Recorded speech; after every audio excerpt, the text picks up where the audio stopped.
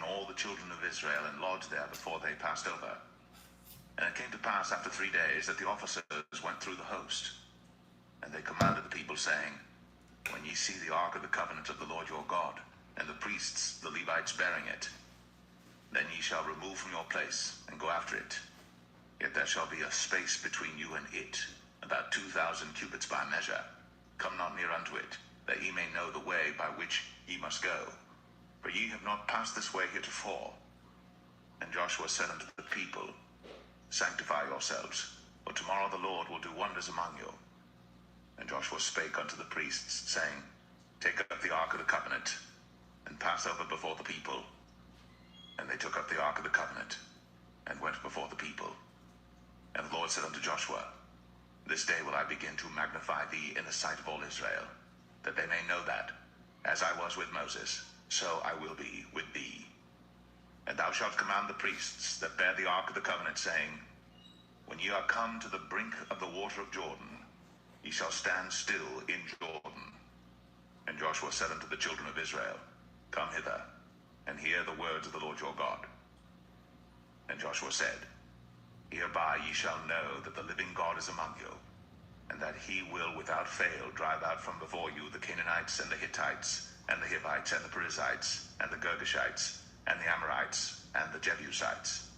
Behold, the ark of the covenant of the Lord of all the earth passes over before you into Jordan. Now therefore take you 12 men out of the tribes of Israel, out of every tribe a man. And it shall come to pass, as soon as the soles of the feet of the priests that bear the ark of the Lord of all the earth, shall rest in the waters of Jordan, that the waters of the Jordan shall be cut off from the waters that come down from above, and they shall stand upon an heap. And it came to pass, when the people removed from their tents to pass over Jordan, and the priests bearing the ark of the covenant before the people, and as they that bear the ark were come unto Jordan, and the feet of the priests that bear the ark were dipped in the brim of the water, for Jordan overfloweth all his banks all the time of harvest, that the waters which came down from above stood and rose up upon an heap very far from the city Adam, that is beside Zaratan. And those that came down toward the sea of the plain, even the salt sea, failed, and were cut off. And the people passed over right against Jericho. And the priests that bear the ark of the covenant of the Lord stood firm on dry ground in the midst of Jordan. And all the Israelites passed over on dry ground, until all the people were passed clean over Jordan.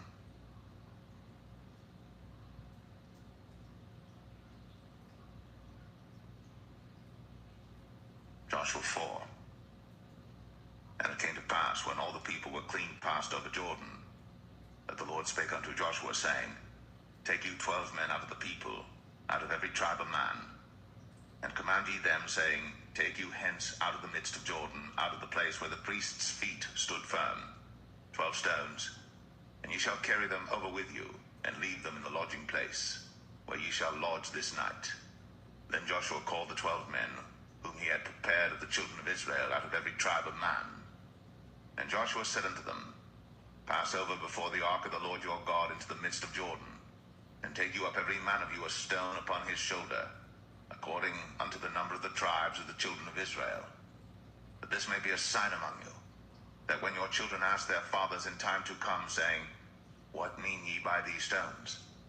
Then ye shall answer them, that the waters of Jordan were cut off before the ark of the covenant of the Lord when it passed over Jordan. The waters of Jordan were cut off, and these stones shall be for a memorial unto the children of Israel forever.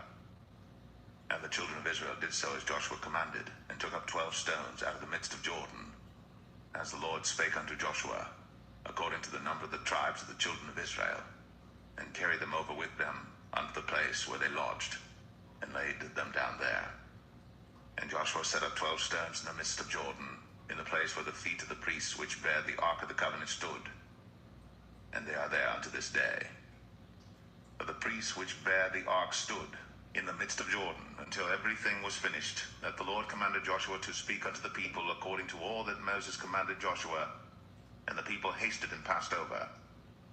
And it came to pass, when all the people were clean passed over, that the ark of the Lord passed over, and the priests in the presence of the people, and the children of Reuben, and the children of Gad, and half the tribe of Manasseh passed over armed before the children of Israel, as Moses spake unto them. About 40,000 prepared for war passed over before the Lord unto battle, to the plains of Jericho. On that day the Lord magnified Joshua in the sight of all Israel, and they feared him, as they feared Moses, all the days of his life.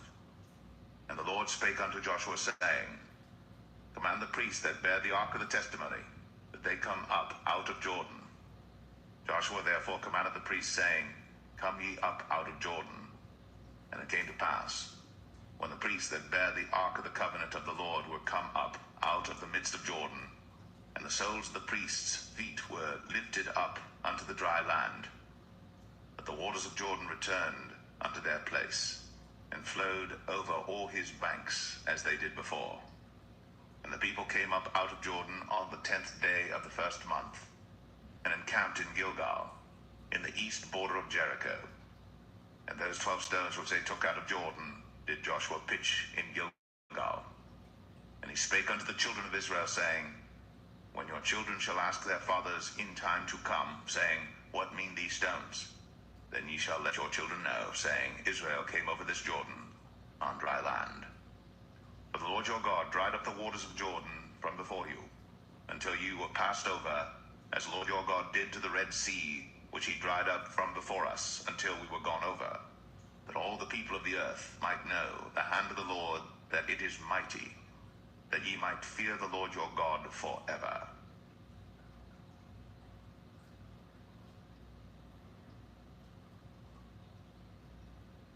Joshua 5. And it came to pass, when all the kings of the Amorites which were on the side of Jordan westward, and all the kings of the Canaanites which were by the sea, heard that the Lord had dried up the waters of the Jordan from before the children of Israel, until we were passed over, that their heart melted, neither was their spirit in them any more, because of the children of Israel. At that time the Lord said unto Joshua, Make thee sharp knives, and circumcise again the children of Israel the second time. And Joshua made him sharp knives, and circumcised the children of Israel at the hill of the foreskins. And this is the cause why Joshua did circumcise all the people that came out of Egypt that were males, even all the men of war, died in the wilderness by the way, after they came out of Egypt. Now all the people that came out were circumcised, but all the people that were born in the wilderness by the way, as they came forth out of Egypt, them they had not circumcised. For the children of Israel walked 40 years in the wilderness, till all the people that were men of war, which came out of Egypt, were consumed, because they obeyed not the voice of the Lord, unto whom the Lord sware that he would not show them the land, which the Lord sware unto their fathers that he would give us, a land that floweth with milk and honey. And their children whom he raised up in their stead, them Joshua circumcised, but they were uncircumcised, because they had not circumcised them by the way. And it came to pass, when they had done circumcising all the people, that they abode in their places in the camp, till they were whole.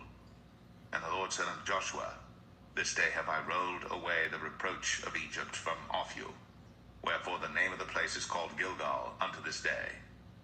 And the children of Israel encamped in Gilgal, and kept the Passover on the 14th day of the month, at even in the plains of Jericho.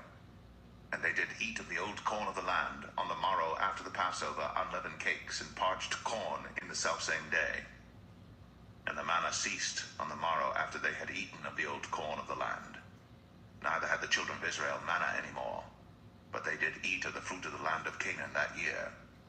And it came to pass, when Joshua was by Jericho, that he lifted up his eyes and looked, and behold, there stood a man over against him with his sword drawn in his hand. And Joshua went unto him and said unto him, Art thou for us, or for our adversaries? And he said, Nay, but as captain of the host of the Lord am I now come. And Joshua fell on his face to the earth, and did worship, and said unto him, What saith my Lord unto his servant? And the captain of the Lord's host said unto Joshua, Loose thy shoe from off thy foot, for the place whereon thou standest is holy. And Joshua did so.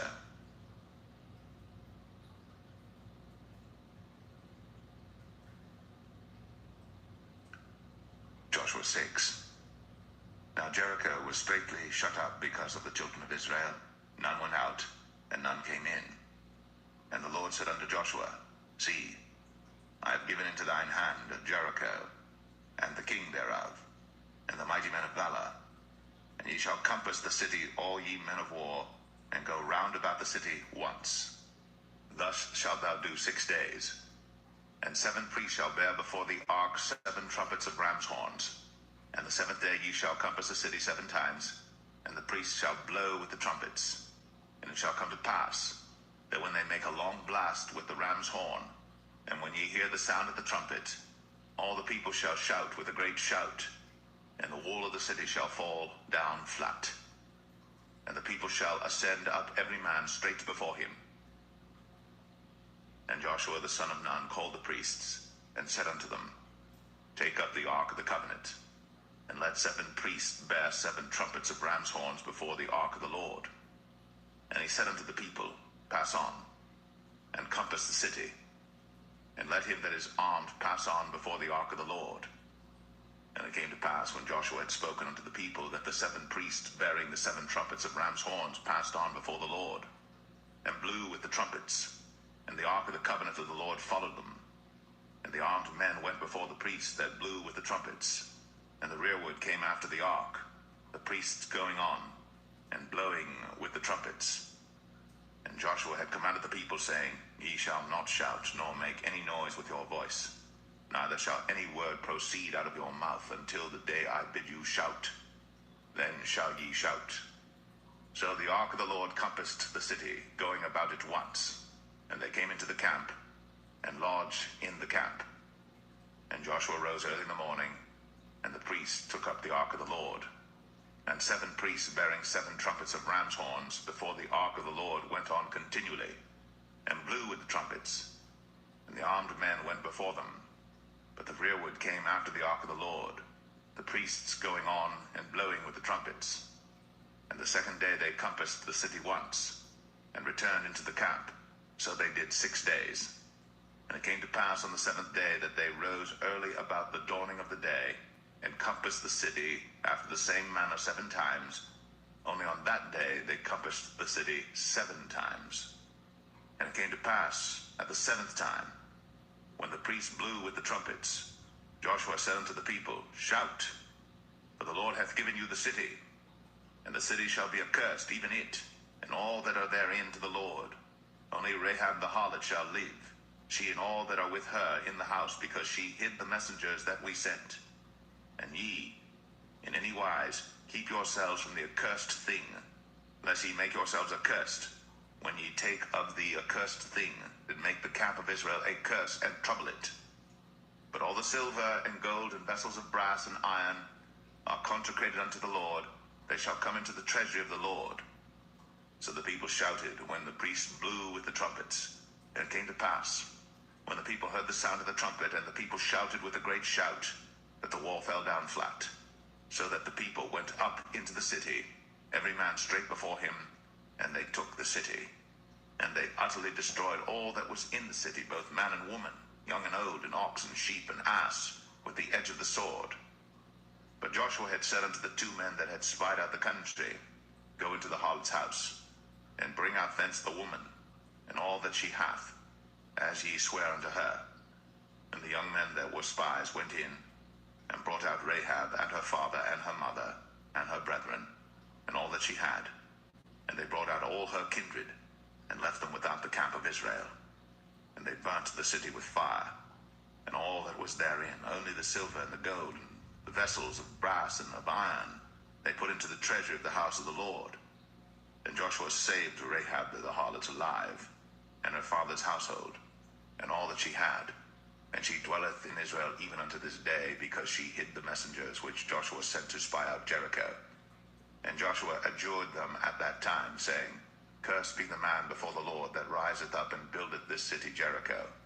He shall lay the foundation thereof in his firstborn, and in his youngest son shall he set up the gates of it.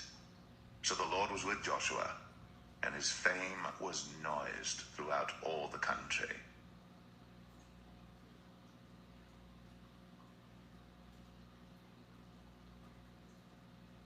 Joshua 7. But the children of Israel committed a trespass in the accursed thing, For Achan the son of Carmi, the son of Zabdi, the son of Zerah, of the tribe of Judah, took of the accursed thing, and the anger of the Lord was kindled against the children of Israel. And Joshua sent men from Jericho to Ai, which is beside Bethaven, on the east side of Bethel, and spake unto them, saying, Go up, and view the country. And the men went up and viewed Ai. And they returned to Joshua, and said unto him, Let not all the people go up, but let about 2,000 or 3,000 men go up and smite Ai. And make not all the people to labor thither, for they are but few. So they went up thither, of the people about 3,000 men, and they fled before the men of Ai. And the men of Ai smote of them about 36 men, for they chased them from before the gate even unto Shebarim, and smote them in the going down, wherefore the hearts of the people melted, and became as water. And Joshua rent his clothes, and fell to the earth upon his face before the ark of the Lord until the eventide, he and the elders of Israel, and put dust upon their heads. And Joshua said, Alas, O Lord God, wherefore hast thou at all brought this people over Jordan to deliver us into the hand of the Amorites to destroy us? Would to God we had been content and dwelt on the other side Jordan. O Lord, what shall I say when Israel turneth their backs before their enemies? For the Canaanites and all the inhabitants of the land shall hear of it, and shall environ us round, and cut off our name from the earth. And what wilt thou do unto thy great name? And the Lord said unto Joshua, Get thee up. Wherefore liest thou thus upon thy face? Israel hath sinned, and they have also transgressed my covenant which I commanded them. For they have even taken of the accursed thing, and have also stolen, and dissembled also, and they have put it even among their own stuff. Therefore the children of Israel could not stand before their enemies, but turned their backs before their enemies, because they were accursed. Neither will I be with you any more, except ye destroy the accursed from among you. Up, sanctify the people, and say, Sanctify yourselves against tomorrow. For thus saith the Lord God of Israel, There is an accursed thing in the midst of thee, O Israel. Thou canst not stand before thine enemies, until ye take away the accursed thing from among you. In the morning, therefore, ye shall be brought according to your tribes. And it shall be, that the tribe which the Lord taketh shall come according to the families thereof. And the family which the Lord shall take shall come by households. And the household which the Lord shall take shall come man by man. And it shall be that he that is taken with the accursed thing shall be burnt with fire, he and all that he hath, because he hath transgressed the covenant of the Lord, and because he hath wrought folly in Israel. So Joshua rose up early in the morning, and brought Israel by their tribes. And the tribe of Judah was taken. And he brought the family of Judah, and he took the family of the Zarhites, and he brought the family of the Zarhites man by man, and Zabdi was taken, and he brought his household man by man, and Achan the son of Carmi, the son of Zabdi, the son of Zerah, of the tribe of Judah was taken. And Joshua said unto Achan, My son, give, I pray thee, glory to the Lord God of Israel, and make confession unto him, and tell me now what thou hast done. Hide it not from me. And Achan answered Joshua and said, Indeed, I have sinned against the Lord God of Israel, and thus have I done. When I saw among the spoils a goodly Babylonish garment, and 200 shekels of silver, and a wedge of gold of 50 shekels weight, then I coveted them, and took them, and behold, they are hid in the earth in the midst of my tent, and the silver under it. So Joshua sent messengers, and they ran into the tent, and behold, it was hid in his tent, and the silver under it. And they took them out of the midst of the tent, and brought them unto Joshua, and unto all the children of Israel, and laid them out before the Lord. And Joshua, and all Israel with him, took Achan, the son of Zerah, and the silver, and the garment, and the wedge of gold, and his sons, and his daughters, and his oxen, and his asses, and his sheep, and his tent, and all that he had. And they brought them unto the valley of Achor. And Joshua said, Why hast thou troubled us? The Lord shall trouble thee this day. And all Israel stoned him with stones, and burned them with fire, after they had stoned them with stones. And they raised over him a great heap of stones unto this day. So the Lord turned from the fierceness of his anger, wherefore the name of that place was called the Valley of Achor unto this day.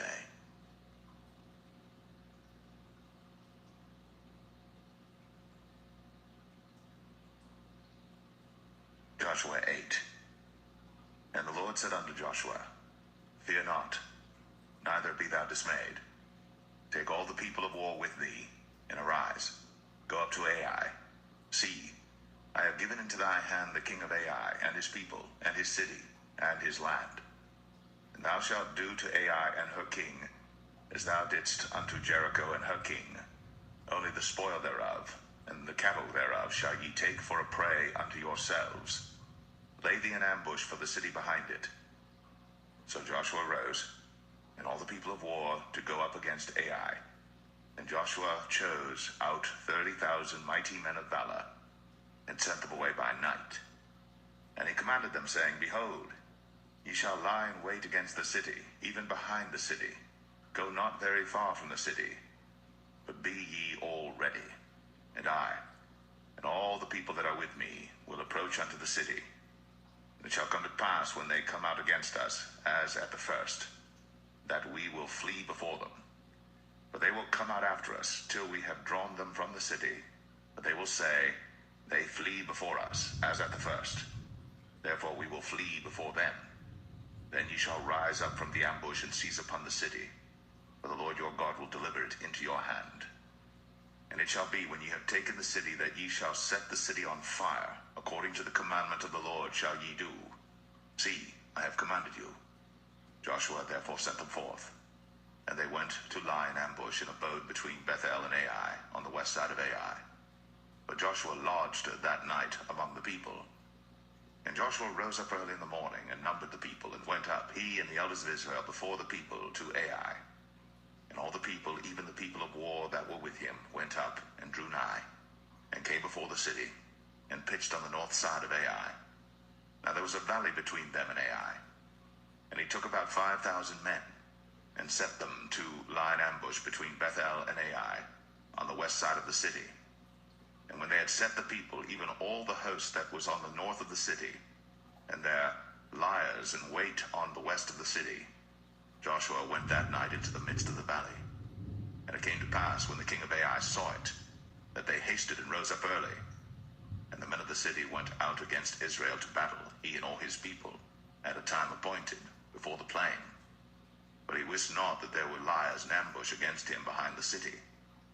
And Joshua and all Israel made as if they were beaten before them, and fled by the way of the wilderness. And all the people that were in Ai were called together to pursue after them. And they pursued after Joshua, and were drawn away from the city. And there was not a man left in Ai or Bethel that went not out after Israel. And they left the city open, and pursued after Israel.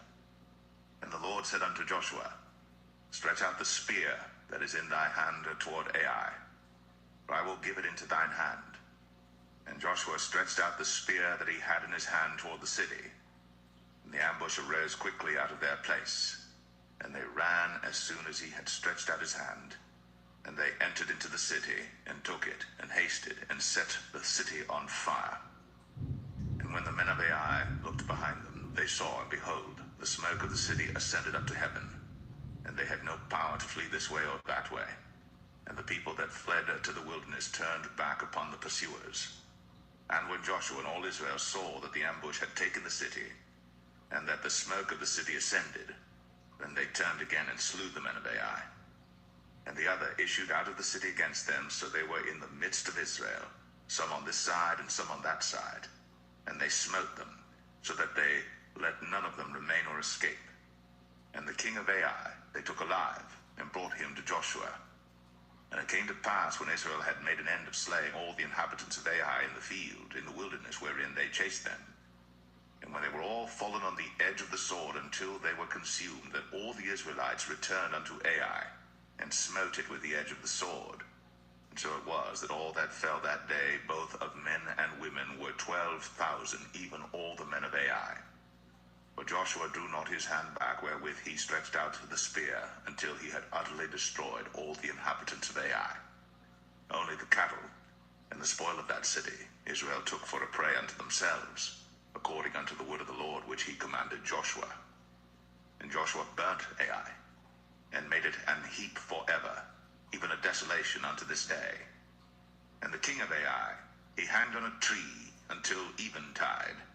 And as soon as the sun was down, Joshua commanded that they should take his carcass down from the tree and cast it at the entering of the gate of the city, and raise thereon a great heap of stones that remaineth unto this day. Then Joshua built an altar unto the Lord God of Israel in Mount Ebal, as Moses, a servant of the Lord, commanded the children of Israel, as it is written in the book of the law of Moses, an altar of whole stones, over which no man hath lifted up any iron. And they offered thereon burnt offerings unto the Lord, and sacrificed peace offerings. And he wrote there upon the stones a copy of the law of Moses, which he wrote in the presence of the children of Israel. And all Israel and their elders and officers and their judges stood on this side the ark, and on that side before the priests the Levites, which bear the ark of the covenant of the Lord, as well the stranger, as he that was born among them, half of them over against Mount Gerizim, and half of them over against Mount Ebal, as Moses the servant of the Lord had commanded before, that they should bless the people of Israel. And afterward he read all the words of the law, the blessings and cursings, according to all that is written in the book of the law. There was not a word of all that Moses commanded which Joshua read not before all the congregation of Israel, with the women and the little ones, and the strangers that were conversant among them.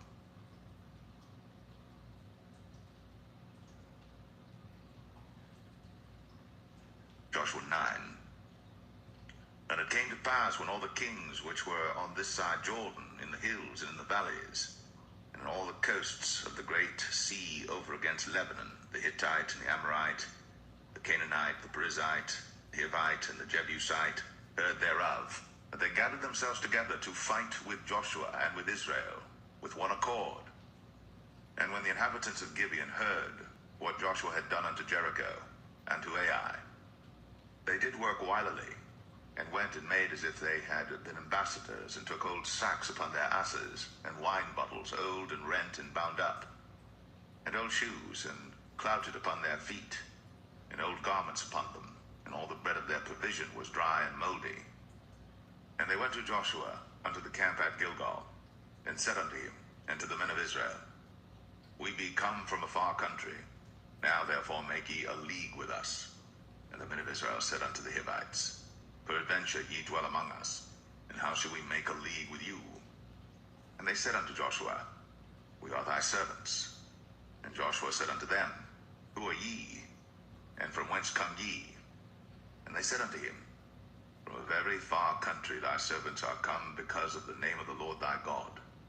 For we have heard the fame of him, and all that he did in Egypt, and all that he did to the two kings of the Amorites that were beyond Jordan, to Sihon king of Heshbon, and to Og king of Bashan, which was at Ashtaroth. Wherefore our elders and all the inhabitants of our country spake to us, saying, Take victuals with you for the journey, and go to meet them, and say unto them, We are your servants, therefore now make ye a league with us. This our bread we took hot for our provision out of our houses on the day we came forth to go unto you. But now behold, it is dry, and it is mouldy. And these bottles of wine which we filled were new, and behold, they be rent. And these our garments and our shoes are become old by reason of the very long journey. And the men took of their victuals, and asked not counsel at the mouth of the Lord. And Joshua made peace with them, and made a league with them, to let them live. And the princes of the congregation sware unto them. And it came to pass at the end of 3 days, after they had made a league with them, that they heard that they were their neighbors, and that they dwelt among them. And the children of Israel journeyed, and came unto their cities on the 3rd day. Now their cities were Gibeon, and Shephirah, and Beeroth, and Kirjath-jearim. And the children of Israel smote them not, because the princes of the congregation had sworn unto them by the Lord God of Israel. And all the congregation murmured against the princes. But all the princes said unto all the congregation, We have sworn unto them by the Lord God of Israel. Now therefore we may not touch them. This we will do to them. We will even let them live, lest wrath be upon us because of the oath which we swear unto them. And the princes said unto them, Let them live, but let them be hewers of wood and drawers of water unto all the congregation, as the princes had promised them. And Joshua called for them, and he spake unto them, saying, Wherefore have ye beguiled us, saying, We are very far from you, when ye dwell among us? Now therefore ye are cursed, and there shall none of you be freed from being bondmen, and hewers of wood, and drawers of water for the house of my God. And they answered Joshua and said, Because it was certainly told thy servants how that the Lord thy God commanded his servant Moses to give you all the land, and to destroy all the inhabitants of the land from before you. Therefore we were sore afraid of our lives because of you, and have done this thing. And now behold, we are in thine hand, as it seemeth good and right unto thee to do unto us, do. And so did he unto them, and delivered them out of the hand of the children of Israel, that they slew them not. And Joshua made them that day hewers of wood, and drawers of water for the congregation, and for the altar of the Lord, even unto this day, in the place which he should choose.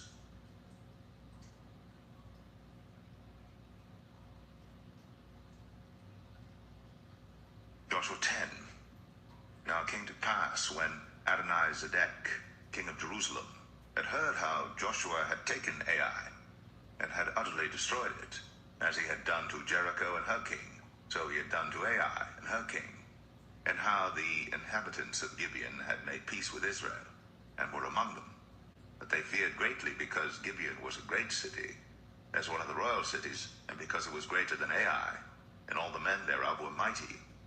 Wherefore Adonizedek, king of Jerusalem, sent unto Hoam, king of Hebron, and unto Piram, king of Jarmuth, and unto Japhia, king of Lachish, and unto Debir, king of Eglon, saying, Come up unto me, and help me, that we may smite Gibeon, for it hath made peace with Joshua and with the children of Israel. Therefore the 5 kings of the Amorites, the king of Jerusalem, the king of Hebron, the king of Jarmuth, the king of Lachish, the king of Eglon, gathered themselves together, and went up, they and all their hosts, and encamped before Gibeon, and made war against it. And the men of Gibeon sent unto Joshua to the camp to Gilgal, saying, Slack not thy hand from thy servants. Come up to us quickly, and save us and help us, for all the kings of the Amorites that dwell in the mountains are gathered together against us. So Joshua ascended from Gilgal, he and all the people of war with him, and all the mighty men of valor.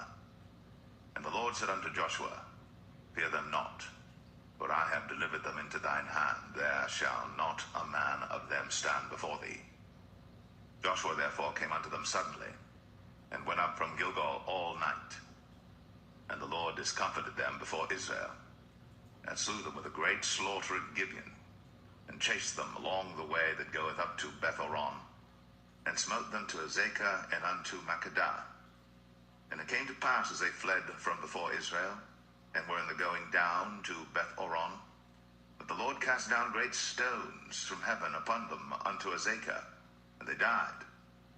There were more which died with hailstones than they whom the children of Israel slew with the sword. Then spake Joshua to the Lord in the day when the Lord delivered up the Amorites before the children of Israel. And he said in the sight of Israel, Sun, stand thou still upon Gibeon, and thou, moon, in the valley of Ajalon. And the sun stood still, and the moon stayed, until the people had avenged themselves upon their enemies. Is not this written in the book of Jasher? So the sun stood still in the midst of heaven, and hasted not to go down about a whole day. And there was no day like that before it or after it, that the Lord hearkened unto the voice of a man, for the Lord fought for Israel. And Joshua returned, and all Israel with him, unto the camp to Gilgal. But these 5 kings fled and hid themselves in the cave at Makkedah. And it was told Joshua, saying, The 5 kings are found hid in a cave at Makkedah. And Joshua said, Roll great stones upon the mouth of the cave, and set men by it for to keep them. And stay ye not, but pursue after your enemies, and smite the hindmost of them. Suffer them not to enter into their cities, for the Lord your God hath delivered them into your hand. And it came to pass, when Joshua and the children of Israel had made an end of slaying them with a very great slaughter, till they were consumed, that the rest which remained of them entered into fenced cities. And all the people returned to the camp to Joshua at Makkedah in peace. None moved his tongue against any of the children of Israel. Then said Joshua, Open the mouth of the cave, and bring out those 5 kings unto me out of the cave. And they did so, and brought forth those 5 kings unto him out of the cave, the king of Jerusalem, the king of Hebron, the king of Jarmuth, the king of Lachish, and the king of Eglon. And it came to pass, when they brought out those kings unto Joshua, that Joshua called for all the men of Israel, and said unto the captains of the men of war which went with him, Come near, put your feet upon the necks of these kings. And they came near, and put their feet upon the necks of them. And Joshua said unto them, Fear not, nor be dismayed. Be strong and of good courage. For thus shall the Lord do to all your enemies against whom ye fight. And afterward Joshua smote them, and slew them, and hanged them on 5 trees. And they were hanging upon the trees until the evening. And it came to pass at the time of the going down of the sun, that Joshua commanded, and they took them down off the trees, and cast them into the cave wherein they had been hid, and laid great stones in the cave's mouth, which remain until this very day. And that day Joshua took Makkedah, and smote it with the edge of the sword. And the king thereof he utterly destroyed them, and all the souls that were therein. He let none remain. And he did to the king of Makkedah as he did unto the king of Jericho. Then Joshua passed from Makkedah, and all Israel with him, unto Libnah, and fought against Libnah. And the Lord delivered it also, and the king thereof, into the hand of Israel. And he smote it with the edge of the sword, and all the souls that were therein. He let none remain in it, but did unto the king thereof as he did unto the king of Jericho. And Joshua passed from Libnah, and all Israel with him, unto Lachish, and encamped against it, and fought against it. And the Lord delivered Lachish into the hand of Israel, which took it on the 2nd day, and smote it with the edge of the sword, and all the souls that were therein, according to all that he had done to Libnah. Then Oram, king of Gezer, came up to help Lachish. And Joshua smote him and his people until he had left him none remaining. And from Lachish Joshua passed unto Eglon, and all Israel with him, and they encamped against it, and fought against it. And they took it on that day, and smote it with the edge of the sword, and all the souls that were therein he utterly destroyed that day, according to all that he had done to Lachish. And Joshua went up from Eglon, and all Israel with him, unto Hebron, and they fought against it, and they took it, and smote it with the edge of the sword, and the king thereof, and all the cities thereof. And all the souls that were therein he left none remaining, according to all that he had done to Eglon, but destroyed it utterly, and all the souls that were therein. And Joshua returned, and all Israel with him, to Debir, and fought against it. And he took it, and the king thereof, and all the cities thereof, and they smote them with the edge of the sword, and utterly destroyed all the souls that were therein. He left none remaining, as he had done to Hebron, so he did to Debir, and to the king thereof, as he had done also to Libnah, and to her king. So Joshua smote all the country of the hills, and of the south, and of the vale, and of the springs, and all their kings. He left none remaining, but utterly destroyed all that breathed, as the Lord God of Israel commanded. And Joshua smote them from Kadesh Barnea, even unto Gaza, and all the country of Goshen, even unto Gibeon. And all these kings and their land did Joshua take at one time, because the Lord God of Israel fought for Israel. And Joshua returned, and all Israel with him, unto the camp to Gilgal.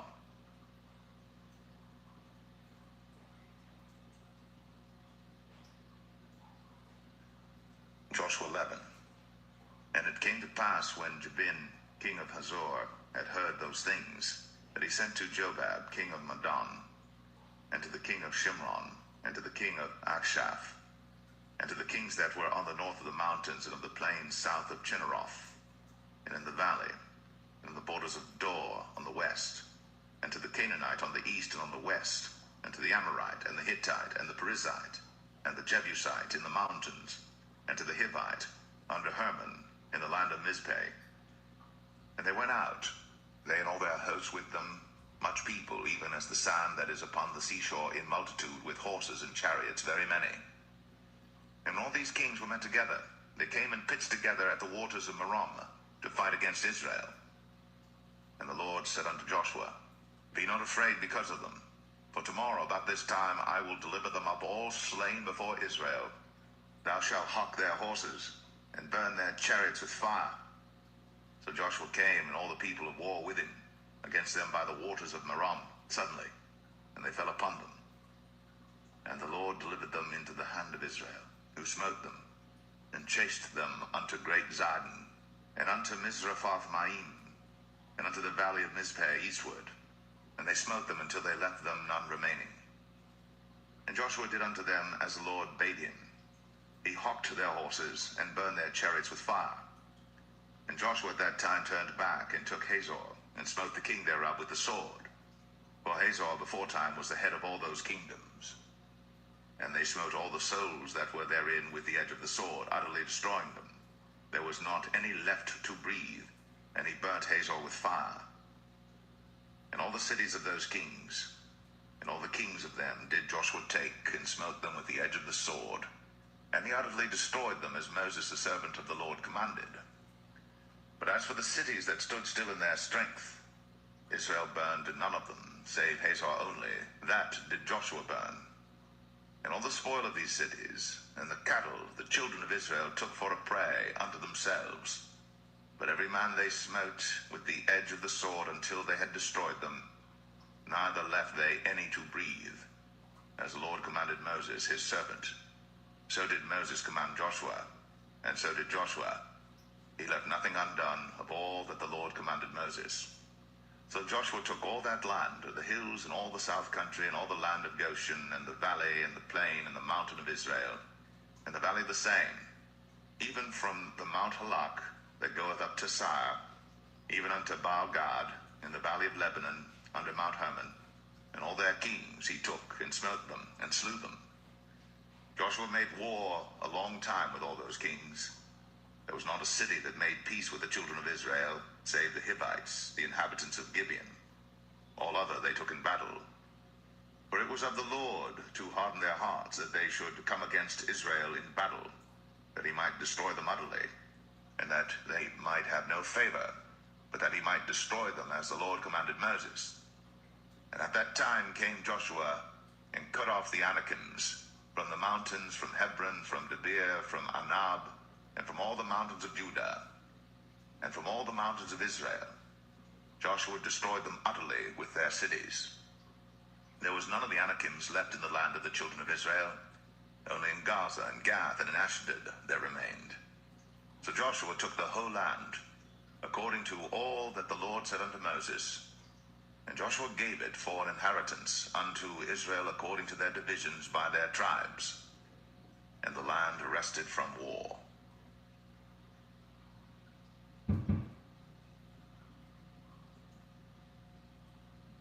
Joshua 12. Now these are the kings of the land which the children of Israel smote, and possessed their land on the other side of Jordan toward the rising of the sun, from the river Arnon unto Mount Hermon, and all the plain on the east.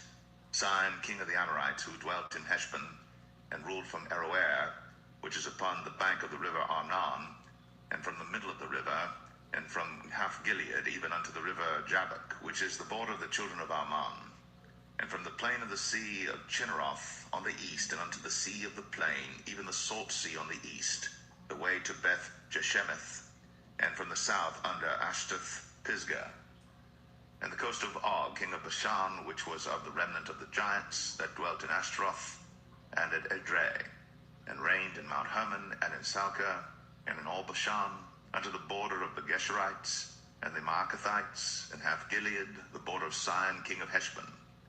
Them did Moses the servant of the Lord, and the children of Israel smite. And Moses the servant of the Lord gave it for a possession unto the Reubenites, and the Gadites, and half tribe of Manasseh.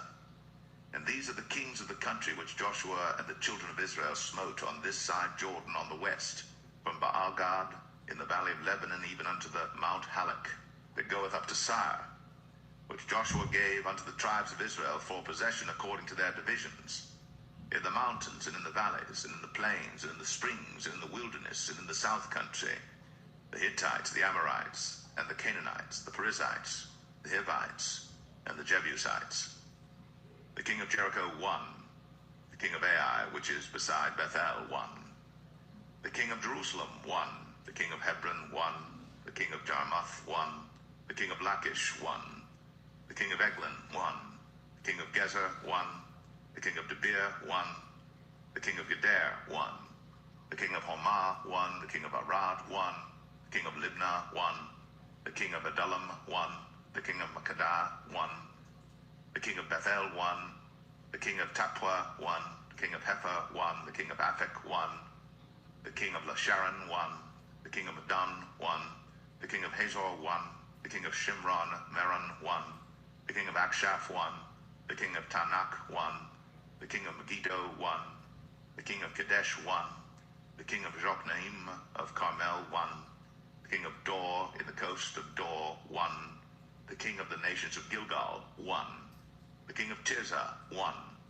All the kings 30-1.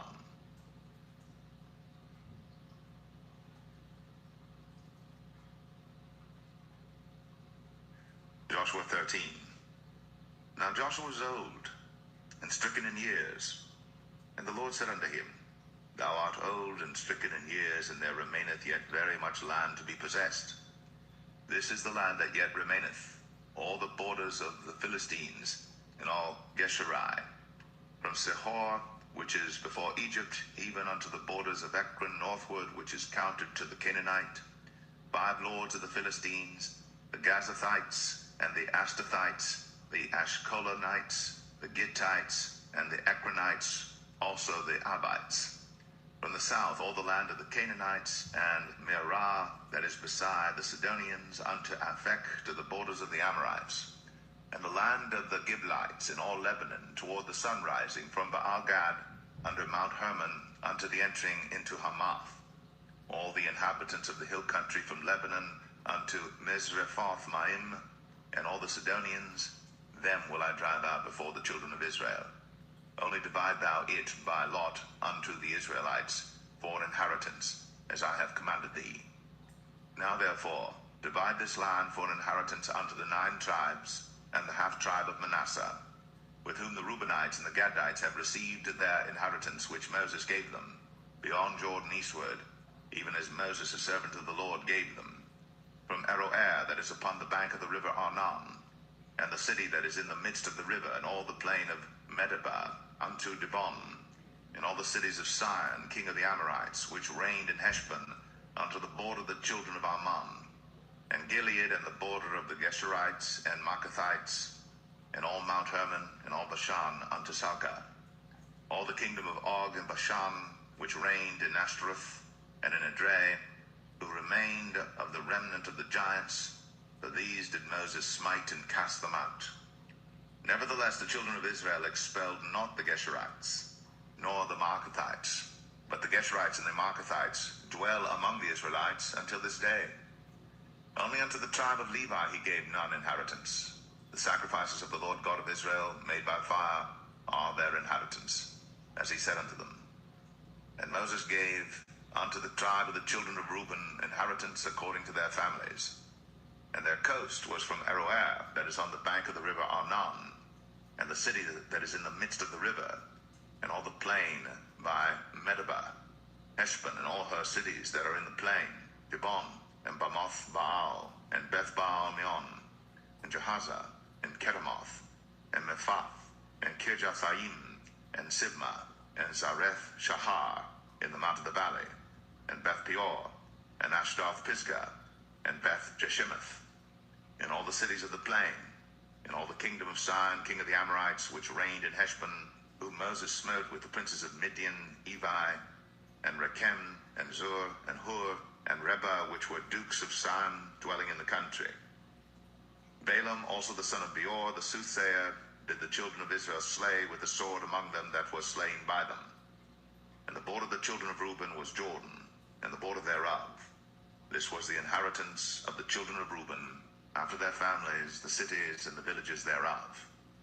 And Moses gave inheritance unto the tribe of Gad, even unto the children of Gad according to their families.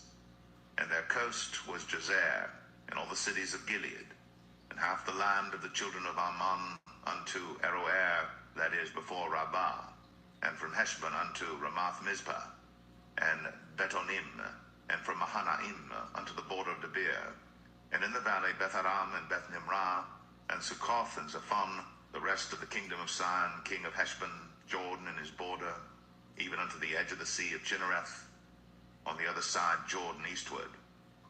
This is the inheritance of the children of Gad after their families, the cities and their villages. And Moses gave inheritance unto the half-tribe of Manasseh, and this was the possession of the half-tribe of the children of Manasseh by their families. And their coast was from Mahanaim, all Bashan, all the kingdom of Og, king of Bashan, and all the towns of Jair, which are in Bashan, 80 cities, and half Gilead, and Ashtaroth, and Edrei, cities of the kingdom of Og and Bashan, were pertaining unto the children of Machir, the son of Manasseh, even to the 1/2 of the children of Machir by their families. These are the countries which Moses did distribute for inheritance in the plains of Moab, on the other side Jordan by Jericho eastward. But unto the tribe of Levi Moses gave not any inheritance. The Lord God of Israel was their inheritance, as he said unto them.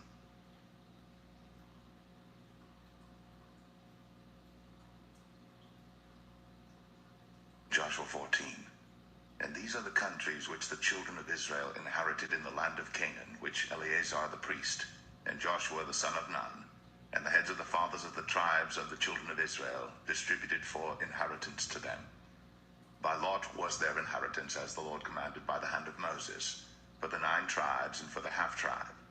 For Moses had given the inheritance of 2 tribes and an half-tribe on the other side Jordan, but unto the Levites he gave none inheritance among them. For the children of Joseph were 2 tribes, Manasseh and Ephraim. Therefore they gave no part unto the Levites in the land, save cities to dwell in, with their suburbs for their cattle and for their substance. As the Lord commanded Moses, so the children of Israel did, and they divided the land. Then the children of Judah came unto Joshua in Gilgal, and Caleb the son of Jephunneh the Kenizzite said unto him, Thou knowest the thing that the Lord said unto Moses, the man of God, concerning me and thee in Kadesh Barnea. 40 years old was I, when Moses, the servant of the Lord, sent me from Kadesh Barnea to espy out the land, and I brought him word again, as it was in mine heart. Nevertheless my brethren that went up with me made the heart of the people melt, but I wholly followed the Lord my God. And Moses sware on that day, saying, Surely the land whereon thy feet have trodden shall be thine inheritance, and thy children's forever, because thou hast wholly followed the Lord my God. And now behold, the Lord hath kept me alive, as he said, these 45 years, even since the Lord spake this word unto Moses, while the children of Israel wandered in the wilderness. And now, lo, I am this day 85 years old. As yet I am as strong this day as I was in the day that Moses sent me. As my strength was then, even so is my strength now, for war, both to go out and to come in. Now therefore give me this mountain, whereof the Lord spake in that day. For thou heardest in that day how the Anakims were there, and that the cities were great and fenced. If so be the Lord will be with me, then I shall be able to drive them out, as the Lord said. And Joshua blessed him, and gave unto Caleb the son of Jephunneh Hebron for an inheritance. Hebron therefore became the inheritance of Caleb the son of Jephunneh the Kenizzite unto this day, because that he wholly followed the Lord God of Israel. And the name of Hebron before was Kirjath-Arba, which Arba was a great man among the Anakims, and the land had rest from war.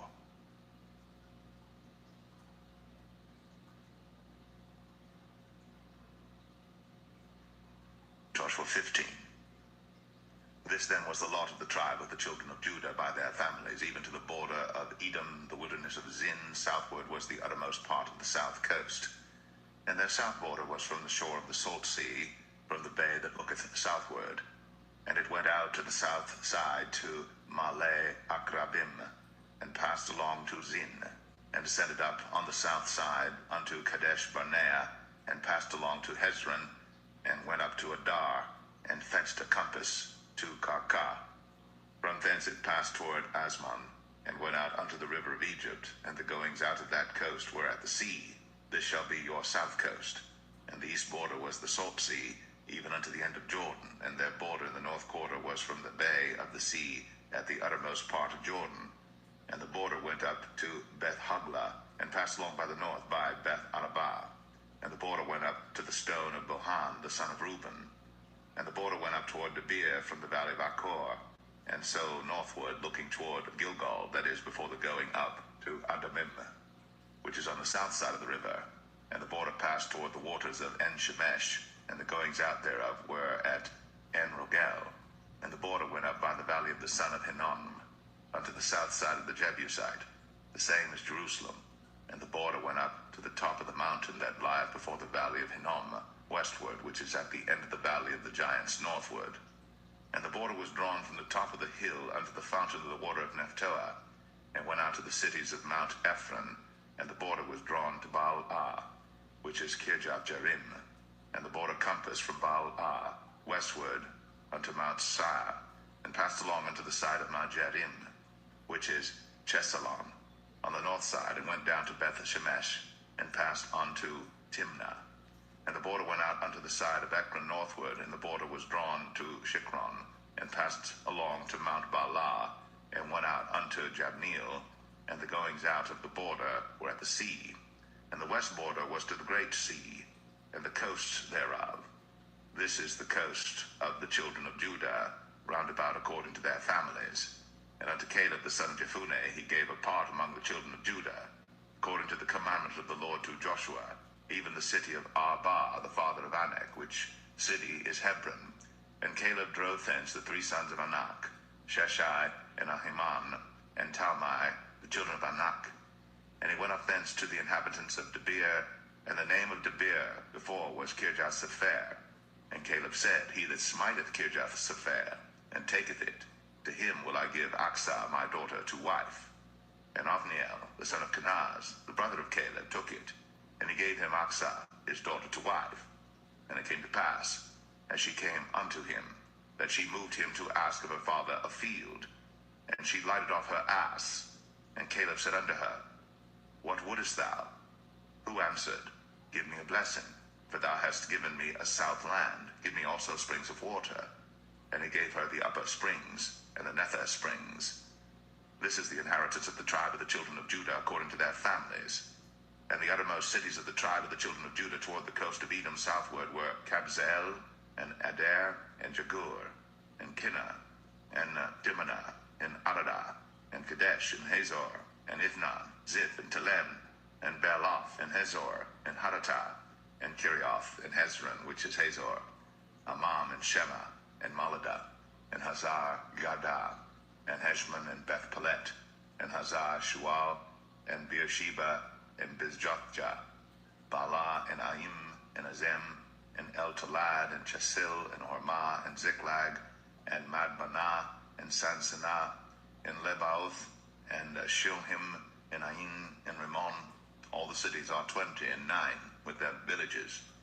And in the valley, Eshtaol, and Zoreah, and Ashnah, and Zanoah, and Enganim, Tapua, and Anam, Jarmuth, and Adullam, Soko, and Azekah, and Sharaim, and Adathaim, and Gedera, and Gederothaim, 14 cities with their villages, Zenan, and Hadashah, and Migdal-gad, and Dilian, and Mespah, and Joktheel, Lachish, and Bozkath, and Eglon, and Kabon, and Lamam, and Kitlish, and Gederoth, Beth-dagon, and Naamah, and Makkedah, 16 cities with their villages, Libnah, and Ether, and Ashan, and Jiptah, and Ashnah, and Nazib, and Keilah, and Akzib, and Maresha, 9 cities with their villages, Ekron with her towns and her villages. From Ekron even unto the sea, all that lay near Ashdod with their villages, Ashdod with her towns and her villages, Gaza with her towns and her villages, unto the river of Egypt, and the great sea and the border thereof. And in the mountains Shamir, and Jatir, and Soko, and Danah, and Kirjath-sanah, which is Debir, and Anab, and Eshtema, and Anim, and Goshen, and Holon, and Gilo, 11 cities with their villages, Arab, and Dumah, and Ashan, and Janum, and Beth-Tapua, and Aphekah, and Humtah, and Kirjath Arba, which is Hebron, and Zior, 9 cities with their villages, Maon, Carmel, and Ziph, and Jattah, and Jezreel, and Jokdeam, and Zanoah, Cain, Gibeah, and Timnah, 10 cities with their villages, Halhal, Beth-zur, and Gedor, and Marath, and Beth-Anoth, and El-Tikam, 6 cities with their villages, Kirjath Baal, which is Kirjath Jearim, and Rabbah, 2 cities with their villages. In the wilderness, Beth Arabah, Medin, and Sekaka, and Nibshan, and the city of Salt, and En-Gedi, 6 cities with their villages. As for the Jebusites, the inhabitants of Jerusalem, the children of Judah could not drive them out, but the Jebusites dwell with the children of Judah at Jerusalem unto this day.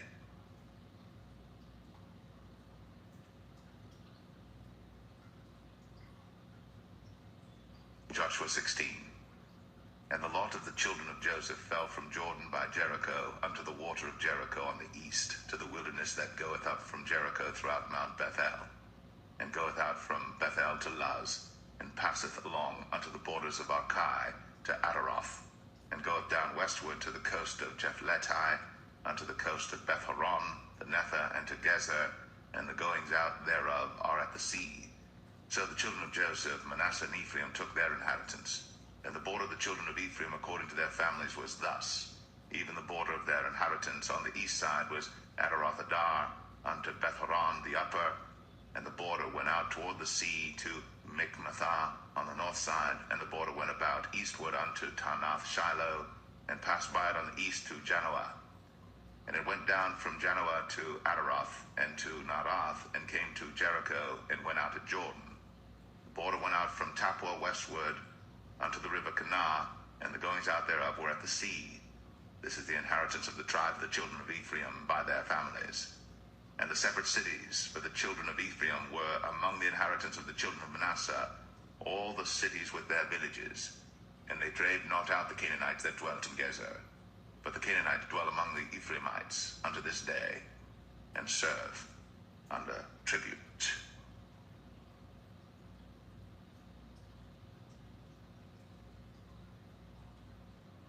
Joshua 17. There was also a lot for the tribe of Manasseh, for he was the firstborn of Joseph, to wit, for Machir, the firstborn of Manasseh, the father of Gilead, because he was a man of war. Therefore he had Gilead and Bashan.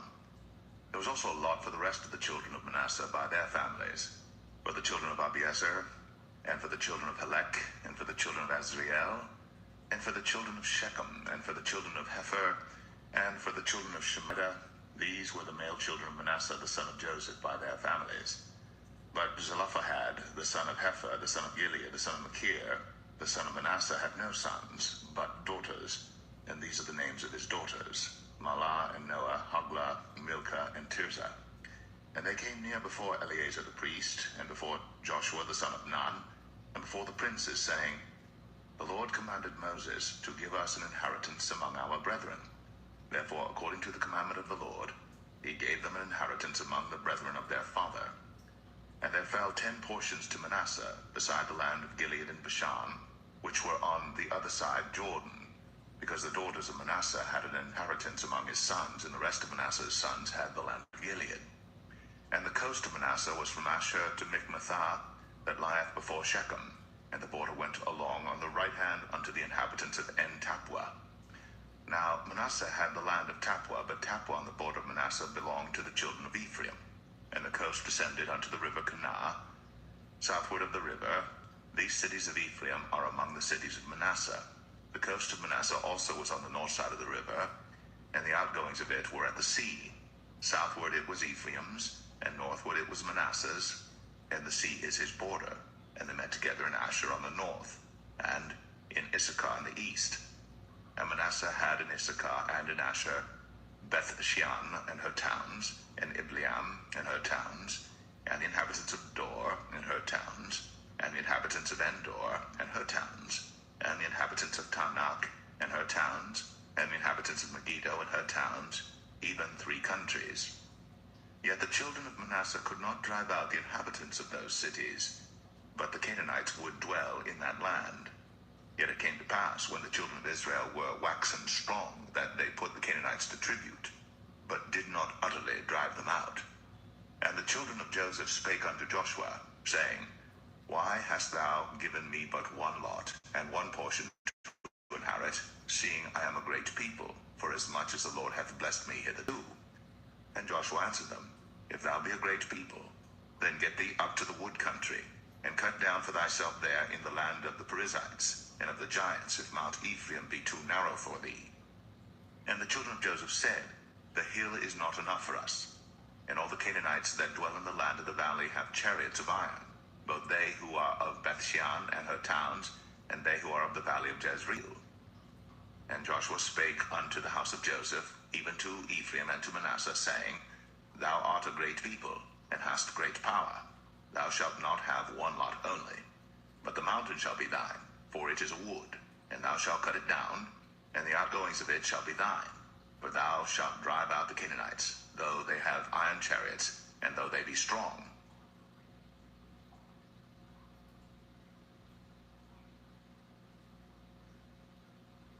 Joshua 18. And the whole congregation of the children of Israel assembled together at Shiloh, and set up the tabernacle of the congregation there. And the land was subdued before them. And there remained among the children of Israel 7 tribes, which had not yet received their inheritance. And Joshua said unto the children of Israel, How long are ye slack to go to possess the land which the Lord God of your fathers hath given you? Give out from among you 3 men for each tribe, and I will send them. And they shall rise, and go through the land, and describe it according to the inheritance of them, and they shall come again to me. And they shall divide it into 7 parts. Judah shall abide in their coast on the south, and the house of Joseph shall abide in their coasts on the north. Ye shall therefore describe the land into 7 parts, and bring the description hither to me, that I may cast lots for you here before the Lord our God. But the Levites have no part among you, for the priesthood of the Lord is their inheritance. And Gad and Reuben, and half the tribe of Manasseh, have received their inheritance beyond Jordan on the east, which Moses, the servant of the Lord, gave them. And the men arose and went away. And Joshua charged them that went to describe the land, saying, Go and walk through the land, and describe it, and come again to me, that I may here cast lots for you before the Lord in Shiloh. And the men went and passed through the land, and described it by cities into 7 parts in a book, and came again to Joshua to the host at Shiloh. And Joshua cast lots for them in Shiloh before the Lord. And there Joshua divided the land unto the children of Israel according to their divisions. And the lot of the tribe of the children of Benjamin came up according to their families. And the coast of their lot came forth between the children of Judah and the children of Joseph. And their border on the north side was from Jordan, and the border went up to the side of Jericho on the north side, and went up through the mountains westward. And the goings out thereof were at the wilderness of Bethaven. And the border went over from thence toward Luz, to the side of Luz, which is Bethel southward. And the border descended to Adarothadar, near the hill that lieth on the south side of the nether Bethoron. And the border was drawn thence, and compassed the corner of the sea southward, from the hill that lieth before Bethoron southward, and the goings out thereof were at Kirjathbaal, which is Kirjath-jearim, a city of the children of Judah. This was the west quarter. And the south quarter was from the end of Kirjath-jearim, and the border went out on the west, and went out to the well of waters of Nephtoah. And the border came down to the end of the mountain that lieth before the valley of the son of Hinnom, and which is in the valley of the giants on the north, and descended to the valley of Hinnom, to the side of Jebusai on the south, and descended to En-Rogel, and was drawn from the north, and went forth to En-Shemesh, and went forth toward Gilaloth, which is over against the going up of Adumim, and descended to the stone of Boan, the son of Reuben, and passed along toward the side over against Arabah northward, and went down unto Arabah. And the border passed along to the side of Beth-Hoglah northward, and the outgoings of the border were at the north bay of the salt sea, at the south end of Jordan. This was the south coast. And Jordan was the border of it on the east side. This was the inheritance of the children of Benjamin, by the coast thereof round about according to their families.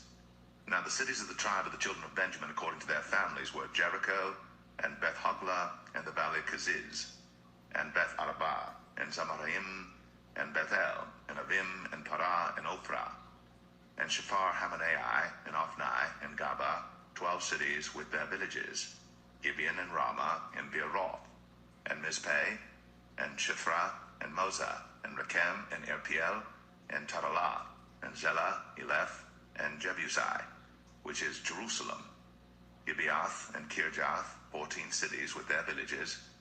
This is the inheritance of the children of Benjamin, according to their families.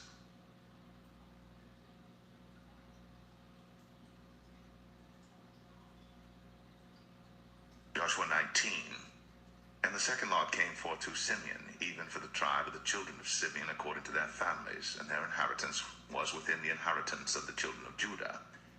And they had in their inheritance Beersheba, or Sheba, and Moladah, and Hazar-Shual, and Bala, and Azem, and El-Talad, and Bethel, and Hormah, and Ziklag, and Beth-Makabath, and Hazar-Susa, and Beth-Leboth, and Sharuem, 13 cities and their villages, Ain, Rimmon, and Ether, and Ashan, 4 cities and their villages, and all the villages that were round about these cities to Balath-beer, Ramoth of the south.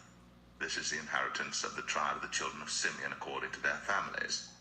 Out of the portion of the children of Judah was the inheritance of the children of Simeon, for the part of the children of Judah was too much for them. Therefore the children of Simeon had their inheritance within the inheritance of them. And the third lot came up for the children of Zebulun according to their families, and the border of their inheritance was unto Sarid, and their border went up toward the sea, and Maralah, and reached to Dabasheth, and reached to the river that is before Jokneam, and turned from Sarid eastward toward the sunrising unto the border of Chisloth-Tabor, and then goeth out to Daberath, and goeth up to Japhia, and from thence passeth on along on the east to Gittah-Hefer, to Ittah-Kazin, and goeth out to Rimmon-Methoar, to Nea, and the border compasseth it on the north side to Hanathon, and the outgoings thereof are in the valley of Jiphthah-El, and Katath, and Nahalal, and Shimron, and Idalah, and Bethlehem, 12 cities with their villages. This is the inheritance of the children of Zebulun according to their families, these cities with their villages. And the fourth lot came out to Issachar, for the children of Issachar according to their families, and their border was toward Jezreel, and Chesuloth, and Shunem, and Ephraim, and Shan, and Anaharath, and Rabith, and Kishon, and Abez, and Rameth, and En-Ganim, and En-Haddah, and Beth-Pazez. And the coast reacheth to Tabor, and Shahazimah, and Beth-Shemesh, and the outgoings of their border were at Jordan, 16 cities with their villages. This is the inheritance of the tribe of the children of Issachar according to their families, the cities and their villages. And the fifth lot came out for the tribe of the children of Asher according to their families, and their border was Helkath, and Halai, and Beten, and Akshaph, and Alamelech, and Amad, and Mishiel, and reacheth to Carmel westward, and to Shihor-Libnath, and turneth toward the sunrising to Beth-Dagon, and reacheth to Zebulun, and to the valley of Jiphthah-El, toward the north side of Beth-Emek, and Neiel, and goeth out to Kabul on the left hand, and Hebron, and Rehob, and Hammon, and Cana, even unto great Zidon. And then the coast turneth to Ramah, and to the strong city Tyre, and the coast turneth to Hosa, and the outgoings thereof are at the sea from the coast to Akzib, Umah also, and Aphek, and Rehob, 22 cities with their villages. This is the inheritance of the tribe of the children of Asher according to their families, these cities with their villages. The sixth lot came out to the children of Naphtali, even for the children of Naphtali according to their families, and their coast was from Heleth, from Alon to Zaanannim, and Adamai, Nekeb, and Jabneel, unto Lacum, and the outgoings thereof were at Jordan. And then the coast turneth westward to Aznoth-Tabor, and goeth out from thence to Hakuk, and reacheth to Zebulun on the south side, and reacheth to Asher on the west side, and to Judah upon Jordan toward the sunrising. And the fenced cities are Ziddim, Zer, and Hamath, Rakath, and Chinnereth, and Adamah, and Ramah, and Hazor, and Kadesh, and Edrei, and En-Hazor, and Aran, and Migdal-El, Horem, and Bethanath, and Beth-Shemesh, 19 cities with their villages. This is the inheritance of the tribe of the children of Naphtali, according to their families, the cities and their villages. And the seventh lot came out for the tribe of the children of Dan, according to their families. And the coast of their inheritance was Zorah, and Eshtaol, and Irshemesh, and Sha'alabim, and Ailan, and Jedlah, and Elon, and Thimnathah, and Ekron, and Eltekah, and Gibbethon, and Baalath, and Jehud, and Bene Barak, and Gath-Rimmon, and Mijarkon, and Rakon with the border before Japho. And the coast of the children of Dan went out too little for them. Therefore the children of Dan went up to fight against Leshem, and took it, and smote it with the edge of the sword, and possessed it, and dwelt therein, and called Leshem Dan, after the name of Dan their father. This is the inheritance of the tribe of the children of Dan, according to their families, these cities with their villages. When they had made an end of dividing the land for inheritance by their coasts, the children of Israel gave an inheritance to Joshua the son of Nun among them. According to the word of the Lord, they gave him the city which he asked, even Timnath Serah, in Mount Ephraim. And he built the city, and dwelt therein. These are the inheritances which Eleazar the priest, and Joshua the son of Nun, and the heads of the fathers of the tribes of the children of Israel, divided for an inheritance by lot in Shiloh before the Lord, at the door of the tabernacle of the congregation. So they made an end of dividing the country.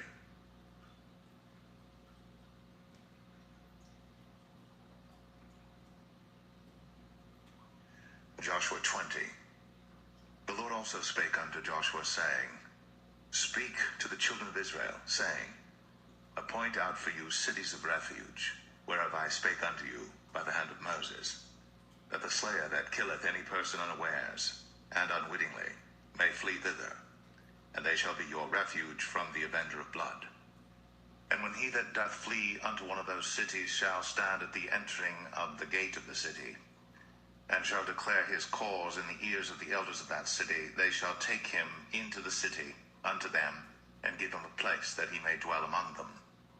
And if the avenger of blood pursue after him, then they shall not deliver the slayer up into his hand, because he smote his neighbor unwittingly, and hated him not before time.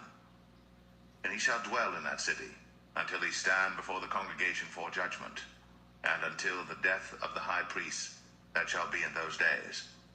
Then shall the slayer return, and come unto his own city, and unto his own house, unto the city from whence he fled. And they appointed Kadesh in Galilee, in Mount Naphtali, and Shechem in Mount Ephraim, and Kirjath-Arba, which is Hebron, in the mountain of Judah.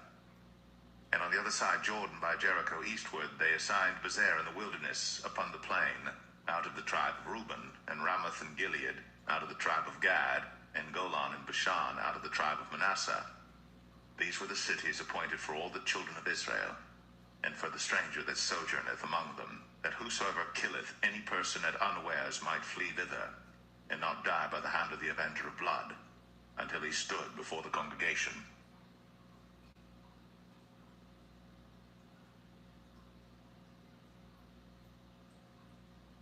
Joshua 21. Then came near the heads of the fathers of the Levites unto Eleazar the priest, and unto Joshua the son of Nun, and unto the heads of the fathers of the tribes of the children of Israel. And they spake unto them at Shiloh in the land of Canaan, saying, The Lord commanded by the hand of Moses to give us cities to dwell in, with the suburbs thereof for our cattle. And the children of Israel gave unto the Levites out of their inheritance, at the commandment of the Lord, these cities and their suburbs. And the lot came out for the families of the Kohathites, and the children of Aaron the priest, which were of the Levites, had by lot out of the tribe of Judah, and out of the tribe of Simeon, and out of the tribe of Benjamin 13 cities. And the rest of the children of Kohath had by lot out of the families of the tribe of Ephraim, and out of the tribe of Dan, and out of the half-tribe of Manasseh 10 cities. And the children of Gershon had by lot out of the families of the tribe of Issachar, and out of the tribe of Asher, and out of the tribe of Naphtali, and out of the half-tribe of Manasseh and Bashan 13 cities. The children of Merari by their families had out of the tribe of Reuben, and out of the tribe of Gad, and out of the tribe of Zebulun 12 cities. And the children of Israel gave by lot unto the Levites these cities with their suburbs, as the Lord commanded by the hand of Moses. And they gave out of the tribe of the children of Judah, and out of the tribe of the children of Simeon, these cities which are here mentioned by name, which the children of Aaron, being of the families of the Kohathites, who were of the children of Levi, had, for theirs was the first lot. And they gave them the city of Arba, the father of Anak, which city is Hebron in the hill country of Judah, with the suburbs thereof round about it. But the fields of the city and the villages thereof gave they to Caleb the son of Jephunneh for his possession. Thus they gave to the children of Aaron the priest Hebron with her suburbs, to be a city of refuge for the slayer, and Libnah with her suburbs, and Jatir with her suburbs, and Eshtemoa with her suburbs, and Holon with her suburbs, and Debir with her suburbs, and Ain with her suburbs, and Jutah with her suburbs, and Beth Shemesh with her suburbs, 9 cities out of those 2 tribes. And out of the tribe of Benjamin, Gibeon with her suburbs, Geba with her suburbs, Anathoth with her suburbs, and Almon with her suburbs, 4 cities. All the cities of the children of Aaron, the priests, were 13 cities with their suburbs. And the families of the children of Kohath, the Levites, which remained of the children of Kohath, even they had the cities of their lot out of the tribe of Ephraim. For they gave them Shechem with her suburbs in Mount Ephraim, to be a city of refuge for the slayer, and Gezer with her suburbs, and Kibzaim with her suburbs, and Beth-horon with her suburbs, 4 cities. And out of the tribe of Dan, Eltekeh with her suburbs, Gibbethon with her suburbs, Ayalon with her suburbs, Gath-Rimmon with her suburbs, 4 cities. And out of the half-tribe of Manasseh, Tanakh with her suburbs, and Gath-Rimmon with her suburbs, 2 cities. All the cities were 10 with their suburbs for the families of the children of Kohath that remained. And unto the children of Gershon of the families of the Levites, out of the other half-tribe of Manasseh, they gave Golan in Bashan with her suburbs to be a city of refuge for the slayer, and Besh-Terah with her suburbs, 2 cities. And out of the tribe of Issachar, Kishon with her suburbs, Dabarah with her suburbs, Jarmuth with her suburbs, En-Ganim with her suburbs, 4 cities. And out of the tribe of Asher, Mishal with her suburbs, Abdon with her suburbs, Helkath with her suburbs, and Rehob with her suburbs, 4 cities. And out of the tribe of Naphtali, Kadesh in Galilee with her suburbs, to be a city of refuge for the slayer, and Hamath-dor with her suburbs, and Kartan with her suburbs, 3 cities. All the cities of the Gershonites according to their families, with 13 cities with their suburbs. And unto the families of the children of Merari, the rest of the Levites, out of the tribe of Zebulun, Jokneam with her suburbs, and Kartar with her suburbs, Dimnah with her suburbs, Nahalal with her suburbs, 4 cities. And out of the tribe of Reuben, Bezer with her suburbs, and Jahazah with her suburbs, Kedemoth with her suburbs, Mephaath with her suburbs, 4 cities. And out of the tribe of Gad, Ramoth and Gilead with her suburbs, to be a city of refuge for the slayer, and Mahanaim with her suburbs, Heshbon with her suburbs, Jazer with her suburbs, 4 cities in all. So all the cities for the children of Merari by their families, which were remaining of the families of the Levites, were by their lot 12 cities. All the cities of the Levites within the possession of the children of Israel were 40, and 8 cities with their suburbs. These cities were every one with their suburbs round about them. Thus were all these cities. And the Lord gave unto Israel all the land which he sware to give unto their fathers, and they possessed it, and dwelt therein. And the Lord gave them rest round about, according to all that he sware unto their fathers, and there stood not a man of all their enemies before them. The Lord delivered all their enemies into their hand.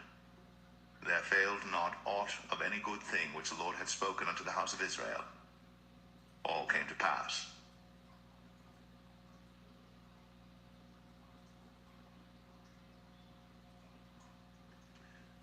Joshua 22. Then Joshua called the Reubenites and the Gadites and the half-tribe of Manasseh, and said unto them, Ye have kept all that Moses the servant of the Lord commanded you, and have obeyed my voice in all that I commanded you.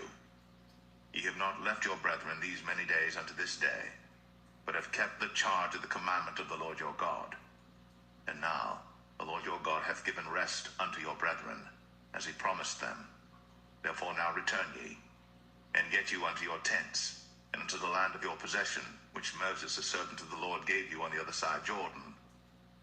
But take diligent heed to do the commandment and the law, which Moses the servant of the Lord charged you, to love the Lord your God, and to walk in all his ways, and to keep his commandments, and to cleave unto him, and to serve him with all your heart and with all your soul.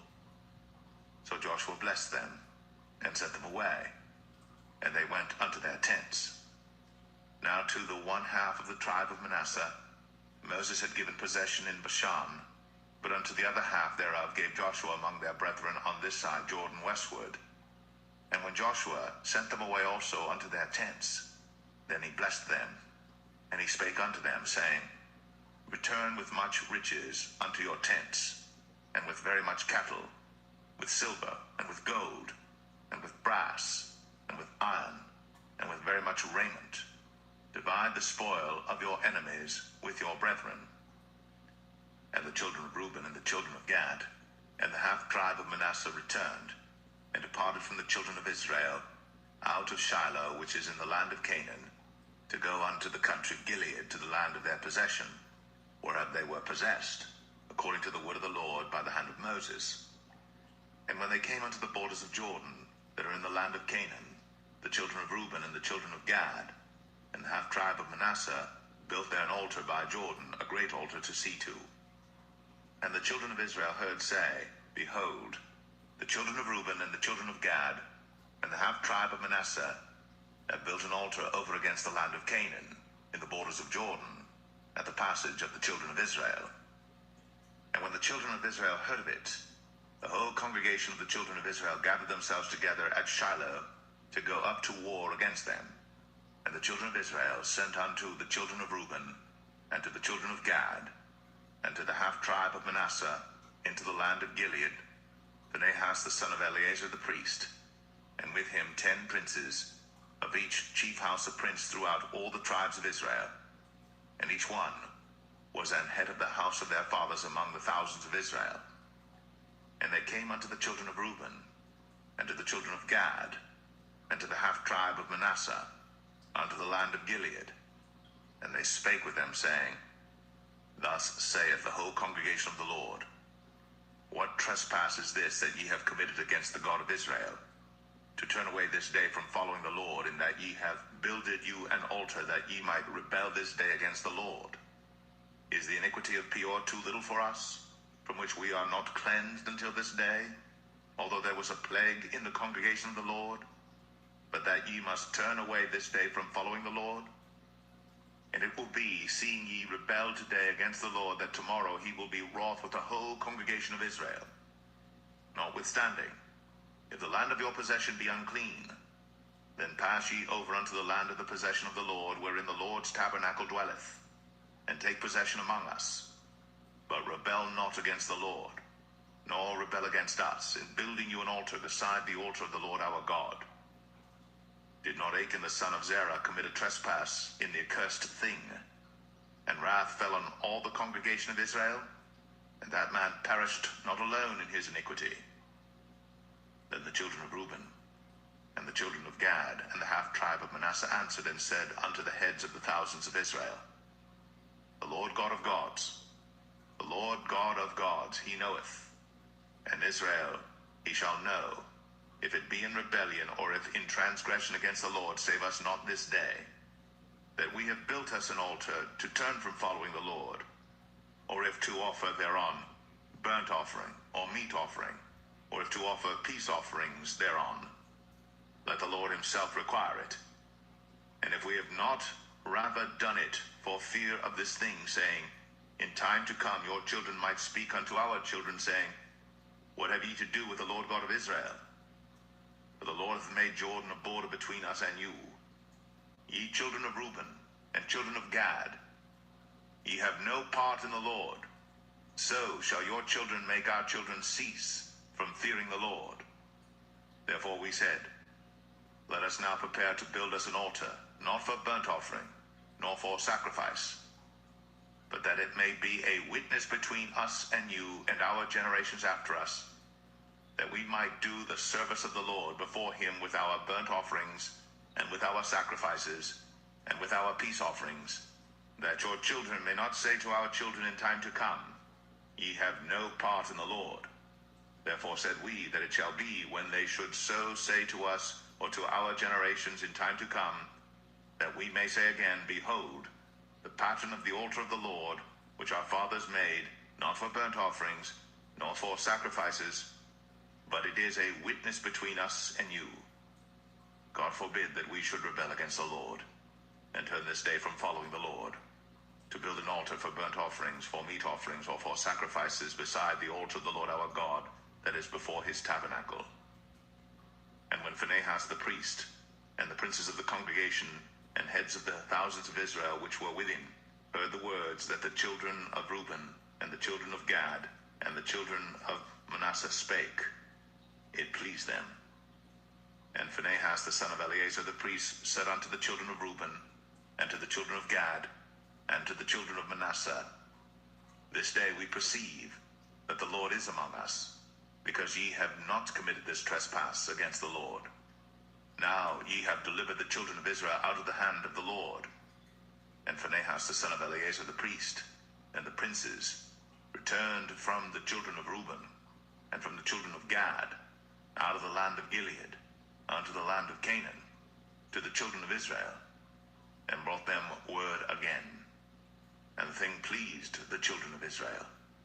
And the children of Israel blessed God, and did not intend to go up against them in battle, to destroy the land wherein the children of Reuben and Gad dwelt. And the children of Reuben and the children of Gad called the altar Ed, for it shall be a witness between us that the Lord is God.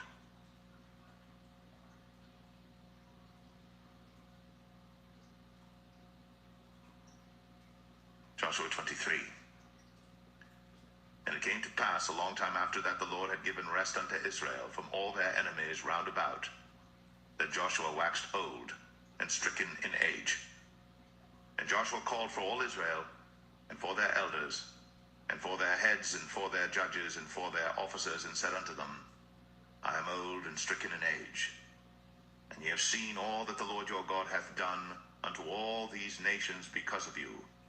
For the Lord your God is he that hath fought for you. Behold, I have divided unto you by lot these nations that remain to be an inheritance for your tribes, from Jordan with all the nations that I have cut off, even unto the great sea westward. And the Lord your God, he shall expel them from before you, and drive them from out of your sight, and ye shall possess their land, as the Lord your God hath promised unto you. Be ye therefore very courageous to keep and to do all that is written in the book of the law of Moses, that ye turn not aside therefrom to the right hand or to the left, that ye come not among these nations, these that remain among you, neither make mention of the name of their gods, nor cause to swear by them, neither serve them, nor bow yourselves unto them, but cleave unto the Lord your God as ye have done unto this day. For the Lord hath driven out from before you great nations and strong. But as for you, no man hath been able to stand before you unto this day. One man of you shall chase 1,000, but the Lord your God, he it is that fighteth for you, as he hath promised you. Take good heed therefore unto yourselves that ye love the Lord your God. Else, if ye do in any wise go back, and cleave unto the remnant of these nations, even these that remain among you, and shall make marriages with them, and go in unto them, and they to you, know for a certainty that the Lord your God will no more drive out any of these nations from before you, but they shall be snares and traps unto you, and scourges in your sides, and thorns in your eyes, until ye perish from off this good land which the Lord your God hath given you. And behold, this day I am going the way of all the earth, and ye know in all your hearts and in all your souls that not one thing hath failed of all the good things which the Lord your God spake concerning you. All are come to pass unto you, and not one thing hath failed thereof. Therefore it shall come to pass that as all good things are come upon you, which the Lord your God promised you, so shall the Lord bring upon you all evil things, until he have destroyed you from off this good land which the Lord your God hath given you. When ye have transgressed the covenant of the Lord your God, which he commanded you, and have gone and served other gods, and bowed yourselves to them, then shall the anger of the Lord be kindled against you, and ye shall perish quickly from off the good land which he hath given unto you.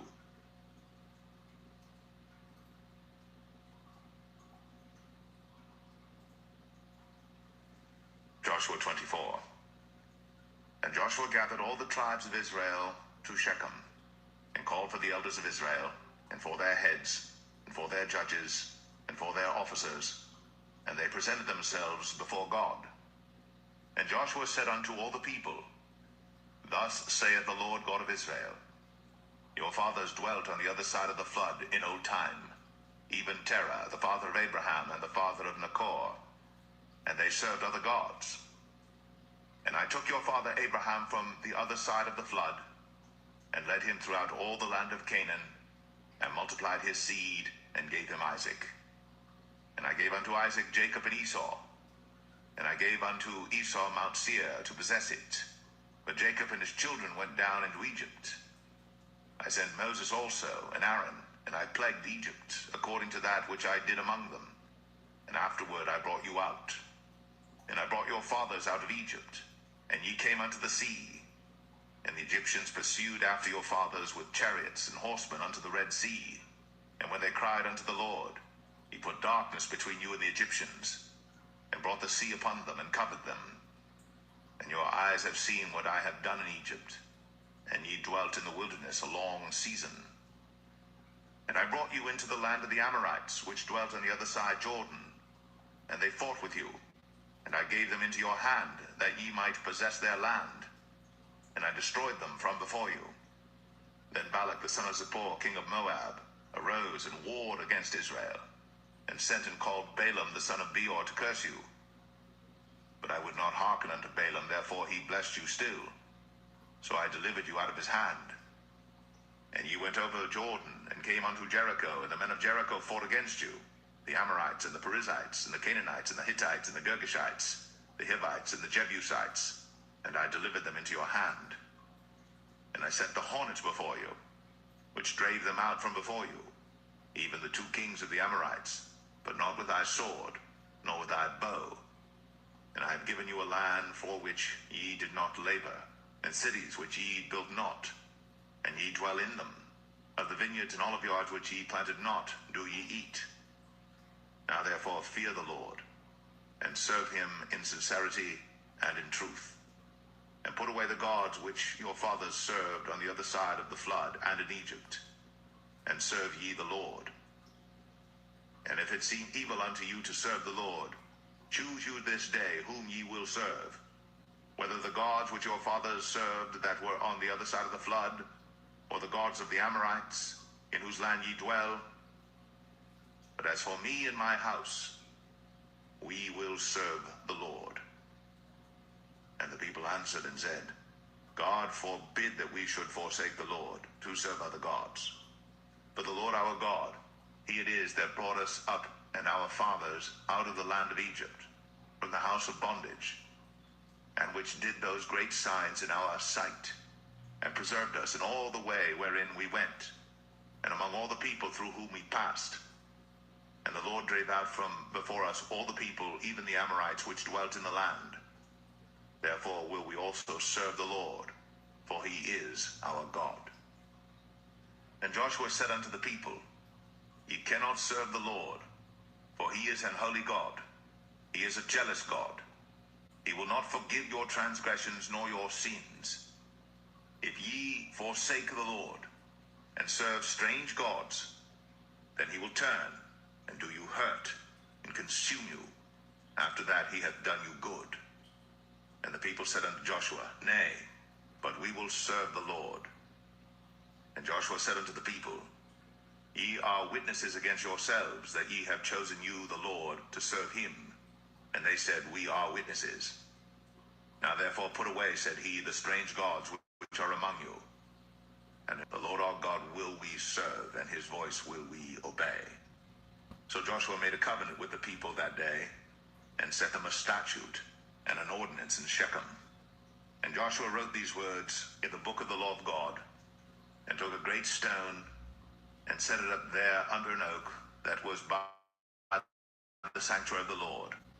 And Joshua said unto all the people, Behold, this stone shall be a witness unto us, for it hath heard all the words of the Lord which he spake unto us. It shall be therefore a witness unto you, lest ye deny your God. So Joshua let the people depart, every man unto his inheritance. And it came to pass after these things that Joshua the son of Nun, the servant of the Lord, died, being 110 years old. And they buried him in the border of his inheritance in Timnath-serah, which is in Mount Ephraim, on the north side of the hill of Gaash. And Israel served the Lord all the days of Joshua, and all the days of the elders that overlived Joshua, and which had known all the works of the Lord that he had done for Israel.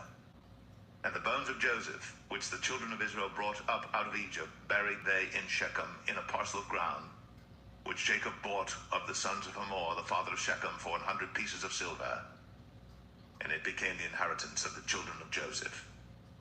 And Eleazar the son of Aaron died, and they buried him in a hill that pertained to Phinehas his son, which was given him in Mount Ephraim.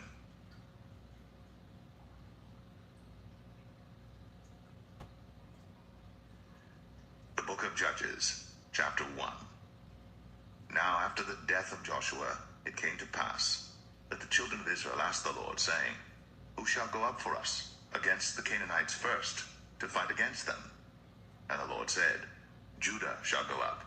Behold, I have delivered the land into his hand. And Judah said unto Simeon his brother, Come up with me into my lot, that we may fight against the Canaanites, and I likewise will go with thee into thy lot. So Simeon went with him, and Judah went up, and the Lord delivered the Canaanites and the Perizzites into their hand, and they slew of them in Bezek 10,000 men. And they found Adonai-Bezek in Bezek, and they fought against him, and they slew the Canaanites and the Perizzites.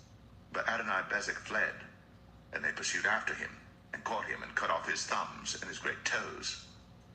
And Adonai-Bezek said, 70 kings, having their thumbs and their great toes cut off, gathered their meat under my table, as I have done, so God hath requited me.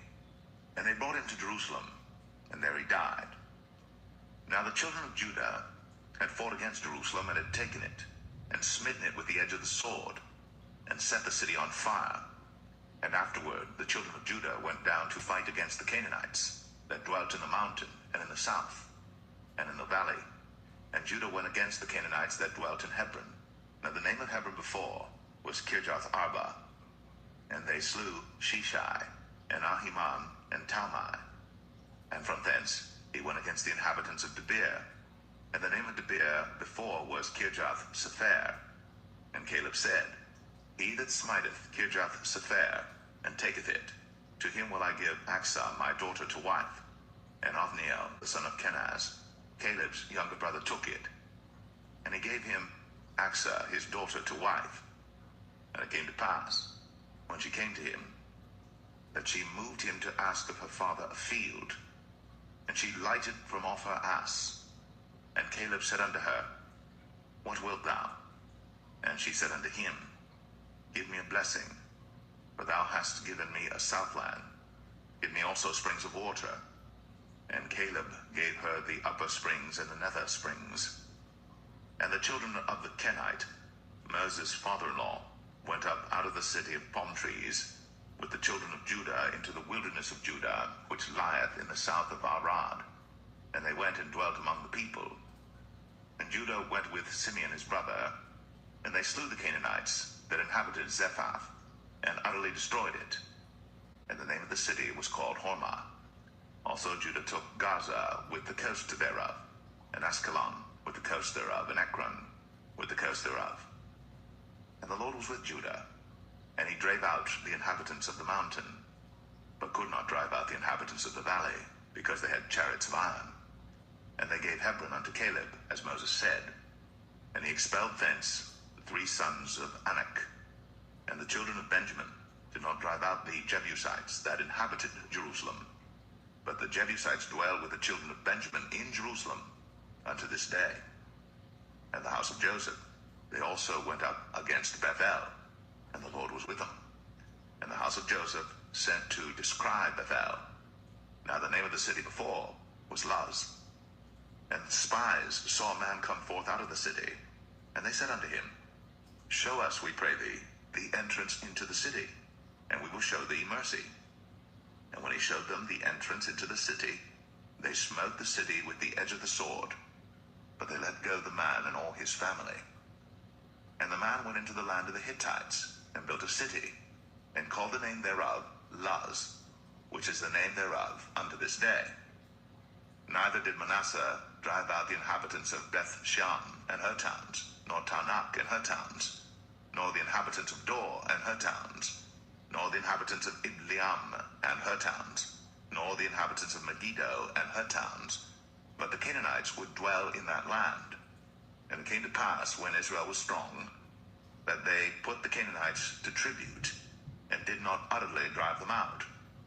Neither did Ephraim drive out the Canaanites that dwelt in Gezer, but the Canaanites dwelt in Gezer among them. Neither did Zebulun drive out the inhabitants of Kitron, nor the inhabitants of Nahalol, but the Canaanites dwelt among them, and became tributaries. Neither did Asher drive out the inhabitants of Akko, nor the inhabitants of Zidon, nor of Alab, nor of Agzib, nor of Helba, nor of Aphik, nor of Rehob. But the Asherites dwelt among the Canaanites, the inhabitants of the land, but they did not drive them out.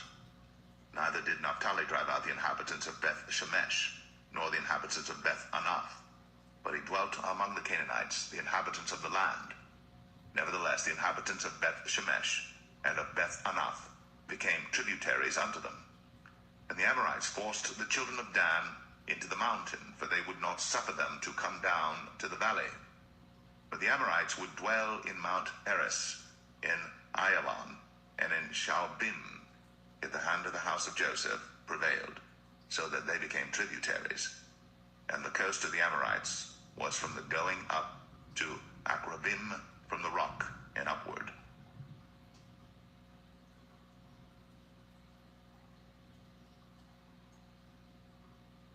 Judges 2.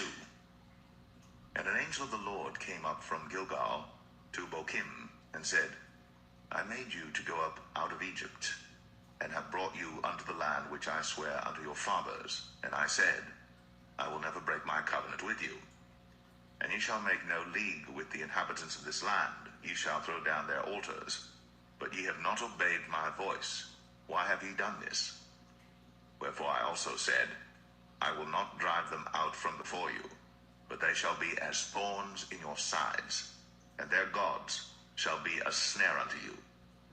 And it came to pass, when the angel of the Lord spake these words unto all the children of Israel, that the people lifted up their voice and wept.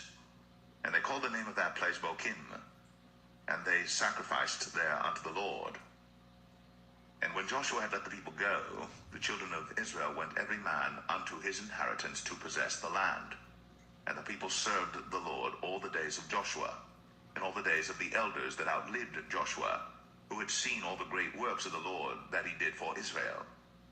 And Joshua the son of Nun, the servant of the Lord, died, being 110 years old.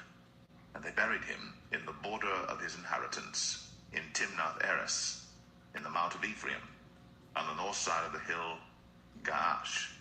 And also all that generation were gathered unto their fathers. And there arose another generation after them, which knew not the Lord, nor yet the works which he had done for Israel. And the children of Israel did evil in the sight of the Lord, and served Balaam.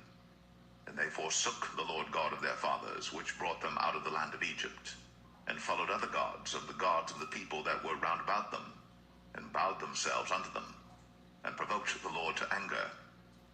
And they forsook the Lord, and served Baal and Ashtoreth. And the anger of the Lord was hot against Israel, and he delivered them into the hands of spoilers that spoiled them, and he sold them into the hands of their enemies round about, so that they could not any longer stand before their enemies. Whithersoever they went out, the hand of the Lord was against them for evil, as the Lord had said, and as the Lord had sworn unto them, and they were greatly distressed. Nevertheless the Lord raised up judges, which delivered them out of the hand of those that spoiled them. and yet they would not hearken unto their judges, but they went a-whoring after other gods, and bowed themselves unto them. They turned quickly out of the way which their fathers walked in, obeying the commandments of the Lord. But they did not so. And when the Lord raised them up judges, then the Lord was with the judge, and delivered them out of the hand of their enemies all the days of the judge. For it repented the Lord because of their groanings by reason of them that oppressed them and vexed them. And it came to pass, when the judge was dead, that they returned and corrupted themselves more than their fathers, in following other gods to serve them, and to bow down unto them. They ceased not from their own doings, nor from their stubborn way. And the anger of the Lord was hot against Israel, and he said, Because that this people hath transgressed my covenant which I commanded their fathers, and have not hearkened unto my voice, I also will not henceforth drive out any from before them of the nations which Joshua left when he died, that through them I may prove Israel, whether they will keep the way of the Lord to walk therein, as their fathers did keep it, or not. Therefore the Lord left those nations without driving them out hastily, neither delivered he them into the hand of Joshua.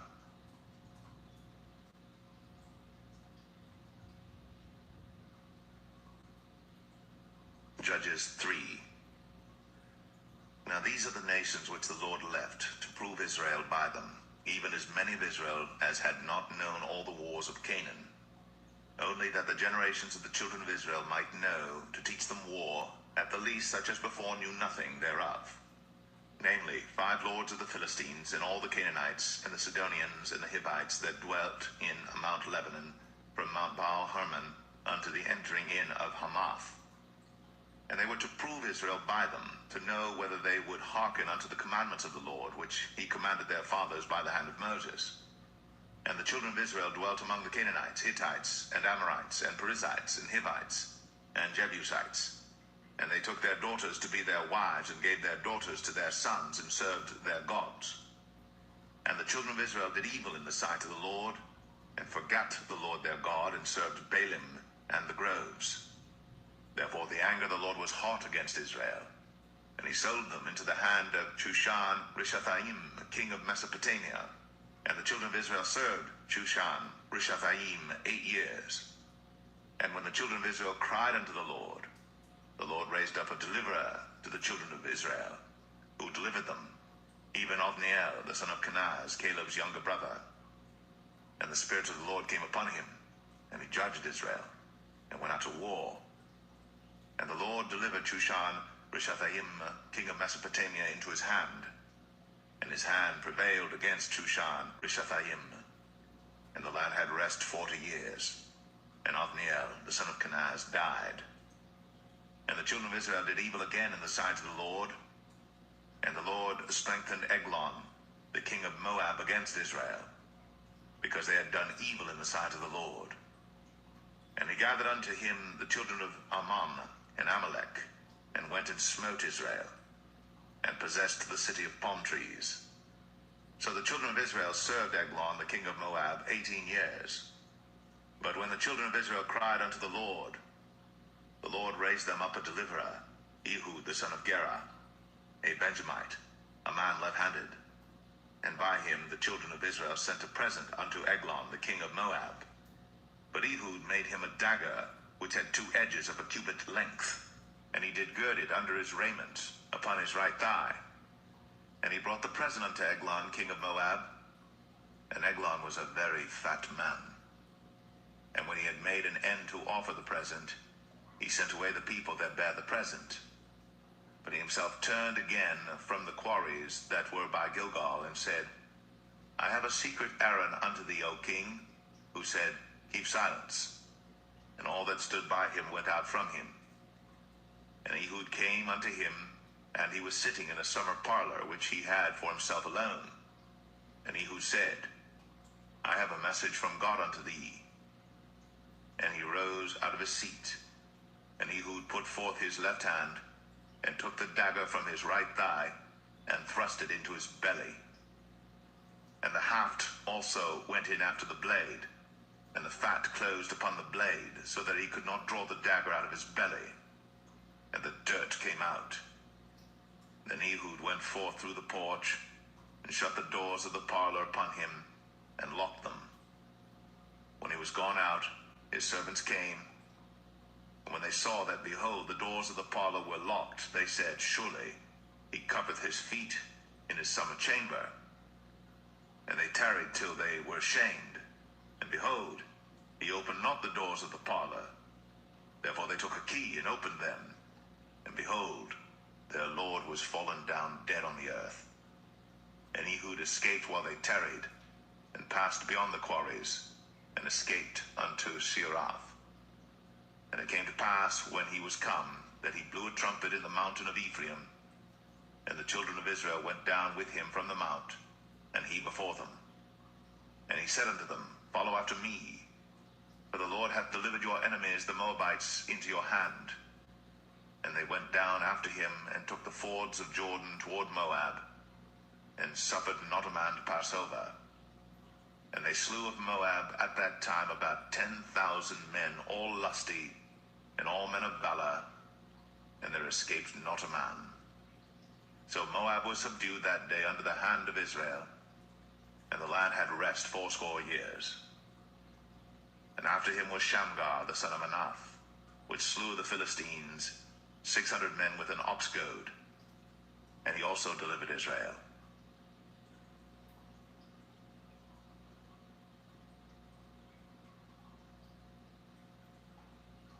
Judges 4. And the children of Israel again did evil in the sight of the Lord, when Ehud was dead. And the Lord sold them into the hand of Jabin, king of Canaan, that reigned in Hazor, the captain of whose host was Sisera, which dwelt in Harosheth of the Gentiles. And the children of Israel cried unto the Lord, for he had 900 chariots of iron. And 20 years he mightily oppressed the children of Israel. And Deborah prophetess, the wife of Lapidoth, she judged Israel at that time. And she dwelt under the palm tree of Deborah between Ramah and Bethel in Mount Ephraim. And the children of Israel came up to her for judgment. And she sent and called Barak, the son of Abinoam, out of Kadesh Naphtali, and said unto him, Hath not the Lord God of Israel commanded, saying, Go and draw toward Mount Tabor, and take with thee 10,000 men of the children of Naphtali and of the children of Zebulun? And I will draw unto thee to the river Kishon Sisera, the captain of Jabin's army, with his chariots and his multitude, and I will deliver him into thine hand. And Barak said unto her, If thou wilt go with me, then I will go. But if thou wilt not go with me, then I will not go. And she said, I will surely go with thee. Notwithstanding the journey that thou takest shall not be for thine honor, for the Lord shall sell Sisera into the hand of a woman. And Deborah rose, and went with Barak to Kadesh. And Barak called Zebulun and Naphtali to Kadesh. And he went up with 10,000 men at his feet, and Deborah went up with him. Now Heber the Kenite, which was of the children of Hobab, the father-in-law of Moses, had severed himself from the Kenites, and pitched his tent unto the plain of Zanaim, which is by Kadesh. And they showed Sisera that Barak the son of Abinoam was gone up to Mount Tabor. And Sisera gathered together all his chariots, even 900 chariots of iron, and all the people that were with him, from Harosheth of the Gentiles unto the river of Kishon.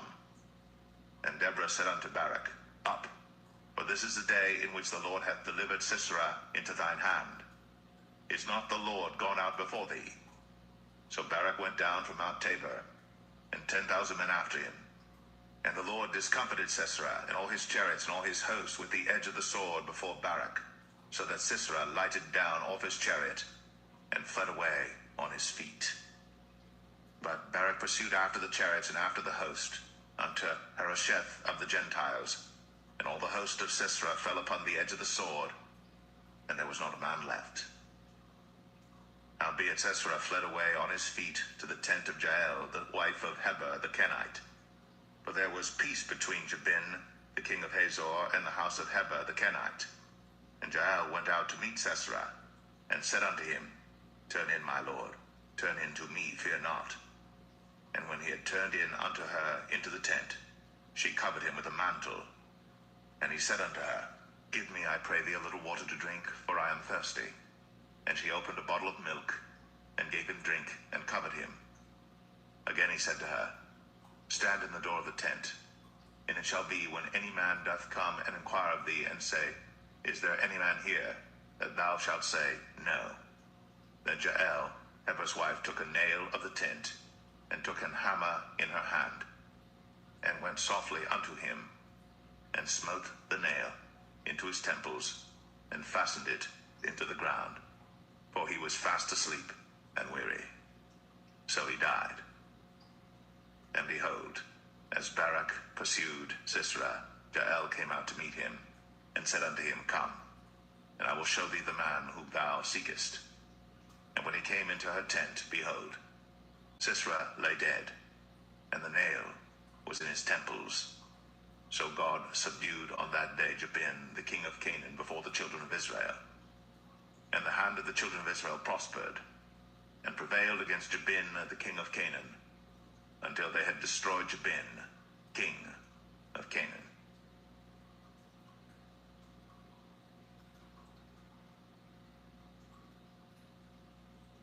Judges 5. Then sang Deborah and Barak, the son of Abinoam, on that day, saying, Praise ye the Lord for the avenging of Israel, when the people willingly offer themselves. Hear, O ye kings, give ear, O ye princes. I, even I, will sing unto the Lord. I will sing praise to the Lord God of Israel. Lord, when thou wentest out of Seir, when thou marchest out of the field of Edom, the earth trembled, and the heavens dropped. The clouds also dropped water. The mountains melted from before the Lord, even that Sinai from before the Lord God of Israel. In the days of Shamgar the son of Anath, in the days of Jael, the highways were unoccupied, and the travelers walked through byways. The inhabitants of the villages ceased. They ceased in Israel until that I, Deborah, arose, that I arose a mother in Israel. They chose new gods. Then was war in the gates. Was there a shield or spear seen among 40,000 in Israel? My heart is toward the governors of Israel, that offered themselves willingly among the people. Bless ye the Lord. Speak, ye that ride on white asses, ye that sit in judgment, and walk by the way. They that are delivered from the noise of archers in the places of drawing water, there shall they rehearse the righteous acts of the Lord, even the righteous acts toward the inhabitants of his villages in Israel. Then shall the people of the Lord go down to the gates. Awake, awake, Deborah. Awake, awake, utter a song. Arise, Barak, and lead thy captivity captive, thou son of Abinoam. Then he made him that remaineth have dominion over the nobles among the people. The Lord made me have dominion over the mighty. Out of Ephraim was there a root of them against Amalek. After thee, Benjamin, among thy people. Out of Machir came down governors, and out of Zebulun they that handle the pen of the writer. And the princes of Issachar were with Deborah, even Issachar, and also Barak. He was sent on foot into the valley. For the divisions of Reuben there were great thoughts of heart. Why abodest thou among the sheepfolds, to hear the bleatings of the flocks? For the divisions of Reuben there were great searchings of heart. Gilead abode beyond Jordan. And why did Dan remain in ships? Asher continued on the seashore, and abode in his breaches. Zebulun and Naphtali were a people that jeoparded their lives unto the death in the high places of the field. The kings came and fought. Then fought the kings of Canaan in Tanakh by the waters of Megiddo. They took no gain of money. They fought from heaven. The stars in their courses fought against Sisera.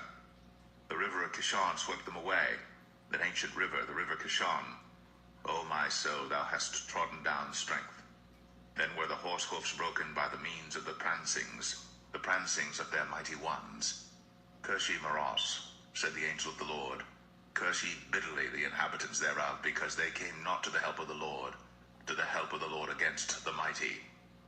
Blessed above women shall Jael, the wife of Heber the Kenite, be. Blessed shall she be above women in the tent. He asked water, and she gave him milk. She brought forth butter in a lordly dish. She put her hand to the nail, and her right hand to the workman's hammer, and with the hammer she smote Sisera. She smote off his head, when she had pierced and stricken through his temples. At her feet he bowed, he fell, he lay down. At her feet he bowed, he fell. Where he bowed, there he fell down dead. The mother of Sisera looked out at a window, and cried through the lattice, Why is his chariot so long in coming? Why tarry the wheels of his chariot? Her wise ladies answered her, Yea, she returned, answered to herself, Have they not sped? Have they not divided the prey? To every man a damsel or two? To Sisera a prey of divers colors, a prey of divers colors of needlework, of divers colors of needlework on both sides, meat for the necks of them that take the spoil? So let all thine enemies perish, O Lord, but let them that love him be as the sun when he goeth forth in his might. And the land had rest 40 years.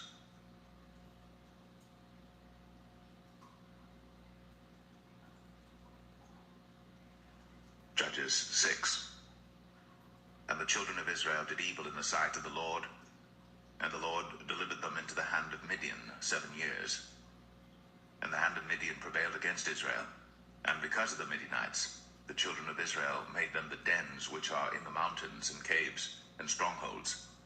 And so it was, when Israel had sown, that the Midianites came up, and the Amalekites and the children of the east, even they came up against them, and then camped against them, and destroyed the increase of the earth, till thou come unto Gaza, and left no sustenance for Israel, neither sheep, nor ox, nor ass. For they came up with their cattle and their tents, and they came as grasshoppers for multitude, for both they and their camels were without number. And they entered into the land to destroy it. And Israel was greatly impoverished because of the Midianites, and the children of Israel cried unto the Lord. And it came to pass, when the children of Israel cried unto the Lord because of the Midianites, that the Lord sent a prophet unto the children of Israel, which said unto them, Thus saith the Lord God of Israel, I brought you up from Egypt, and brought you forth out of the house of bondage. And I delivered you out of the hand of the Egyptians, and out of the hand of all that oppressed you, and drave them out from before you, and gave you their land. I said unto you, I am the Lord your God. Fear not the gods of the Amorites, in whose land ye dwell. But ye have not obeyed my voice. And there came an angel of the Lord, and sat under an oak which was in Ophrah, that pertained unto Joash the Abiezrite. And his son Gideon threshed wheat by the winepress to hide it from the Midianites. And the angel of the Lord appeared unto him, and said unto him, The Lord is with thee, thou mighty man of valor. And Gideon said unto him, O my Lord, if the Lord be with us, why then is all this befallen us? And where be all his miracles which our fathers told us of, saying, Did not the Lord bring us up from Egypt? But now the Lord hath forsaken us, and delivered us into the hands of the Midianites. And the Lord looked upon him, and said, Go in this thy might, and thou shalt save Israel from the hand of the Midianites. Have not I sent thee? And he said unto him, O my Lord, wherewith shall I save Israel? Behold, my family is poor in Manasseh, and I am the least in my father's house. And the Lord said unto him, Surely I will be with thee, and thou shalt smite the Midianites as one man. And he said unto him, If now I have found grace in thy sight, then show me a sign that thou talkest with me. Depart not hence, I pray thee, until I come unto thee, and bring forth my present, and set it before thee. And he said, I will tarry until thou come again. And Gideon went in, and made ready a kid, and unleavened cakes of an ephah flour. The flesh he put in a basket, and he put the broth in a pot, and brought it out unto him under the oak, and presented it. And the angel of God said unto him, Take the flesh and the unleavened cakes, and lay them upon this rock, and pour out the broth. And he did so. Then the angel of the Lord put forth the end of the staff that was in his hand, and touched the flesh and the unleavened cakes. And there rose up fire out of the rock, and consumed the flesh and the unleavened cakes. Then the angel of the Lord departed out of his sight. And when Gideon perceived that he was an angel of the Lord, Gideon said, Alas, O Lord God, for because I have seen an angel of the Lord face to face. And the Lord said unto him, Peace be unto thee, fear not, thou shalt not die.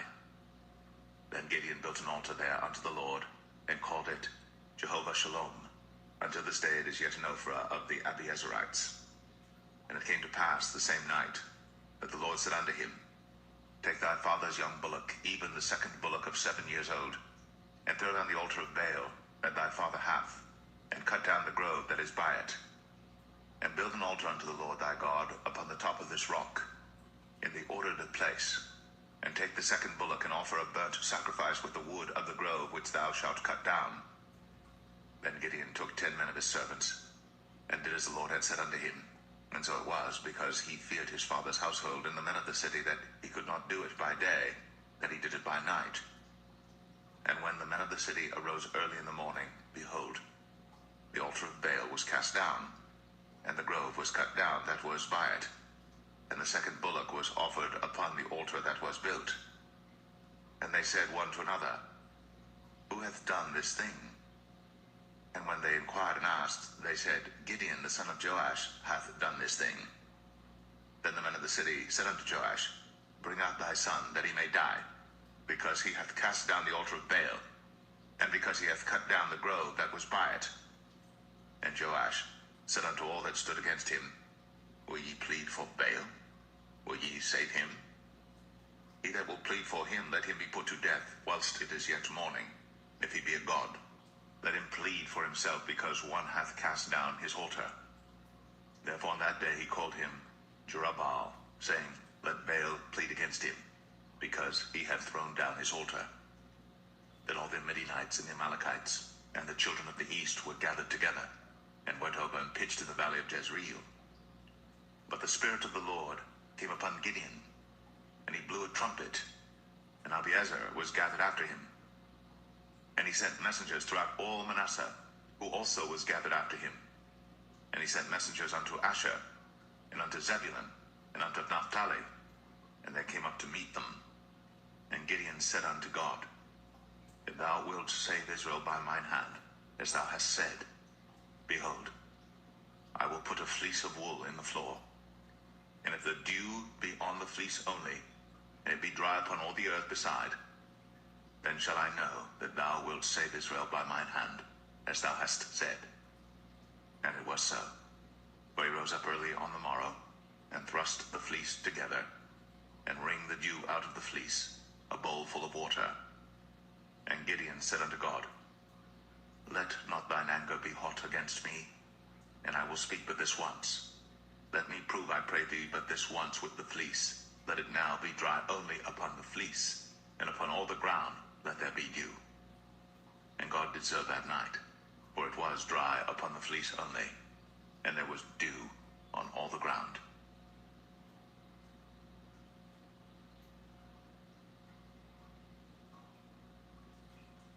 Judges 7. Then Jerubbaal, who is Gideon, and all the people that were with him, rose up early, and pitched beside the well of Harad, so that the host of the Midianites were on the north side of them, by the hill of Moreh in the valley. And the Lord said unto Gideon, The people that are with thee are too many for me to give the Midianites into their hands, lest Israel vaunt themselves against me, saying, Mine own hand hath saved me. Now therefore go to, proclaim in the ears of the people, saying, Whosoever is fearful and afraid, let him return and depart early from Mount Gilead. And there returned to the people 22,000, and there remained 10,000. And the Lord said unto Gideon, The people are yet too many.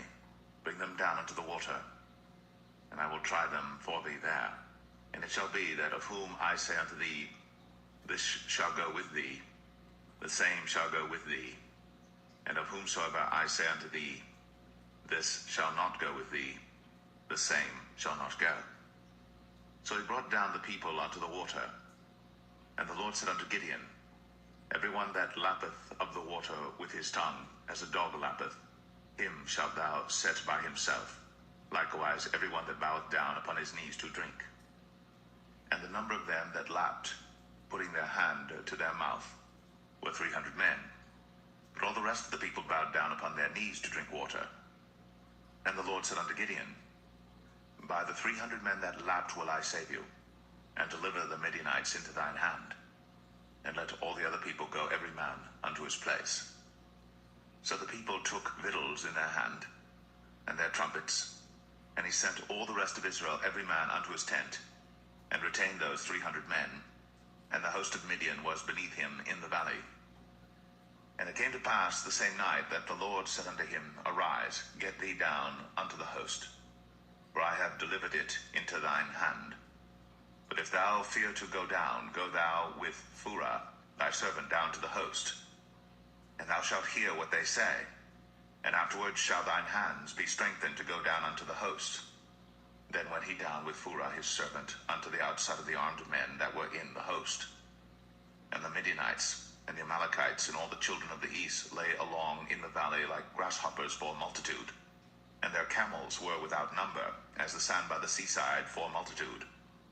And when Gideon was come, behold, there was a man that told a dream unto his fellow, and said, Behold, I dreamed a dream, and lo, a cake of barley bread tumbled into the host of Midian, and came unto a tent, and smote it, that it fell, and overturned it, that the tent lay along. And his fellow answered and said, This is nothing else save the sword of Gideon, the son of Joash, a man of Israel. For into his hand hath God delivered Midian, and all the host. And it was so. When Gideon heard the telling of the dream and the interpretation thereof, that he worshipped and returned into the host of Israel, and said, Arise, for the Lord hath delivered into your hand the host of Midian. And he divided the 300 men into 3 companies, and he put a trumpet in every man's hand, with empty pitchers and lamps within the pitchers. And he said unto them, Look on me, and do likewise, and behold, when I come to the outside of the camp, it shall be that as I do, so shall ye do. When I blow with the trumpet, I and all that are with me, then blow ye the trumpets also on every side of all the camp, and say, The sword of the Lord and of Gideon. So Gideon and the 100 men that were with him came unto the outside of the camp in the beginning of the middle watch. And they had but newly set the watch, and they blew the trumpets, and brake the pitchers that were in their hands. And the 3 companies blew the trumpets, and brake the pitchers, and held the lamps in their left hands, and the trumpets in their right hands to blow withal. And they cried, The sword of the Lord and of Gideon. And they stood every man in his place round about the camp. And all the host ran and cried and fled. And the 300 blew the trumpets. And the Lord set every man's sword against his fellow, even throughout all the host. And the host fled to Beth-shittah in Zararath, and to the border of Abel-meholah, unto Tabbath. And the men of Israel gathered themselves together out of Naphtali, and out of Asher, and out of all Manasseh, and pursued after the Midianites. And Gideon sent messengers throughout all Mount Ephraim, saying, Come down against the Midianites, and take before them the waters unto Beth-barah and Jordan. Then all the men of Ephraim gathered themselves together, and took the waters unto Beth-barah and Jordan. And they took 2 princes of the Midianites, Oreb and Zeb. And they slew Oreb upon the rock Oreb, and Zeb they slew at the winepress of Zeb, and pursued Midian, and brought the heads of Oreb and Zeb to Gideon on the other side Jordan.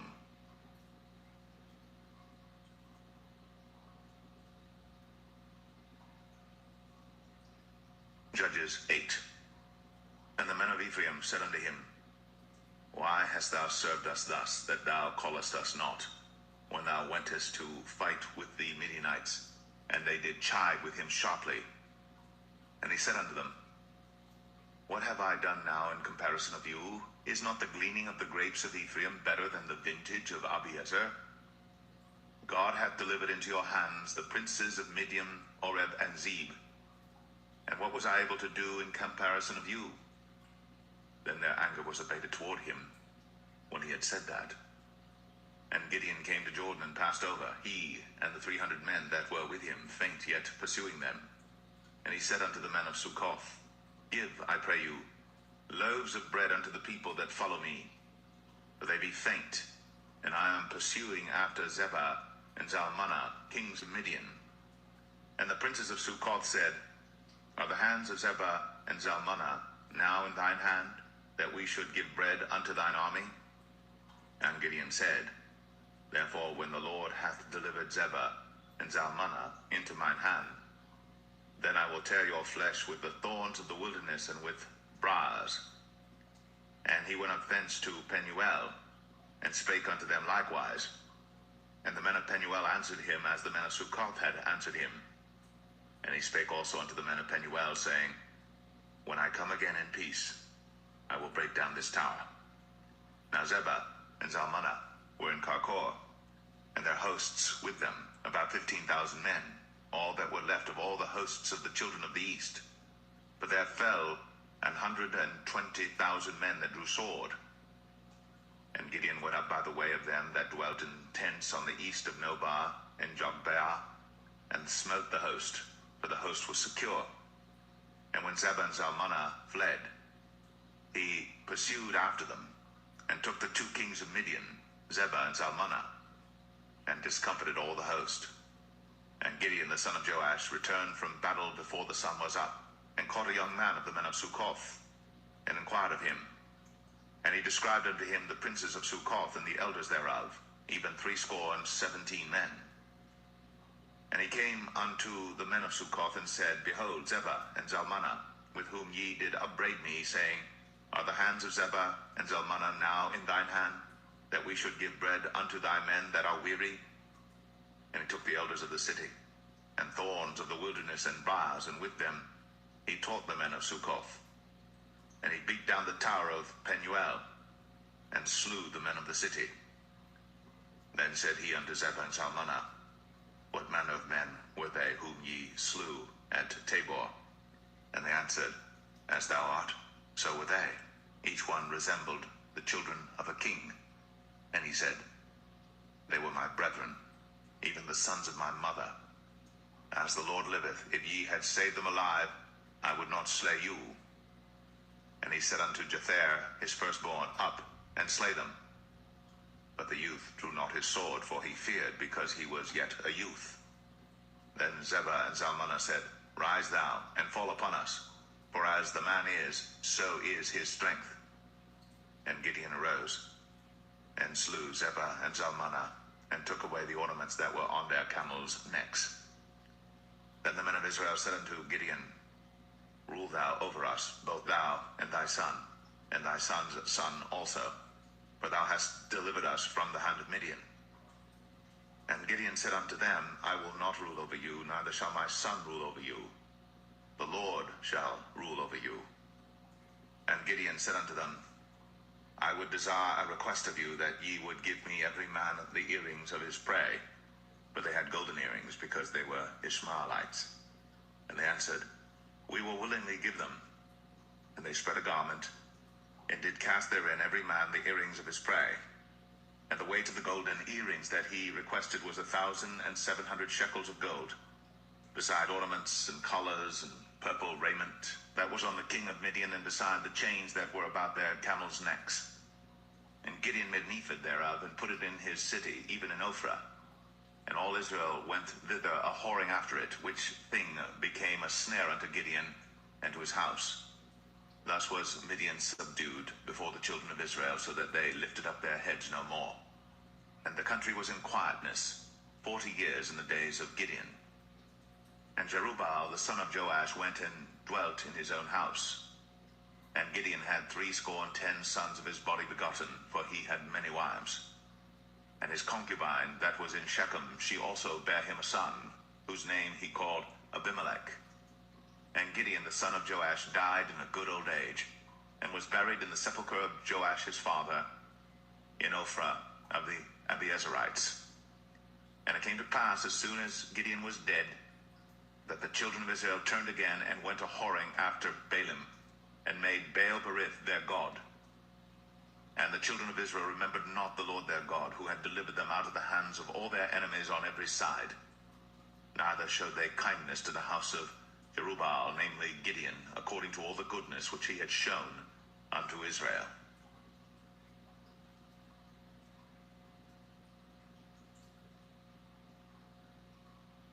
Judges 9. And Abimelech the son of Jerubbaal went to Shechem unto his mother's brethren, and communed with them and with all the family of the house of his mother's father, saying, Speak, I pray you, in the ears of all the men of Shechem, whether it is better for you either that all the sons of Jerubbaal, which are 70 persons, reign over you, or that one reign over you. Remember also that I am your bone and your flesh. And his mother's brethren spake of him in the ears of all the men of Shechem all these words. And their hearts inclined to follow Abimelech, for they said, He is our brother. And they gave him 70 pieces of silver out of the house of Baal-berith, wherewith Abimelech hired vain and light persons which followed him. And he went unto his father's house at Ophrah, and slew his brethren the sons of Jerubbaal, being 70 persons upon one stone.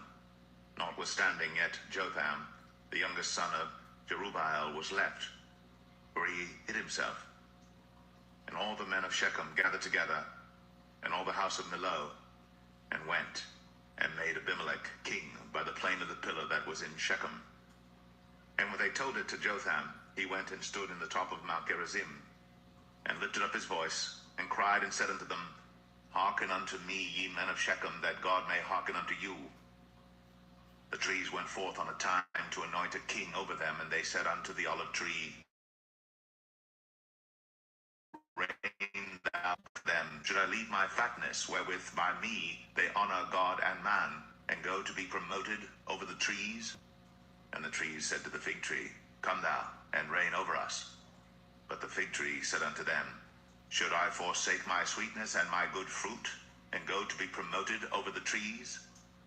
Then said the trees unto the vine, Come thou, and reign over us. Said them, Leave wine, which cheereth God and man, and go to be promoted over the trees. Then said all the trees unto the bramble, Come thou, and reign over us. And the bramble said unto the trees, If in truth ye anoint me king over you, then come, and put your trust in my shadow. And if not, let fire come out of the bramble. In that ye made Abimelech king, and if ye have dealt well with Jerubbaal and his house, and have done unto him according to the deserving of his hands. For my father fought for you, and adventured his life far, and delivered you out of the hand of Midian. And ye are risen up against my father's house this day, and have slain his sons, 70 over the men of Shechem, because he is your brother. If ye then have dealt truly and sincerely with Jerubbaal and with his house this day, then rejoice ye in Abimelech, and let him also rejoice in you. But if not, let fire come out from Abimelech, and devour the men of Shechem and the house of Millo.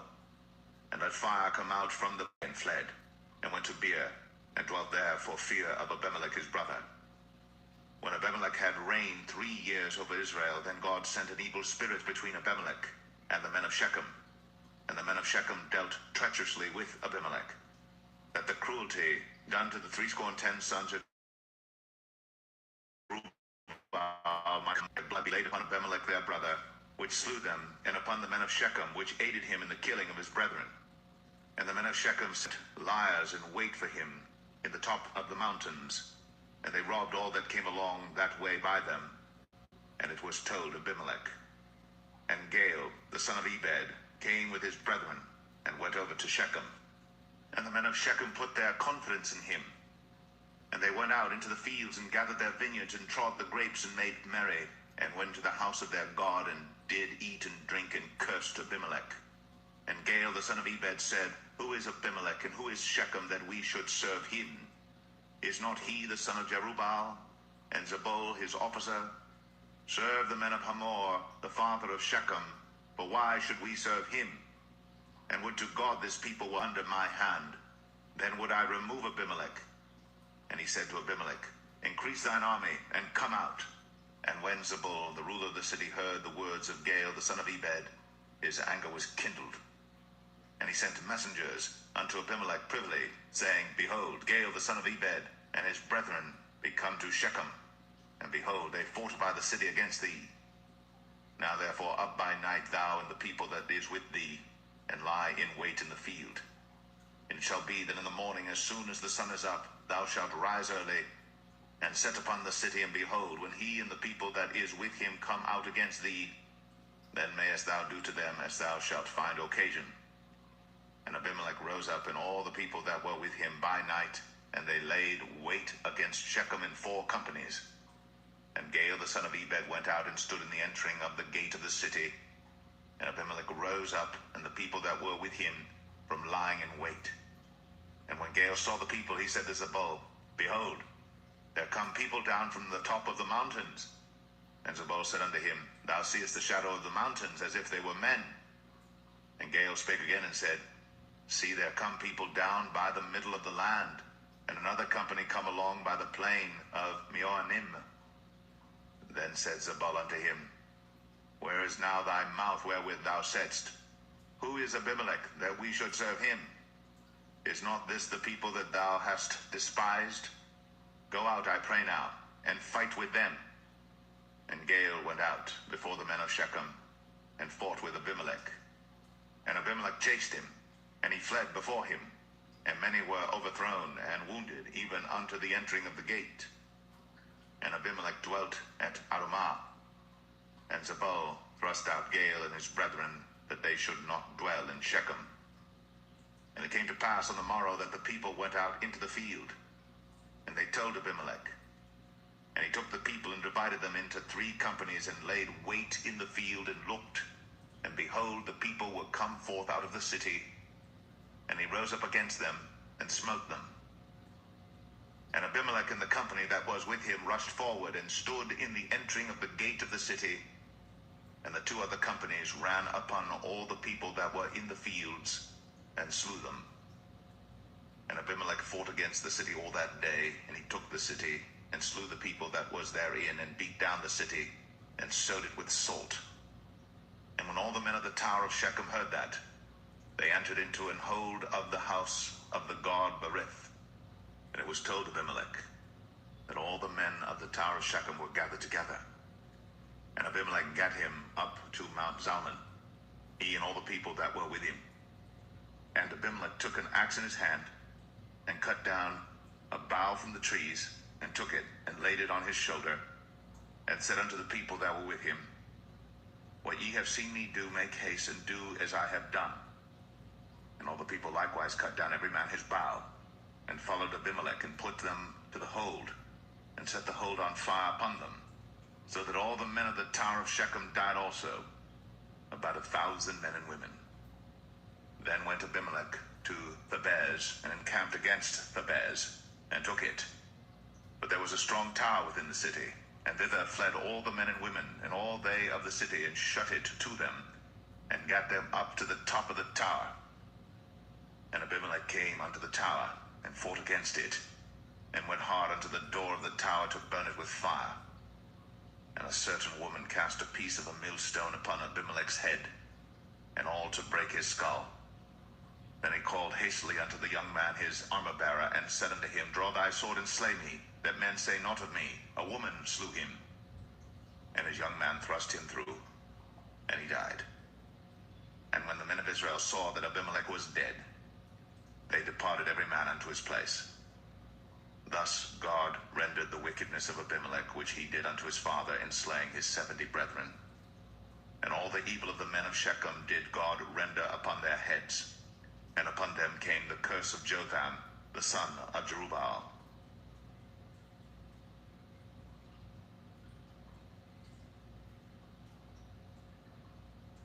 Judges 10. And after Abimelech, there arose to defend Israel Tola, the son of Puah, the son of Dodo, a man of Issachar. And he dwelt in Shamir in Mount Ephraim. And he judged Israel 23 years, and died, and was buried in Shamir. And after him arose Jair, a Gileadite, and judged Israel 22 years. And he had 30 sons that rode on 30 ass colts. And they had 30 cities, which are called Havath Jair unto this day, which are in the land of Gilead. And Jair died, and was buried in Kaman. And the children of Israel did evil again in the sight of the Lord, and served Baalim, and Ashtoreth, and the gods of Syria, and the gods of Zidon, and the gods of Moab, and the gods of the children of Ammon, and the gods of the Philistines, and forsook the Lord, and served not him. And the anger of the Lord was hot against Israel, and he sold them into the hands of the Philistines, and into the hands of the children of Ammon. And that year they vexed and oppressed the children of Israel 18 years, all the children of Israel that were on the other side Jordan in the land of the Amorites, which is in Gilead. Moreover, the children of Ammon passed over Jordan to fight also against Judah and against Benjamin and against the house of Ephraim, so that Israel was sore distressed. And the children of Israel cried unto the Lord, saying, We have sinned against thee, both because we have forsaken our God, and also served Baalim. And the Lord said unto the children of Israel, Did not I deliver you from the Egyptians, and from the Amorites, from the children of Ammon, and from the Philistines? The Zidonians also, and the Amalekites, and the Maonites did oppress you. And ye cried to me, and I delivered you out of their hand. Yet ye have forsaken me, and served other gods. Wherefore I will deliver you no more. Go and cry unto the gods which ye have chosen. Let them deliver you in the time of your tribulation. And the children of Israel said unto the Lord, We have sinned. Do thou unto us whatsoever seemeth good unto thee. Deliver us only, we pray thee, this day. And they put away the strange gods from among them, and served the Lord. And his soul was grieved for the misery of Israel. Then the children of Ammon were gathered together and encamped in Gilead. And the children of Israel assembled themselves together, and encamped in Mizpeh. And the people and princes of Gilead said one to another, What man is he that will begin to fight against the children of Ammon? He shall be head over all the inhabitants of Gilead.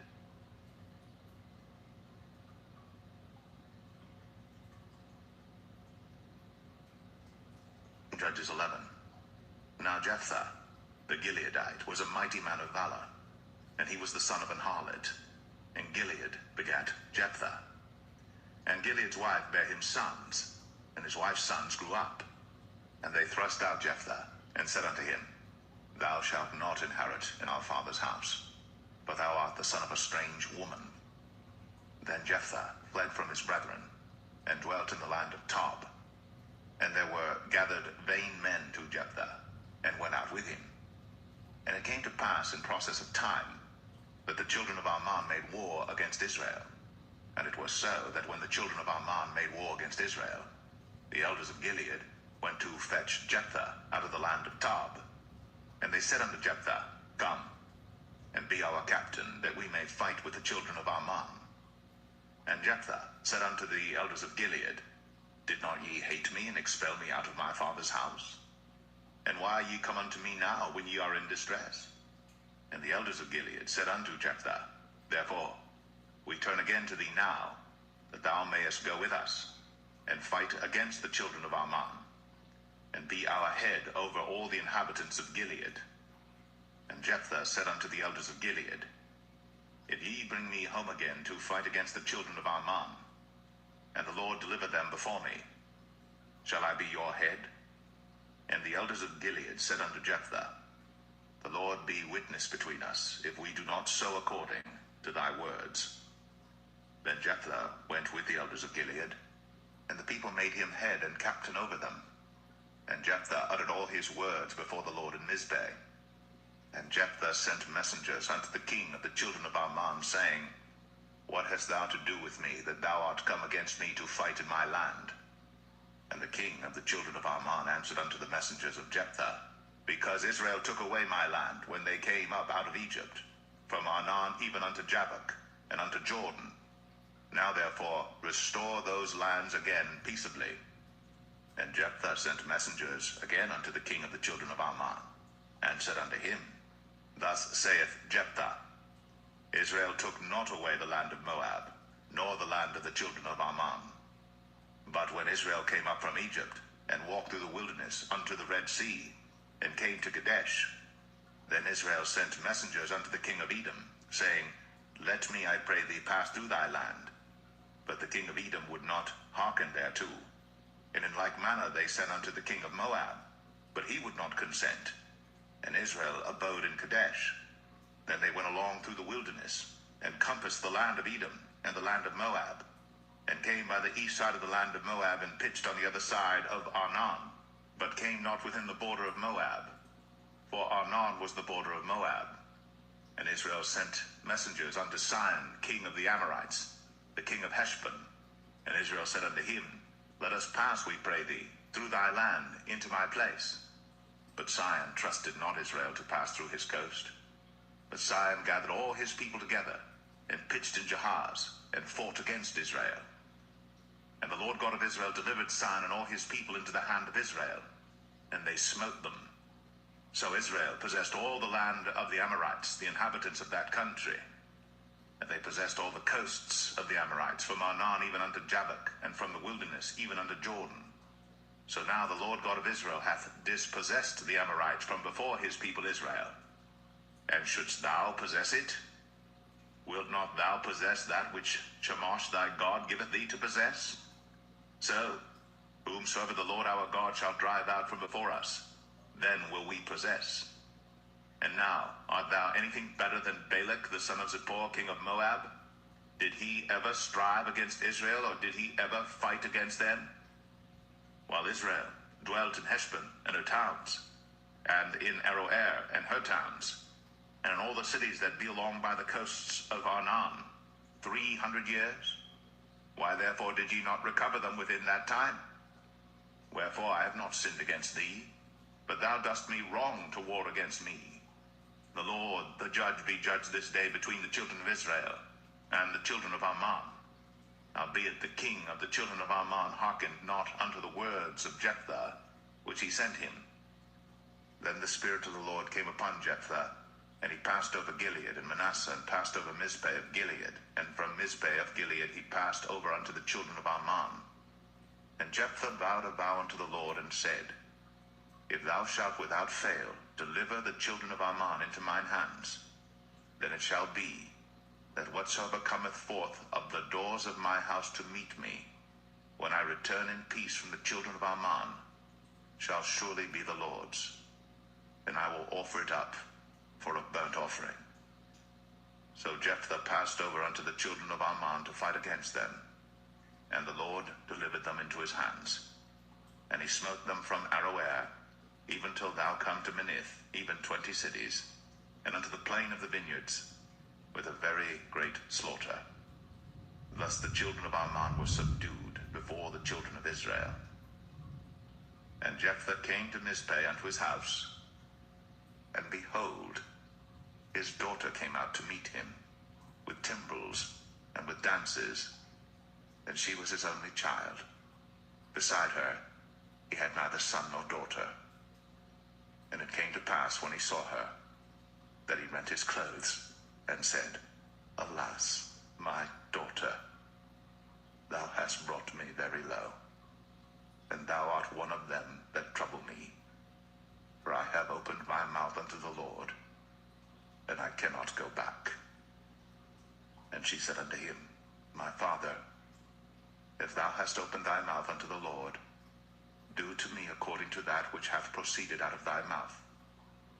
For as much as the Lord hath taken vengeance for thee of thine enemies, even of the children of Ammon. And she said unto her father, Let this thing be done for me. Let me alone 2 months, that I may go up and down upon the mountains and bewail my virginity, I and my fellows. And he said, Go. And he sent her away for 2 months. And she went with her companions, and bewailed her virginity upon the mountains. And it came to pass at the end of 2 months, that she returned unto her father, who did with her according to his vow which he had vowed. And she knew no man. And it was a custom in Israel, that the daughters of Israel went yearly to lament the daughter of Jephthah the Gileadite 4 days in a year.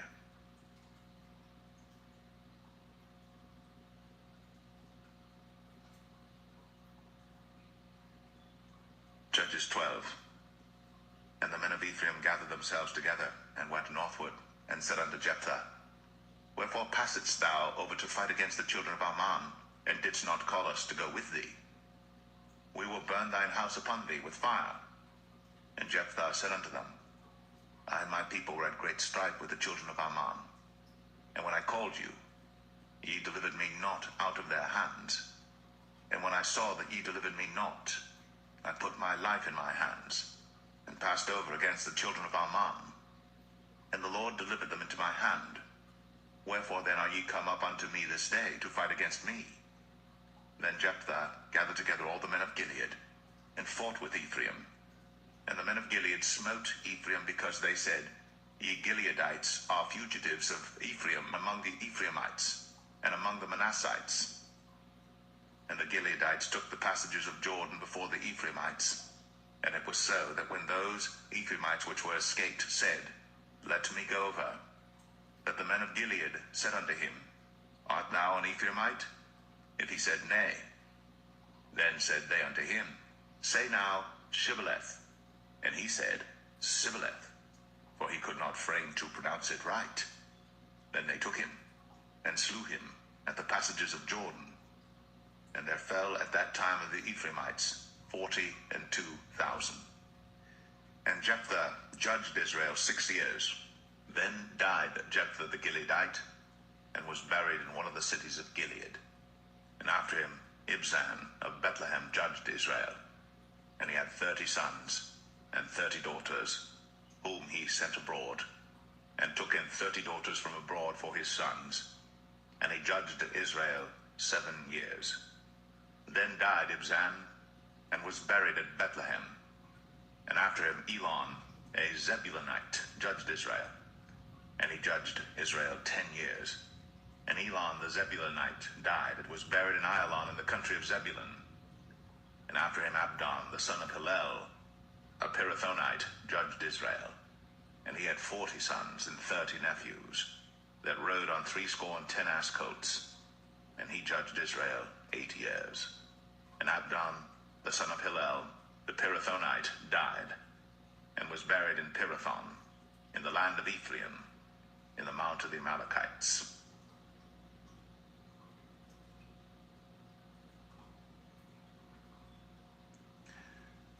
Judges 13. And the children of Israel did evil again in the sight of the Lord, and the Lord delivered them into the hand of the Philistines 40 years. And there was a certain man of Zorah, of the family of the Danites, whose name was Manoah, and his wife was barren, and bare not. And the angel of the Lord appeared unto the woman, and said unto her, Behold now, thou art barren, and bearest not, but thou shalt conceive, and bear a son. Now therefore beware, I pray thee, and drink not wine, nor strong drink, and eat not any unclean thing. For lo, thou shalt conceive and bear a son, and no razor shall come on his head, for the child shall be a Nazarite unto God from the womb, and he shall begin to deliver Israel out of the hand of the Philistines.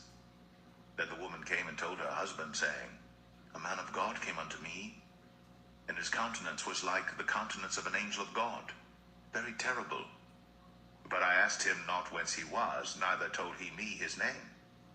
But he said unto me, Behold, thou shalt conceive and bear a son. And now drink no wine nor strong drink, neither eat any unclean thing.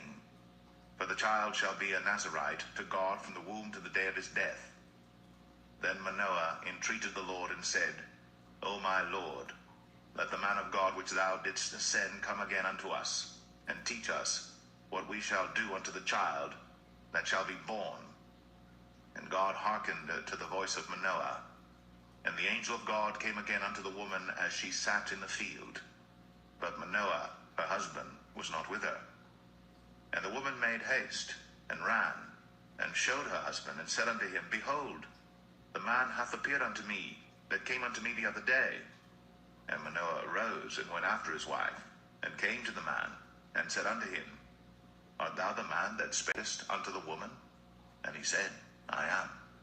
And Manoah said, Now let thy words come to pass. How shall we order the child, and how shall we do unto him?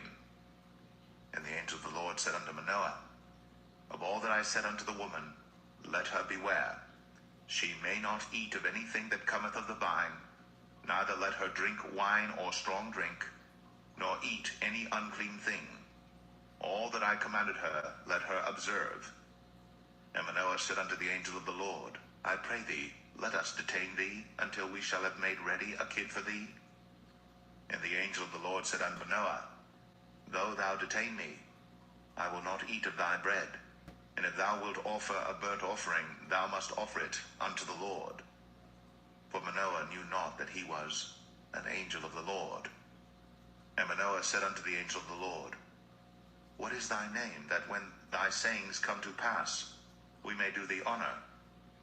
And the angel of the Lord said unto him, Why askest thou thus after my name, seeing it is secret? So Manoah took a kid with a meat offering, and offered it upon a rock unto the Lord.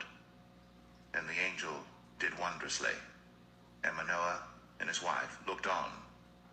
For it came to pass, when the flame went up toward heaven from off the altar, that the angel of the Lord ascended in the flame of the altar.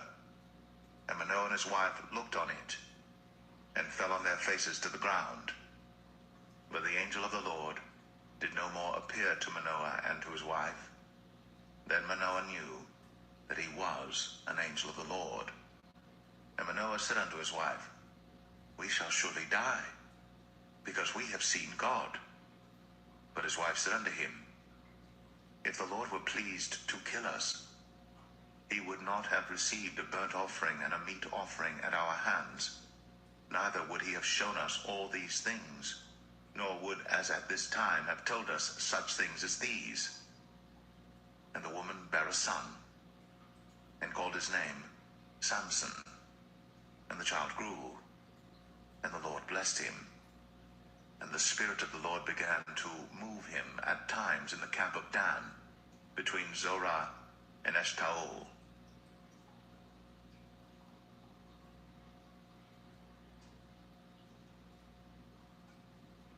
Judges 14.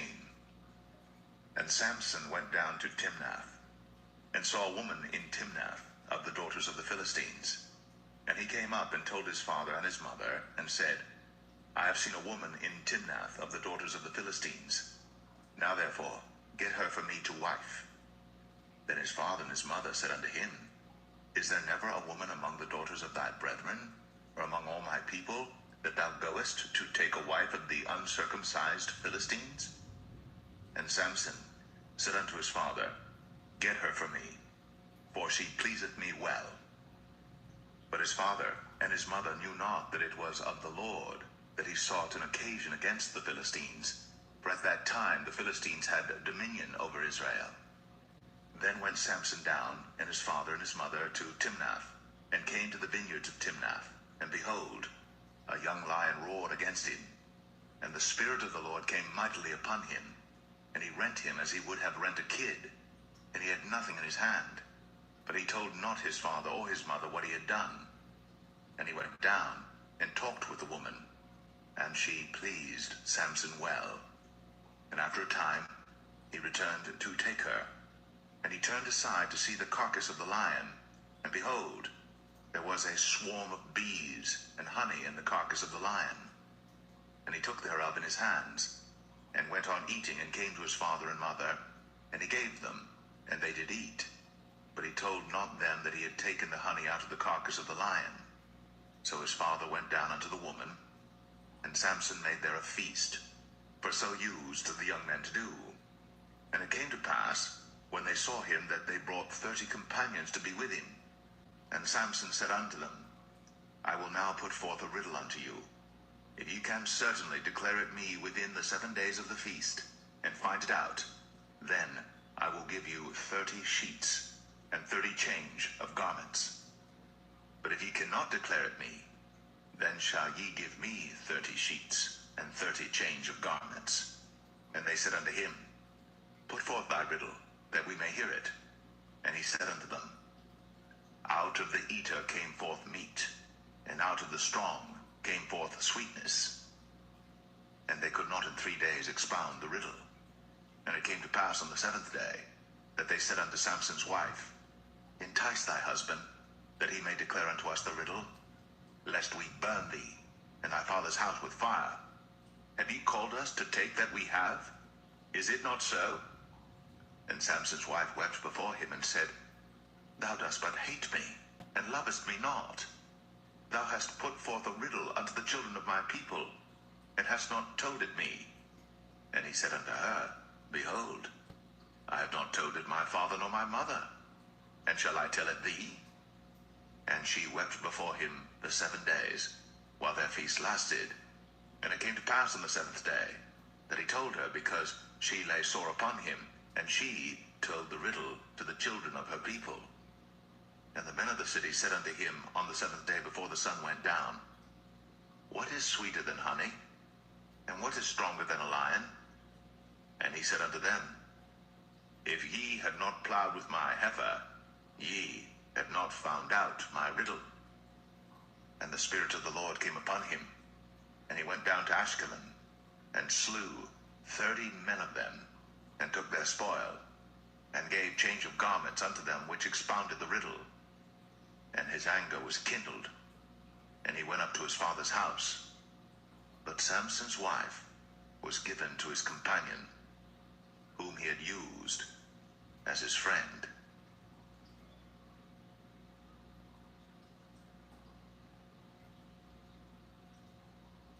Judges 15.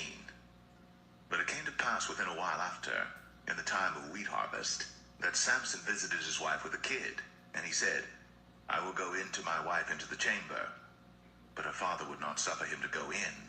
And her father said, I verily thought that thou hadst utterly hated her.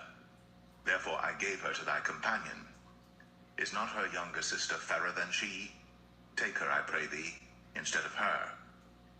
And Samson said concerning them, Now shall I be more blameless than the Philistines, though I do them a displeasure. And Samson went and caught 300 foxes, and took firebrands, and turned tail to tail, and put a firebrand in the midst between two tails. And when he had set the brands on fire, he let them go into the standing corn of the Philistines, and burnt up both the shocks, and also the standing corn with the vineyards and olives. Then the Philistines said, Who hath done this? And they answered, Samson, the son-in-law of the Timnite, because he had taken his wife, and given her to his companion. And the Philistines came up, and burnt her and her father with fire. And Samson said unto them, Though ye have done this, yet will I be avenged of you, and after that I will cease. And he smote them hip and thigh with a great slaughter. And he went down and dwelt in the top of the rock Etam. Then the Philistines went up and pitched in Judah, and spread themselves in Lehi. And the men of Judah said, Why are ye come up against us? And they answered, To bind Samson are we come up, to do to him as he hath done to us. Then 3,000 men of Judah went to the top of the rock Etam, and said to Samson, Knowest thou not that the Philistines are rulers over us? What is this that thou hast done unto us? And he said unto them, As they did unto me, so have I done unto them. And they said unto him, We are come down to bind thee, that we may deliver thee into the hand of the Philistines. And Samson said unto them, Swear unto me, that ye will not fall upon me yourselves. And they spake unto him, saying, No, but we will bind thee fast, and deliver thee into their hand. But surely we will not kill thee. And they bound him with 2 new cords, and brought him up from the rock.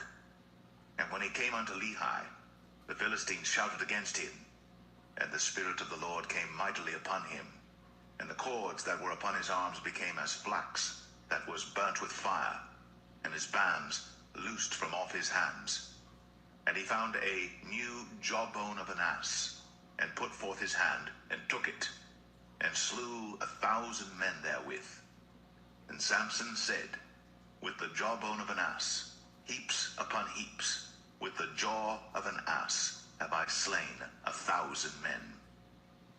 And it came to pass, when he had made an end of speaking, that he cast away the jawbone out of his hand, and called that place Ramath Lehi. And he was sore athirst, and called on the Lord, and said, Thou hast given this great deliverance into the hand of thy servant, and now shall I die for thirst, and fall into the hand of the uncircumcised? But God clave an hollow place that was in the jaw, and there came water thereout. And when he had drunk, his spirit came again, and he revived. Wherefore he called the name thereof En-Hakkore, which is in Lehi unto this day. And he judged Israel in the days of the Philistines 20 years.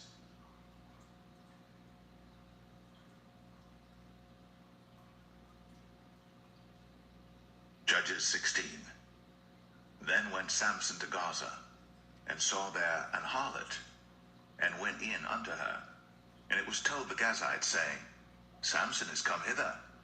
And they compassed him in, and laid wait for him all night in the gate of the city, and were quiet all the night, saying, In the morning, when it is day, we shall kill him. And Samson lay till midnight, and arose at midnight, and took the doors of the gate of the city, and the 2 posts, and went away with them, bar and all, and put them upon his shoulders, and carried them up to the top of an hill that is before Hebron. And it came to pass afterward, that he loved a woman in the valley of Sorek, whose name was Delilah. And the lords of the Philistines came up unto her, and said unto her, Entice him, and see wherein his great strength lieth, and by what means we may prevail against him, that we may bind him to afflict him. And we will give thee every one of us 1,100 pieces of silver. And Delilah said to Samson, Tell me, I pray thee, wherein thy great strength lieth, and wherewith thou mightest be bound to afflict thee? And Samson said unto her, If they bind me with 7 green withs that were never dried, then shall I be weak, and be as another man. Then the lords of the Philistines brought up to her 7 green withs, which had not been dried, and she bound him with them. Now there were men lying in wait, abiding with her in the chamber. And she said unto him, The Philistines be upon thee, Samson. And he brake the withs, as a thread of tow is broken when it toucheth the fire. So his strength was not known. And Delilah said unto Samson, Behold, thou hast mocked me, and told me lies. Now tell me, I pray thee, wherewith thou mightest be bound.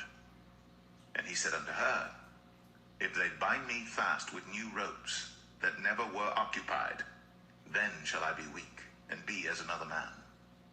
Delilah therefore took new ropes, and bound him therewith, and said unto him, The Philistines be upon thee, Samson.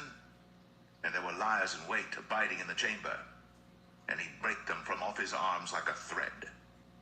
And Delilah said unto Samson, Hitherto thou hast mocked me, and told me lies. Tell me wherewith thou mightest be bound. And he said unto her, If thou weavest the 7 locks of my head with the web. And she fastened it with the pin, and said unto him, The Philistines be upon thee, Samson. And he awaked out of his sleep, and went away with the pin of the beam, and with the web. And she said unto him, How canst thou say, I love thee, when thine heart is not with me?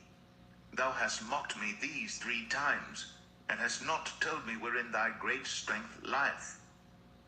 And it came to pass, when she pressed him daily with her words, and urged him, so that his soul was vexed unto death, that he told her all his heart, and said unto her, There hath not come a razor upon mine head, for I have been a Nazarite unto God from my mother's womb. If I be shaven, then my strength will go from me, and I shall become weak, and be like any other man. And when Delilah saw that he had told her all his heart, she sent and called for the lords of the Philistines, saying, Come up this once, for he hath shown me all his heart. Then the lords of the Philistines came up unto her, and brought money in their hand. And she made him sleep upon her knees, and she called for a man, and she caused him to shave off the 7 locks of his head. And she began to afflict him, and his strength went from him. And she said, The Philistines be upon thee, Samson. And he awoke out of his sleep, and said, I will go out as at other times before, and shake myself. And he wist not that the Lord was departed from him. But the Philistines took him, and put out his eyes, and brought him down to Gaza, and bound him with fetters of brass. And he did grind in the prison house. Howbeit, the hair of his head began to grow again after he was shaven. Then the lords of the Philistines gathered them together, for to offer a great sacrifice unto Dagon their god, and to rejoice, for they said, Our God hath delivered Samson our enemy into our hand. And when the people saw him, they praised their God, for they said, Our God hath delivered into our hands our enemy, and the destroyer of our country, which slew many of us. And it came to pass, when their hearts were merry, that they said, Call for Samson, that he may make us sport.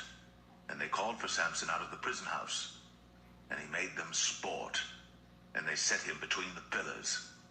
And Samson said unto the lad that held him by the hand, Suffer me that I may feel the pillars whereupon the house standeth, that I may lean upon them. Now the house was full of men and women, and all the lords of the Philistines were there. And there were upon the roof about 3,000 men and women that beheld, while Samson made sport. And Samson called unto the Lord and said, O Lord God, remember me, I pray thee, and strengthen me, I pray thee, only this once, O God, that I may be at once avenged of the Philistines for my 2 eyes.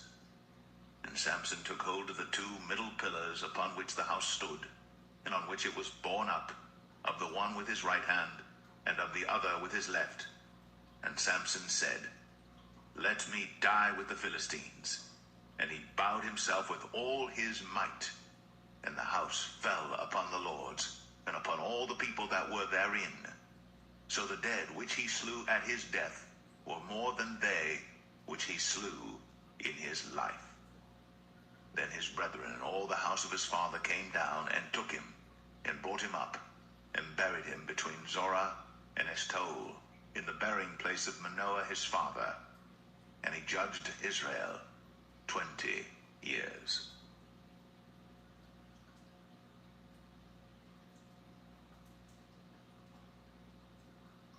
Judges 17. And there was a man of Mount Ephraim, whose name was Micah. And he said unto his mother, The 1,100 shekels of silver that were taken from thee, about which thou cursedst, and spakest of also in mine ears, behold, the silver is with me, I took it. And his mother said, Blessed be thou of the Lord, my son. And when he had restored the 1,100 shekels of silver to his mother said, I had wholly dedicated the silver unto the Lord from my hand for my son, to make a graven image and a molten image. Now therefore I will restore it unto thee.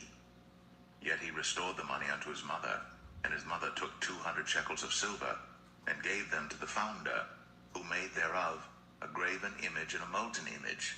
And they were in the house of Micah.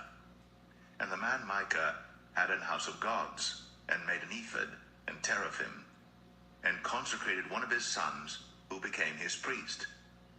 In those days there was no king in Israel, but every man did that which was right in his own eyes. And there was a young man out of Bethlehem, Judah, of the family of Judah, who was a Levite, and he sojourned there. And the man departed out of the city from Bethlehem, Judah, to sojourn where he could find a place. And he came to Mount Ephraim, to the house of Micah, as he journeyed. And Micah said unto him, Whence comest thou? And he said unto him, I am a Levite of Bethlehem, Judah, and I go to sojourn where I may find a place. And Micah said unto him, Dwell with me, and be unto me a father and a priest, and I will give thee 10 shekels of silver by the year, and a suit of apparel, and thy victuals. So the Levite went in, and the Levite was content to dwell with the man, and the young man was unto him as one of his sons. And Micah consecrated the Levite, and the young man became his priest, and was in the house of Micah. Then said Micah, Now know I that the Lord will do me good, seeing I have a Levite to my priest.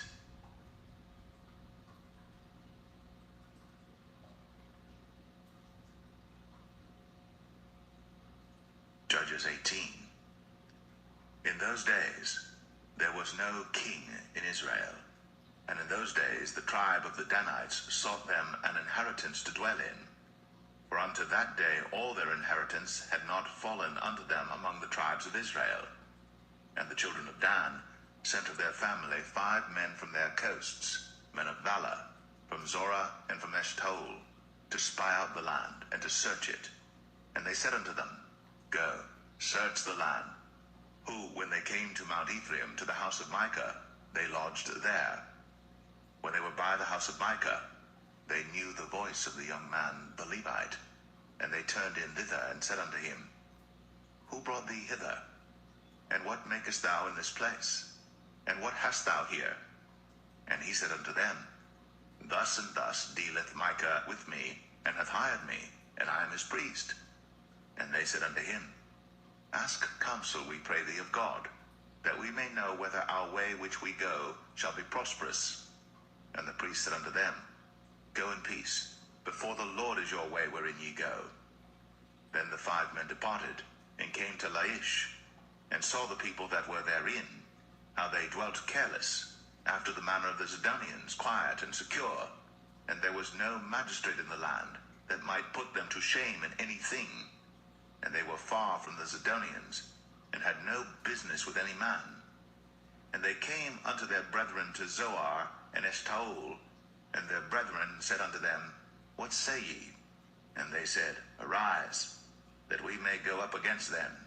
For we have seen the land, and behold, it is very good. And are ye still? Be not slothful to go, and to enter to possess the land.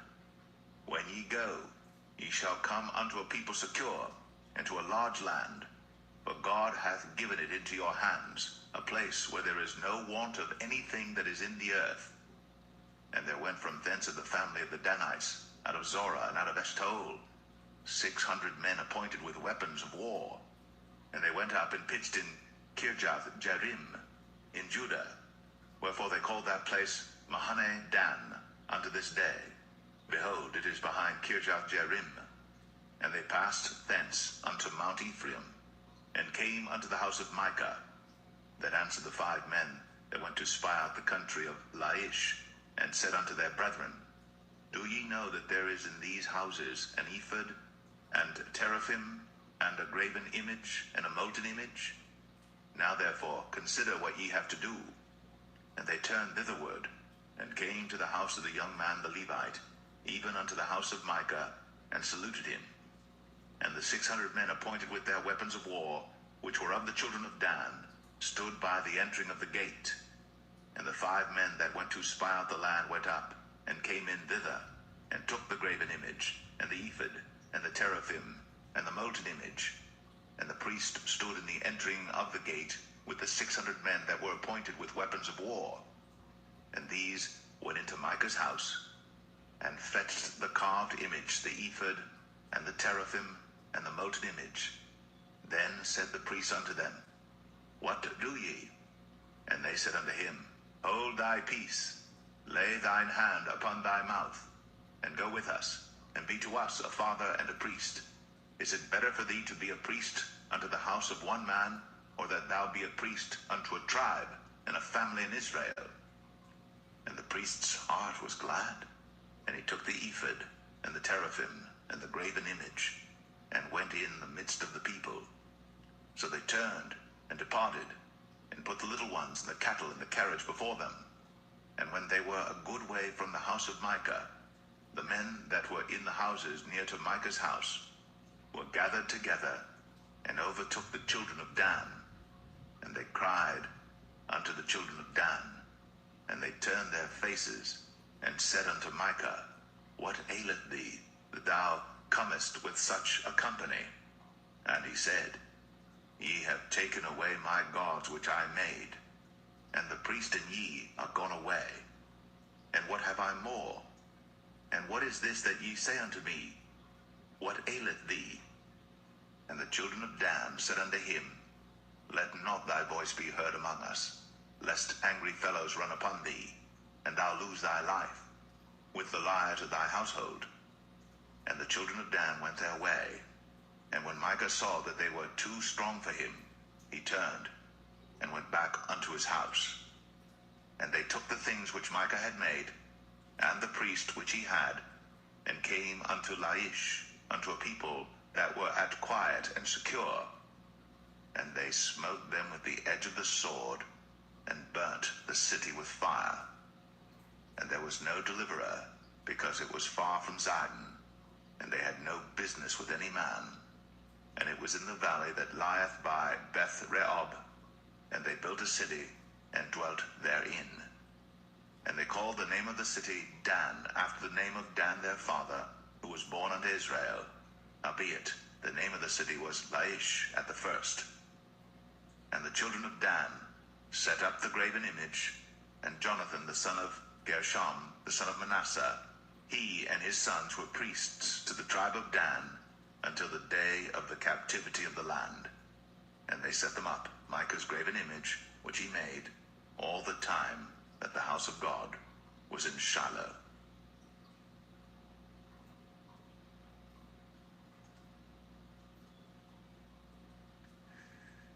Judges 19.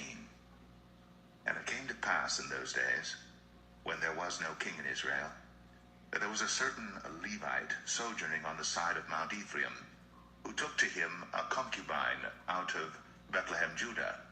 And his concubine played the whore against him, and went away from him unto her father's house to Bethlehem, Judah, and was there 4 whole months. And her husband arose, and went after her, to speak friendly unto her, and to bring her again, having his servant with him, and a couple of asses. And she brought him into her father's house. And when the father of the damsel saw him, he rejoiced to meet him. And his father-in-law, the damsel's father, retained him, and he abode with him 3 days. So they did eat and drink, and lodged there. And it came to pass on the 4th day, when they arose early in the morning, that he rose up to depart. And the damsel's father said unto his son-in-law, Comfort thine heart with a morsel of bread, and afterward go your way. And they sat down, and did eat and drink both of them together. For the damsel's father had said unto the man, Be content, I pray thee, and tarry all night, and let thine heart be merry. And when the man rose up to depart, his father-in-law urged him. Therefore he lodged there again.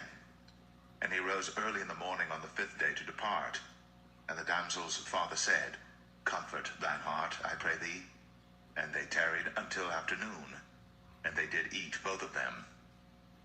And when the man rose up to depart, he and his concubine, and his servant, his father-in-law, the damsel's father, said unto him, Behold, now the day draweth toward evening. I pray you, tarry all night. Behold, the day groweth to an end. Lodge here, that thine heart may be merry. And tomorrow get you early on your way, that thou mayest go home. But the man would not tarry that night, but he rose up and departed, and came over against Jebus, which is Jerusalem. And there were with him 2 asses saddled. His concubine also was with him. And when they were by Jebus, the day was far spent.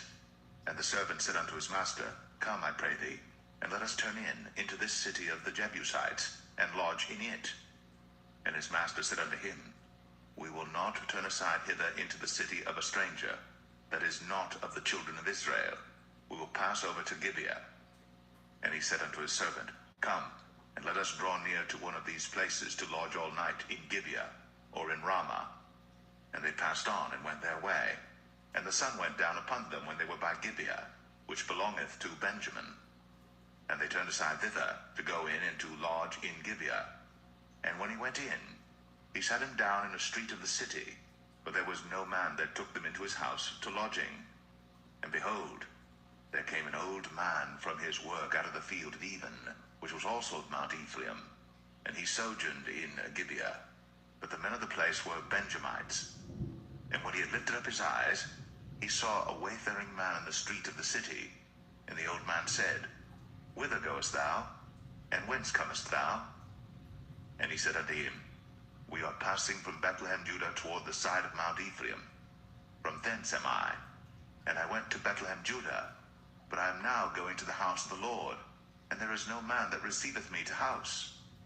Yet there is both straw and provender for our asses, and there is bread and wine also for me, and for thy handmaid, and for the young man which is with thy servants. There is no want of anything. And the old man said, Peace be with thee. Howsoever let all thy wants lie upon me, only lodge not in the street. So he brought him into his house, and gave provender unto the asses, and they washed their feet, and did eat and drink. Now as they were making their hearts merry, behold, the men of the city, certain sons of Belial, beset the house round about, and beat at the door, and spake to the master of the house, the old man, saying, Bring forth the man that came into thine house, that we may know him. And the man, the master of the house, went out unto them, and said unto them, Nay, my brethren, nay, I pray you, do not so wickedly. Seeing that this man is come into mine house, do not this folly. Behold, here is my daughter, a maiden, and his concubine. Them I will bring out now, and humble ye them, and do with them what seemeth good unto you. But unto this man do not so vile a thing. But the men would not hearken to him. So the man took his concubine, and brought her forth unto them. And they knew her, and abused her all the night until the morning. And when the day began to spring, they let her go. Then came the woman in the dawning of the day, and fell down at the door of the man's house, where her lord was, till it was light.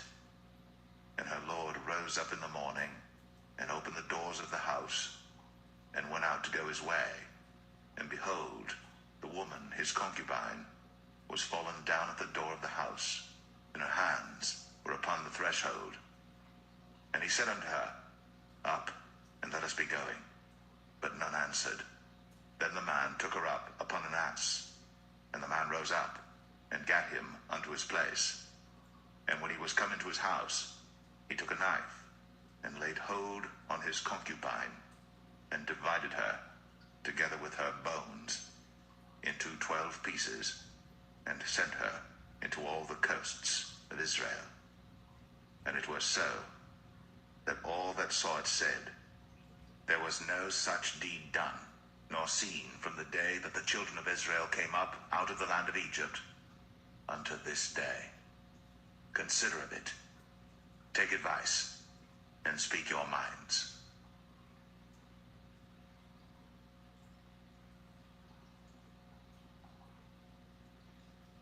Judges 20.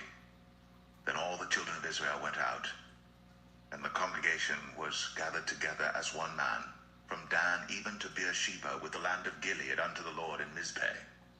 And the chief of all the people, even of all the tribes of Israel, presented themselves in the assembly of the people of God, 400,000 footmen that drew sword. Now the children of Benjamin heard that the children of Israel were gone up to Mizpeh. Then said the children of Israel, Tell us, how was this wickedness? And the Levite, the husband of the woman that was slain, answered and said, I came into Gibeah, that belongeth to Benjamin, I and my concubine, to lodge. And the men of Gibeah rose against me, and beset the house round about upon me by night, and thought to have slain me, and my concubine have they forced, that she is dead. And I took my concubine, and cut her in pieces, and sent her throughout all the country of the inheritance of Israel. But they have committed lewdness and folly in Israel. Behold, ye are all children of Israel, give here your advice and counsel. And all the people arose as one man, saying, We will not any of us go to his tent, neither will we any of us turn into his house. But now this shall be the thing which we will do to Gibeah. We will go up by lot against it, and we will take 10 men of 100 throughout all the tribes of Israel, and 100 of 1,000, and 1,000 out of 10,000, to fetch victual for the people, that they may do when they come to Gibeah of Benjamin, according to all the folly that they have wrought in Israel. So all the men of Israel were gathered against the city, knit together as one man. And the tribes of Israel sent men through all the tribe of Benjamin, saying, What wickedness is this that is done among you? Now therefore, deliver us the men, the children of Belial, which are in Gibeah, that we may put them to death, and put away evil from Israel. But the children of Benjamin would not hearken to the voice of their brethren, the children of Israel. But the children of Benjamin gathered themselves together out of the cities unto Gibeah, to go out to battle against the children of Israel. And the children of Benjamin were numbered at that time out of the cities 26,000 men that drew sword, beside the inhabitants of Gibeah, which were numbered 700 chosen men. Among all this people, there were 700 chosen men left-handed. Everyone could sling stones at an hairbreadth and not miss. And the men of Israel beside Benjamin were numbered 400,000 men that drew sword. All these were men of war. And the children of Israel arose, and went up to the house of God, and asked counsel of God, and said, Which of us shall go up first to the battle against the children of Benjamin? And the Lord said, Judah shall go up first. And the children of Israel rose up in the morning, and encamped against Gibeah. And the men of Israel went out to battle against Benjamin. And the men of Israel put themselves in array to fight against them at Gibeah.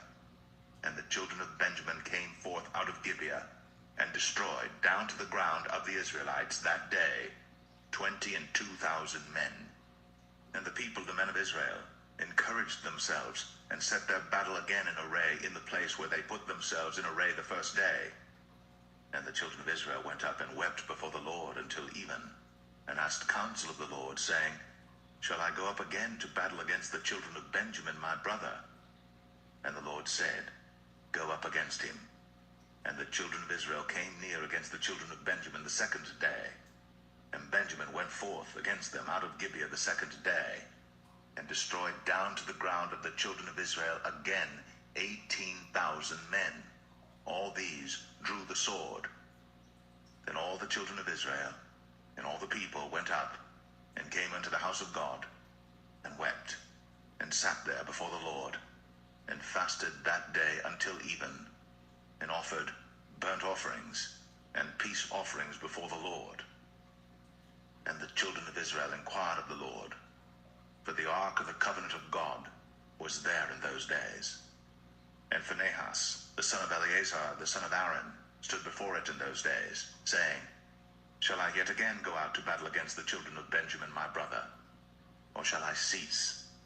And the Lord said, Go up, for tomorrow I will deliver them into thine hand. And Israel set liers in wait round about Gibeah. And the children of Israel went up against the children of Benjamin on the third day, and put themselves in array against Gibeah, as at other times. And the children of Benjamin went out against the people, and were drawn away from the city. And they began to smite of the people, and kill, as at other times, in the highways, of which one goeth up to the house of God, and the other to Gibeah in the field, about 30 men of Israel. And the children of Benjamin said, They are smitten down before us, as at the first. But the children of Israel said, Let us flee, and draw them from the city unto the highways. And all the men of Israel rose up out of their place, and put themselves in array at Baal Tamar. And the liers in wait of Israel came forth out of their places, even out of the meadows of Gibeah. And there came against Gibeah 10,000 chosen men out of all Israel. And the battle was sore, but they knew not that evil was near them. And the Lord smote Benjamin before Israel. And the children of Israel destroyed of the Benjamites that day 25,000 and 100 men. All these drew the sword. So the children of Benjamin saw that they were smitten. For the men of Israel gave place to the Benjamites, because they trusted unto the liers in wait, which they had set beside Gibeah. And the liers in wait hasted, and rushed upon Gibeah. And the liers in wait drew themselves along, and smote all the city with the edge of the sword. Now there was an appointed sign between the men of Israel and the liers in wait, that they should make a great flame with smoke rise up out of the city. And when the men of Israel retired in the battle, Benjamin began to smite and kill of the men of Israel about 30 persons. For they said, Surely they are smitten down before us, as in the first battle. But when the flame began to arise up out of the city with a pillar of smoke, the Benjamites looked behind them, and behold, the flame of the city ascended up to heaven. And when the men of Israel turned again, the men of Benjamin were amazed, for they saw that evil was come upon them. Therefore they turned their backs before the men of Israel unto the way of the wilderness. But the battle overtook them, and them which came out of the cities they destroyed in the midst of them. Thus they enclosed the Benjamites round about, and chased them, and trod them down with ease over against Gibeah toward the sunrising. And there fell of Benjamin 18,000 men. All these were men of valor. And they turned and fled toward the wilderness, unto the rock of Rimmon. And they gleaned of them in the highways 5,000 men, and pursued hard after them unto Gidom, and slew 2,000 men of them. So that all which fell that day of Benjamin were 25,000 men that drew the sword. All these were men of valor. But 600 men turned and fled to the wilderness unto the rock Rimmon, and abode in the rock Rimmon 4 months. And the men of Israel turned again upon the children of Benjamin, and smote them with the edge of the sword, as well the men of every city as the beast, and all that came to hand. Also they set on fire all the cities that they came to.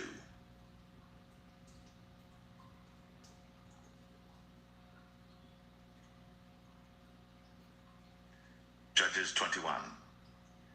Now the men of Israel had sworn in Mizpeh, saying, There shall not any of us give his daughter unto Benjamin to wife.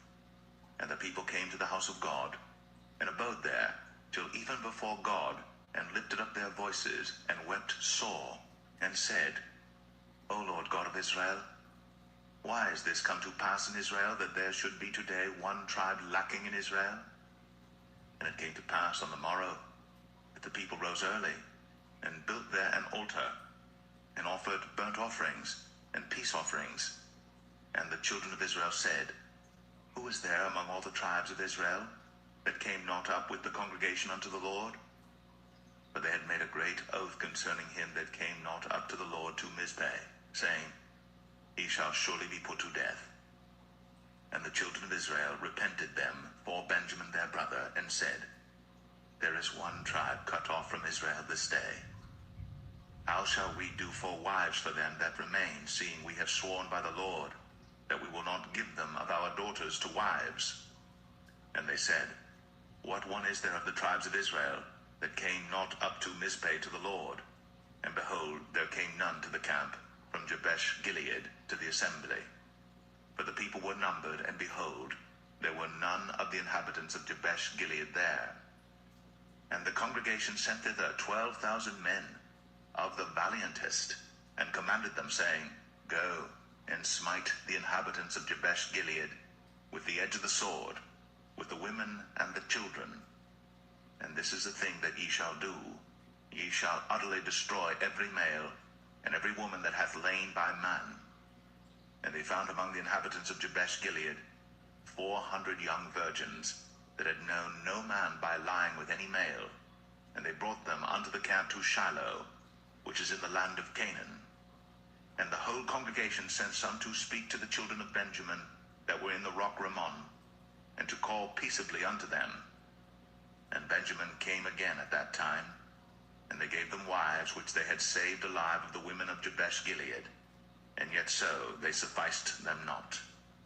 And the people repented them for Benjamin, because that the Lord had made a breach in the tribes of Israel. Then the elders of the congregation said, How shall we do for wives for them that remain, seeing the women are destroyed out of Benjamin? And they said, There must be an inheritance for them that be escaped of Benjamin, that a tribe be not destroyed out of Israel. Howbeit, we may not give them wives of our daughters, for the children of Israel have sworn, saying, Cursed be he that giveth a wife to Benjamin. Then they said, Behold, there is a feast of the Lord in Shiloh yearly, in a place which is on the north side of Bethel, on the east side of the highway that goeth up from Bethel to Shechem, and on the south of Lebanah. Therefore they commanded the children of Benjamin, saying, Go, and lie in wait in the vineyards, and see, and behold, if the daughters of Shiloh come out to dance in dances, then come ye out of the vineyards, and catch you every man his wife of the daughters of Shiloh, and go to the land of Benjamin.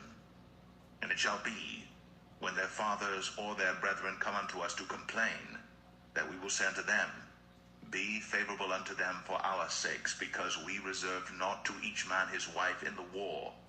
For ye did not give unto them at this time, that ye should be guilty. And the children of Benjamin did so, and took them wives, according to their number of them that danced, whom they caught. And they went and returned unto their inheritance, and repaired the cities, and dwelt in them. And the children of Israel departed thence at that time, every man to his tribe and to his family. And they went out from thence, every man to his inheritance. In those days there was no king in Israel. Every man did that which was right in his own eyes.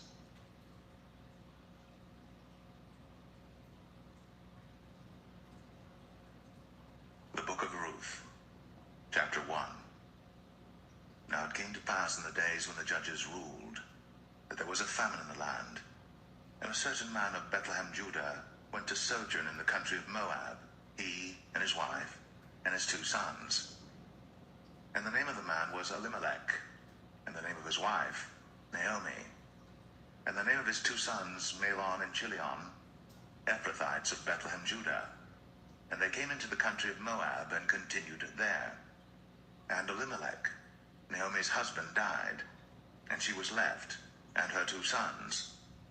And they took them wives of the women of Moab. The name of the one was Orpah, and the name of the other Ruth. And they dwelled there about 10 years. And Mahlon and Chilion died also, both of them. And the woman was left of her 2 sons and her husband. Then she arose with her daughters-in-law, that she might return from the country of Moab. For she had heard in the country of Moab how that the Lord had visited his people in giving them bread. Wherefore she went forth out of the place where she was, and her 2 daughters-in-law with her. And they went on the way to return unto the land of Judah. And Naomi said unto her 2 daughters-in-law, Go, return each to her mother's house. The Lord deal kindly with you, as ye have dealt with the dead, and with me. The Lord grant you that ye may find rest, each of you, in the house of her husband. Then she kissed them, and they lifted up their voice, and wept. And they said unto her, Surely we will return with thee unto thy people. And Naomi said, Turn again, my daughters, why will ye go with me? Are there yet any more sons in my womb, that they may be your husbands? Turn again, my daughters, go your way. For I am too old to have an husband. If I should say I have hope, if I should have an husband also tonight, and should also bear sons, would ye tarry for them till they were grown? Would ye stay for them from having husbands? Nay, my daughters, for it grieveth me much for your sakes that the hand of the Lord is gone out against me. And they lifted up their voice, and wept again. And Orpah kissed her mother-in-law. But Ruth clave unto her, and she said, Behold, thy sister-in-law is gone back unto her people, and unto her gods. Return thou after thy sister-in-law. And Ruth said, Entreat me not to leave thee, or to return from following after thee. For whither thou goest, I will go, and where thou lodgest, I will lodge. Thy people shall be my people, and thy God, my God. Where thou diest, will I die, and there will I be buried. The Lord do so to me, and more also, if aught but death part thee and me. When she saw that she was steadfastly minded to go with her, then she left speaking unto her. So they 2 went until they came to Bethlehem. And it came to pass, when they were come to Bethlehem, that all the city was moved about them, and they said, Is this Naomi? And she said unto them, Call me not Naomi, call me Mara, for the Almighty hath dealt very bitterly with me. I went out full, and the Lord hath brought me home again empty.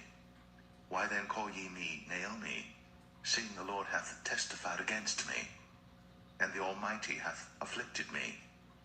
So Naomi returned, and Ruth the Moabitess her daughter-in-law with her, which returned out of the country of Moab, and they came to Bethlehem in the beginning of barley harvest.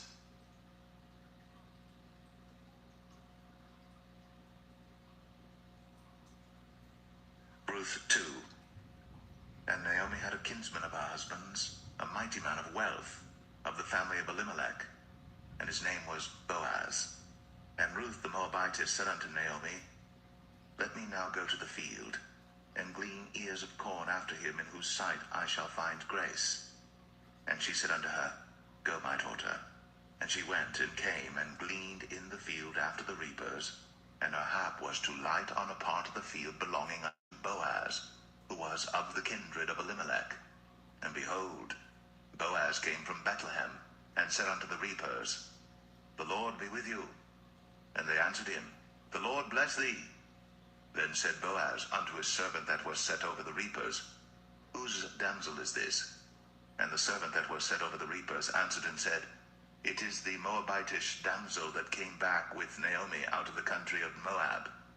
And she said, I pray you, let me glean and gather after the reapers among the sheaves. So she came, and hath continued even from the morning until now, that she tarried a little in the house.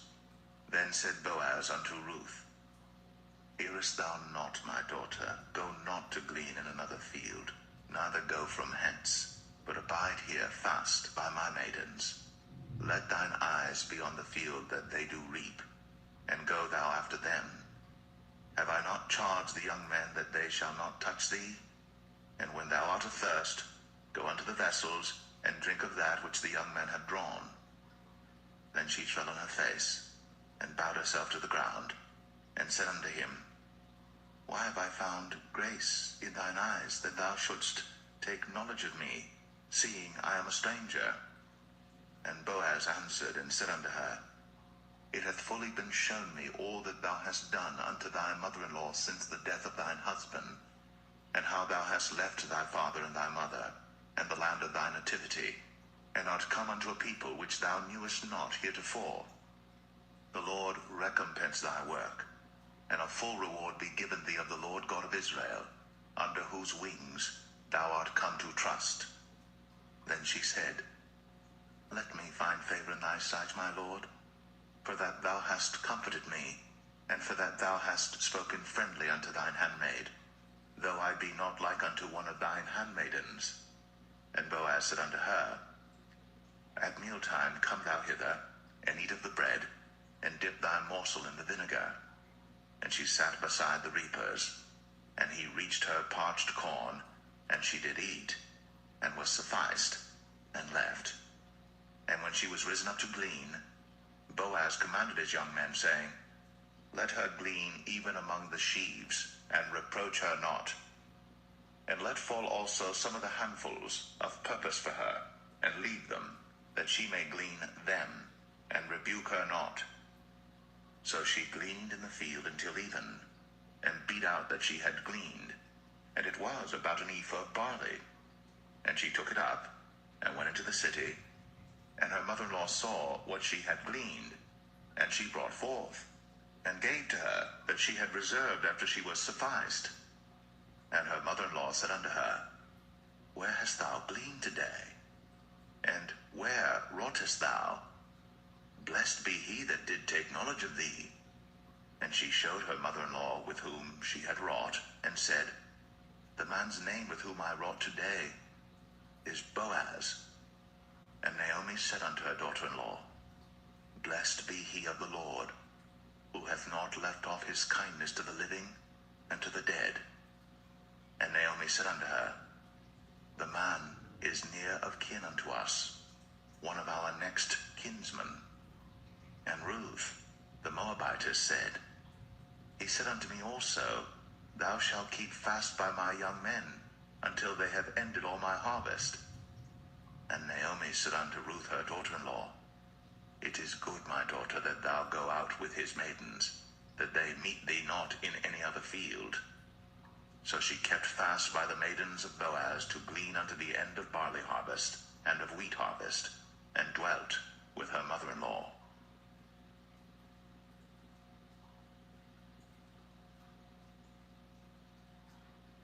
Ruth 3.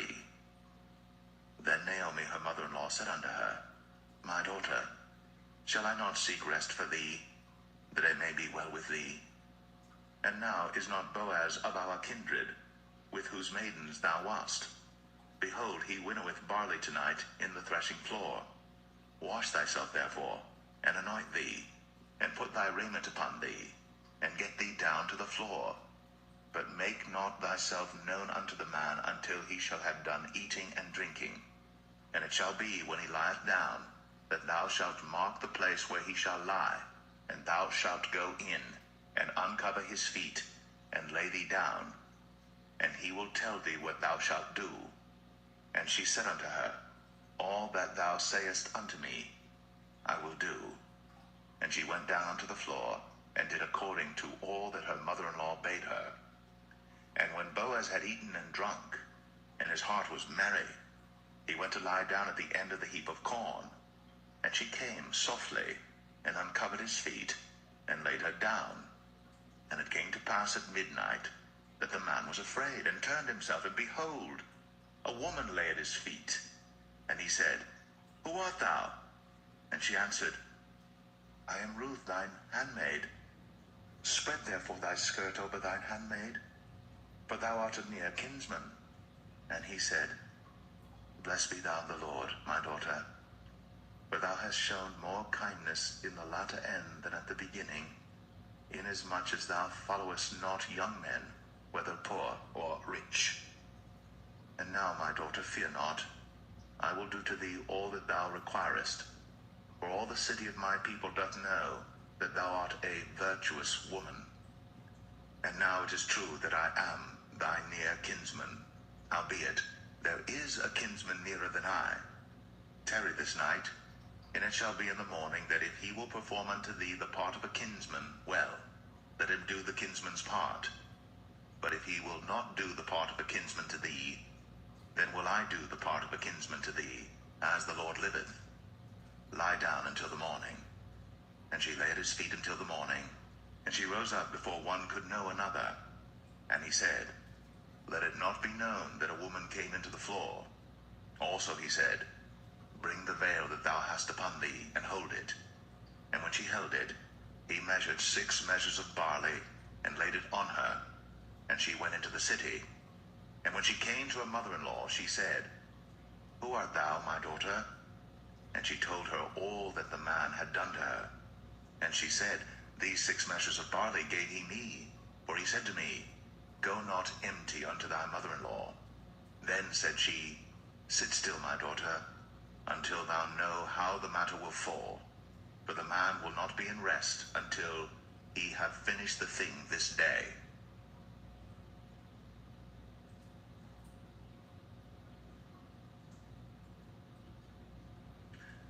Ruth 4. Then went Boaz up to the gate, and sat him down there, and behold, the kinsman of whom Boaz spake came by, unto whom he said, Ho, such a one, turn aside, sit down here. And he turned aside and sat down. And he took 10 men of the elders of the city, and said, Sit ye down here. And they sat down. And he said unto the kinsman, Naomi, that is come again out of the country of Moab, selleth a parcel of land, which was our brother Elimelech's. And I thought to advertise thee, saying, Buy it before the inhabitants, and before the elders of my people. If thou wilt redeem it, redeem it. But if thou wilt not redeem it, then tell me, that I may know. For there is none to redeem it beside thee, and I am after thee. And he said, I will redeem it.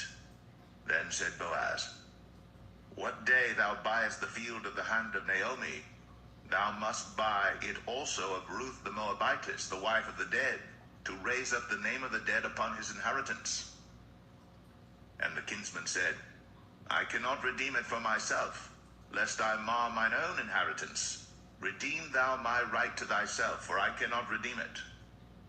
Now this was the manner in former time in Israel concerning redeeming and concerning changing, for to confirm all things, a man plucked off his shoe, and gave it to his neighbor, and this was a testimony in Israel. Therefore the kinsman said unto Boaz, Buy it for thee. So he drew off his shoe.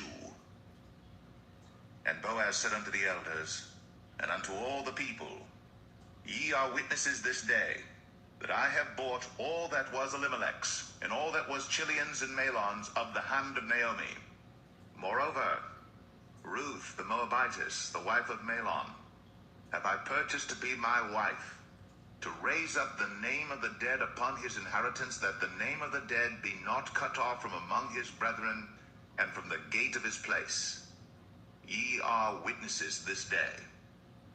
And all the people that were in the gate and the elders said, We are witnesses. The Lord make the woman that is come into thine house like Rachel and like Leah, which two did build the house of Israel. And do thou worthily in Ephratah, and be famous in Bethlehem. And let thy house be like the house of Pharez, whom Tamar bare unto Judah, of the seed which the Lord shall give thee of this young woman. So Boaz took Ruth, and she was his wife. And when he went in unto her, the Lord gave her conception, and she bare a son. And the women said unto Naomi, Blessed be the Lord, which hath not left thee this day without a kinsman, that his name may be famous in Israel. And he shall be unto thee a restorer of thy life, and a nourisher of thine old age. For thy daughter-in-law, which loveth thee, which is better to thee than 7 sons, hath borne him. And Naomi took the child, and laid it in her bosom, and became nurse unto it. And the women, her neighbors, gave it a name, saying, There is a son born to Naomi. And they called his name Obed. He is the father of Jesse, the father of David. Now these are the generations of Pharez. Pharez begat Hezron, and Hezron begat Ram, and Ram begat Amminadab, and Amminadab begat Nahshon, and Nahshon begat Salmon, and Salmon begat Boaz, and Boaz begat Obed, and Obed begat Jesse, and Jesse begat David.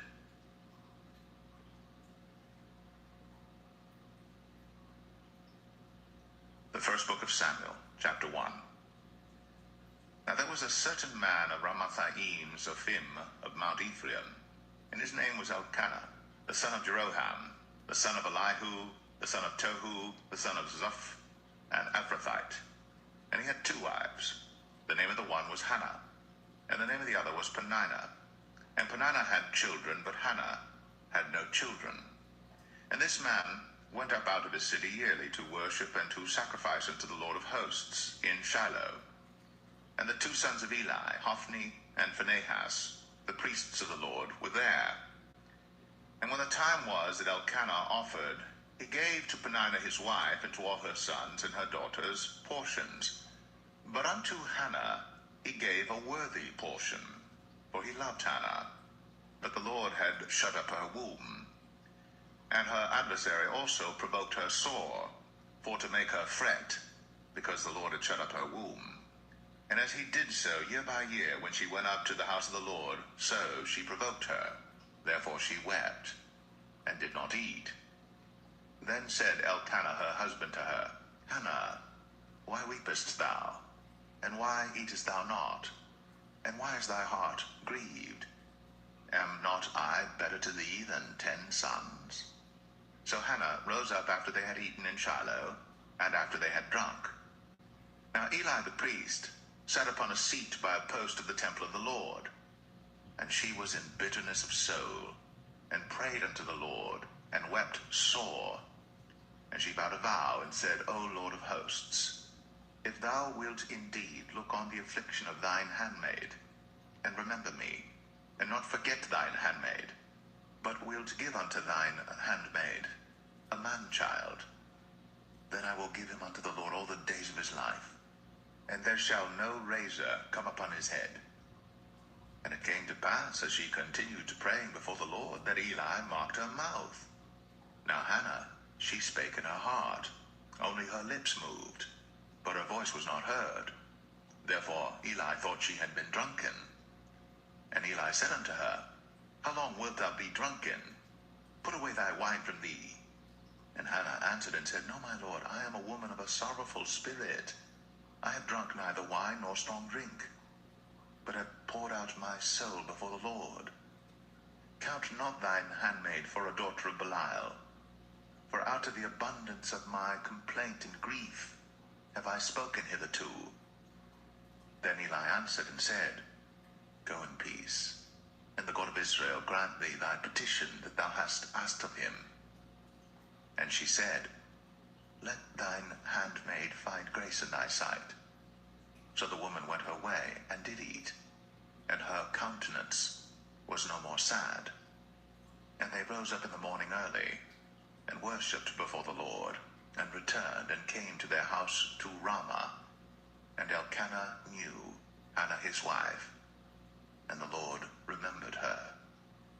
Wherefore it came to pass, when the time was come about after Hannah had conceived, that she bare a son, and called his name Samuel, saying, Because I have asked him of the Lord.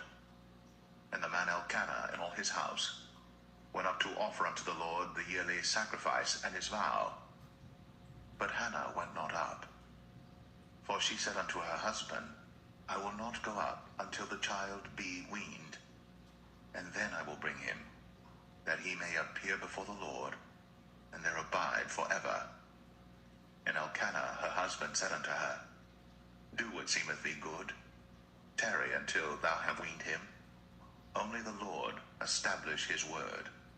So the woman abode, and gave her son suck, until she weaned him. And when she had weaned him, she took him up with her, with 3 bullocks, and 1 ephah of flour, and a bottle of wine, and brought him unto the house of the Lord in Shiloh. And the child was young. And they slew a bullock, and brought the child to Eli. And she said, O my Lord, as thy soul liveth, my Lord, I am the woman that stood by thee here, praying unto the Lord. For this child I prayed, and the Lord hath given me my petition, which I asked of him. Therefore also I have lent him to the Lord. As long as he liveth, he shall be lent to the Lord. And he worshipped the Lord there.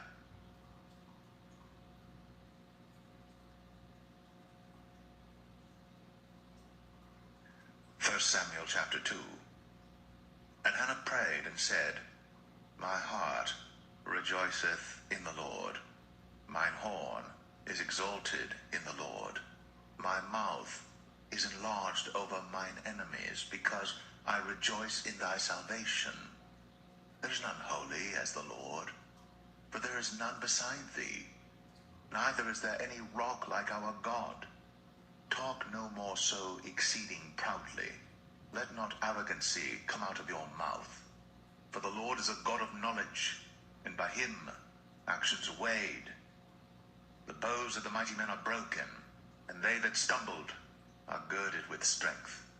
They that were full have hired out themselves for bread, and they that were hungry ceased, so that the barren hath borne 7, and she that hath many children is waxed feeble. The Lord killeth, and maketh alive. He bringeth down to the grave, and bringeth up. The Lord maketh poor, and maketh rich. He bringeth low, and lifteth up. He raiseth up the poor out of the dust, and lifteth up the beggar from the dunghill, to set them among princes, and to make them inherit the throne of glory. For the pillars of the earth are the Lord's, and he hath set the world upon them. He will keep the feet of his saints, and the wicked shall be silent in darkness, for by strength shall no man prevail. The adversaries of the Lord shall be broken to pieces. Out of heaven shall he thunder upon them. The Lord shall judge the ends of the earth, and he shall give strength unto his king, and exalt the horn of his anointed. And Elkanah went to Ramah to his house, and the child did minister unto the Lord before Eli the priest. Now the sons of Eli were sons of Belial. They knew not the Lord. And the priest's custom with the people was that when any man offered sacrifice, the priest's servant came while the flesh was in seething, with a flesh hook of 3 teeth in his hand, and he struck it into the pan or kettle or cauldron or pot. All that the flesh hook brought up, the priest took for himself. So they did in Shiloh unto all the Israelites that came thither. Also before they burnt the fat, the priest's servant came and said to the man that sacrificed, Give flesh to roast for the priest, for he will not have sodden flesh of thee, but raw. And if any man said unto him, Let them not fail to burn the fat presently, and then take as much as thy soul desireth, then he would answer him, Nay, but thou shalt give it me now, and if not, I will take it by force. Wherefore the sin of the young men was very great before the Lord, for men abhorred the offering of the Lord. But Samuel ministered before the Lord, being a child, girded with a linen ephod. Moreover, his mother made him a little coat, and brought it to him from year to year, when she came up with her husband to offer the yearly sacrifice. And Eli blessed Elkanah and his wife, and said, The Lord give thee seed of this woman for the loan which is lent to the Lord. And they went unto their own home. And the Lord visited Hannah, so that she conceived, and bare 3 sons and 2 daughters. And the child Samuel grew before the Lord. Now Eli was very old, and heard all that his sons did unto all Israel, and how they lay with the women that assembled at the door of the tabernacle of the congregation. And he said unto them, Why do ye such things? For I hear of your evil dealings by all this people. Nay, my sons, for it is no good report that I hear. Ye make the Lord's people to transgress. If one man sin against another, the judge shall judge him. But if a man sin against the Lord, who shall entreat for him? Notwithstanding, they hearkened not unto the voice of their father, because the Lord would slay them. And the child Samuel grew on, and was in favor both with the Lord and also with men. And there came a man of God unto Eli, and said unto him, Thus saith the Lord, Did I plainly appear unto the house of thy father, when they were in Egypt, in Pharaoh's house? And did I choose him out of all the tribes of Israel to be my priest, to offer upon mine altar, to burn incense, to wear an ephod before me? And did I give unto the house of thy father all the offerings made by fire of the children of Israel? Wherefore kick ye at my sacrifice and at mine offering, which I have commanded in my habitation, and honorest thy sons above me, to make yourselves fat with the chiefest of all the offerings of Israel my people? Wherefore the Lord God of Israel saith, I said indeed that thy house and the house of thy father should walk before me forever. But now the Lord saith, Be it far from me, for them that honor me I will honor, and they that despise me shall be lightly esteemed. Behold, the days come that I will cut off thine arm, and the arm of thy father's house, that there shall not be an old man in thine house. And thou shalt see an enemy in my habitation, in all the wealth which God shall give Israel. And there shall not be an old man in thine house forever. And the man of thine whom I shall not cut off from mine altar shall be to consume thine eyes and to grieve thine heart. And all the increase of thine house shall die in the flower of their age.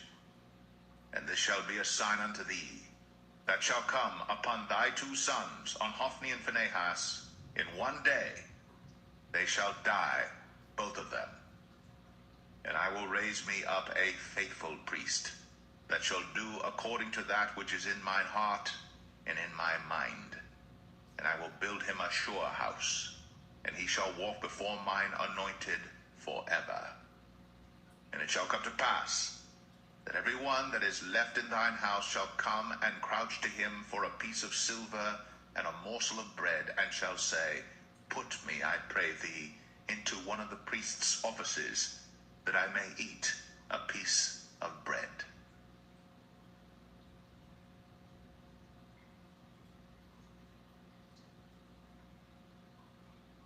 Samuel 3. And the child Samuel ministered unto the Lord before Eli. And the word of the Lord was precious in those days. There was no open vision. And it came to pass at that time, when Eli was laid down in his place, and his eyes began to wax dim, that he could not see.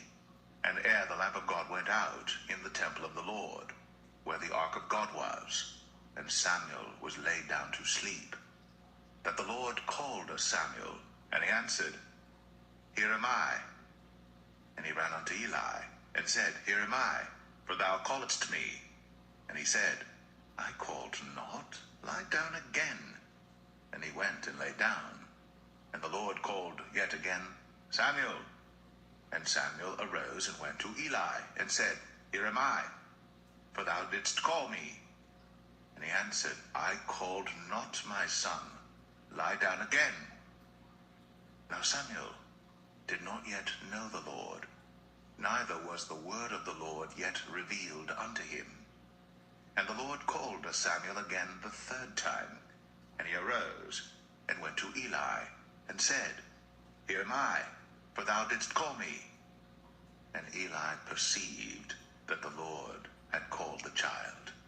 Therefore Eli said unto Samuel, Go, lie down, and it shall be, if he call thee, that thou shalt say, Speak, Lord, for thy servant heareth. So Samuel went, and lay down in his place.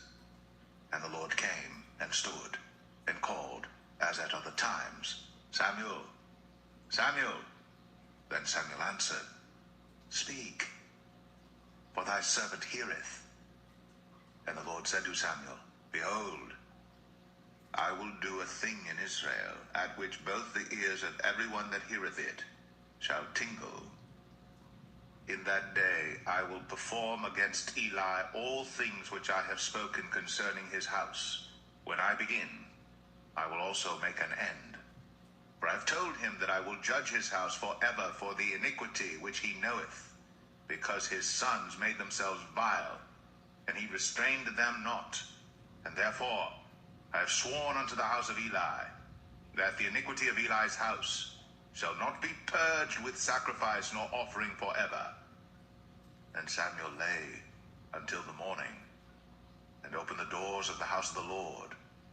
And Samuel feared to show Eli the vision. Then Eli called Samuel and said, Samuel, my son. And he answered, Here am I. And he said, What is the thing that the Lord hath said unto thee? I pray thee, hide it not from me. God do so to thee, and more also, if thou hide anything from me of all the things that he said unto thee. And Samuel told him every whit, and hid nothing from him. And he said, It is the Lord. Let him do what seemeth him good. And Samuel grew, and the Lord was with him, and did let none of his words fall to the ground. And all Israel from Dan even to Beersheba knew that Samuel was established to be a prophet of the Lord. And the Lord appeared again in Shiloh. For the Lord revealed himself to Samuel in Shiloh by the word of the Lord.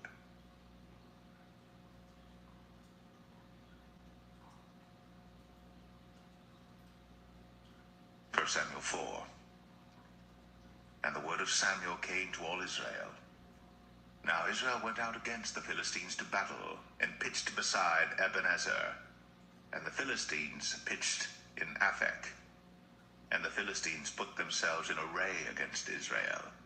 And when they joined battle, Israel was smitten before the Philistines. And they slew of the army in the field about 4,000 men. And when the people were come into the camp, the elders of Israel said, Wherefore hath the Lord smitten us today before the Philistines?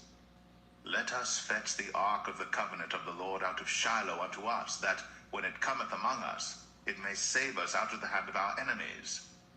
So the people sent to Shiloh, that they might bring from thence the ark of the covenant of the Lord of hosts, which dwelleth between the cherubims. And the two sons of Eli, Hophni and Phinehas, were there with the ark of the covenant of God. And when the ark of the covenant of the Lord came into the camp, all Israel shouted with a great shout, so that the earth rang again. And when the Philistines heard the noise of the shout, they said, What meaneth the noise of this great shout in the camp of the Hebrews? And they understood that the ark of the Lord was come into the camp. And the Philistines were afraid, for they said, God is come into the camp. And they said, Woe unto us, for there hath not been such a thing heretofore. Woe unto us! Who shall deliver us out of the hand of these mighty gods? These are the gods that smote the Egyptians with all the plagues in the wilderness. Be strong, and quit yourselves like men, O ye Philistines, that ye be not servants unto the Hebrews, as they have been to you. Quit yourselves like men, and fight. And the Philistines fought, and Israel was smitten, and they fled every man into his tent. And there was a very great slaughter, for there fell of Israel 30,000 footmen. And the ark of God was taken, and the two sons of Eli, Hophni and Phinehas, were slain. And there ran a man of Benjamin out of the army, and came to Shiloh the same day with his clothes rent, and with earth upon his head. And when he came, lo, Eli sat upon a seat by the wayside watching, for his heart trembled for the ark of God. And when the man came into the city and told it, all the city cried out. And when Eli heard the noise and the crying, he said, What meaneth the noise of this tumult? And the man came in hastily, and told Eli. Now Eli was 98 years old, and his eyes were dim, that he could not see. And the man said unto Eli, I am he that came out of the army, and I fled today out of the army. And he said, What is that done, my son? And the messenger answered and said, Israel is fled before the Philistines, and there hath been also a great slaughter among the people. And thy two sons also, Hophni and Phinehas, are dead, and the ark of God is taken. And it came to pass, when he made mention of the ark of God, that he fell from off the seat backward by the side of the gate, and his neck brake, and he died. For he was an old man and heavy, and he had judged Israel 40 years. And his daughter-in-law Phinehas' wife was with child, near to be delivered. And when she heard the tidings that the ark of God was taken, and that her father-in-law and her husband were dead, she bowed herself and travailed, for her pains came upon her. And about the time of her death, the women that stood by her said unto her, Fear not, for thou hast borne a son. But she answered not, neither did she regard it. And she named the child Ichabod, saying, The glory is departed from Israel, because the ark of God was taken, and because of her father-in-law and her husband. And she said, The glory is departed from Israel, for the ark of God is taken.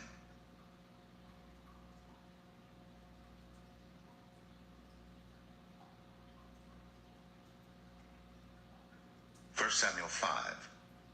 And the Philistines took the ark of God, and brought it from Ebenezer unto Ashdod.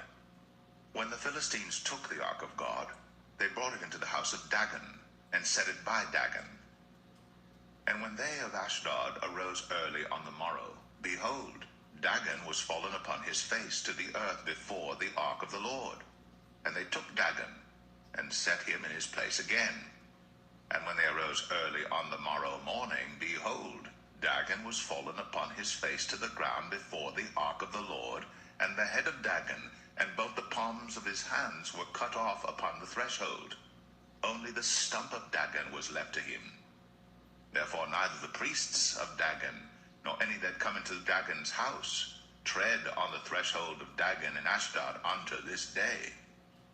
But the hand of the Lord was heavy upon them of Ashdod, and he destroyed them, and smote them with emerods, even Ashdod, and the coast thereof. And when the men of Ashdod saw that it was so, they said, The ark of the God of Israel shall not abide with us, for his hand is sore upon us. and upon Dagon our god. They sent therefore, and gathered all the lords of the Philistines unto them, and said, What shall we do with the ark of the God of Israel? And they answered, Let the ark of the God of Israel be carried about unto Gath. And they carried the ark of the God of Israel about thither. And it was so, that after they had carried it about, the hand of the Lord was against the city with a very great destruction. And he smote the men of the city, both small and great, and they had emerods in their secret parts. Therefore they sent the ark of God to Ekron. And it came to pass, as the ark of God came to Ekron, that the Ekronites cried out, saying, They have brought about the ark of the God of Israel to us, to slay us and our people. So they sent and gathered together all the lords of the Philistines, and said, Send away the ark of the God of Israel, and let it go again to his own place, that it slay us not and our people. For there was a deadly destruction throughout all the city. The hand of God was very heavy there. And the men that died not were smitten with the emerods, and the cry of the city went up to heaven.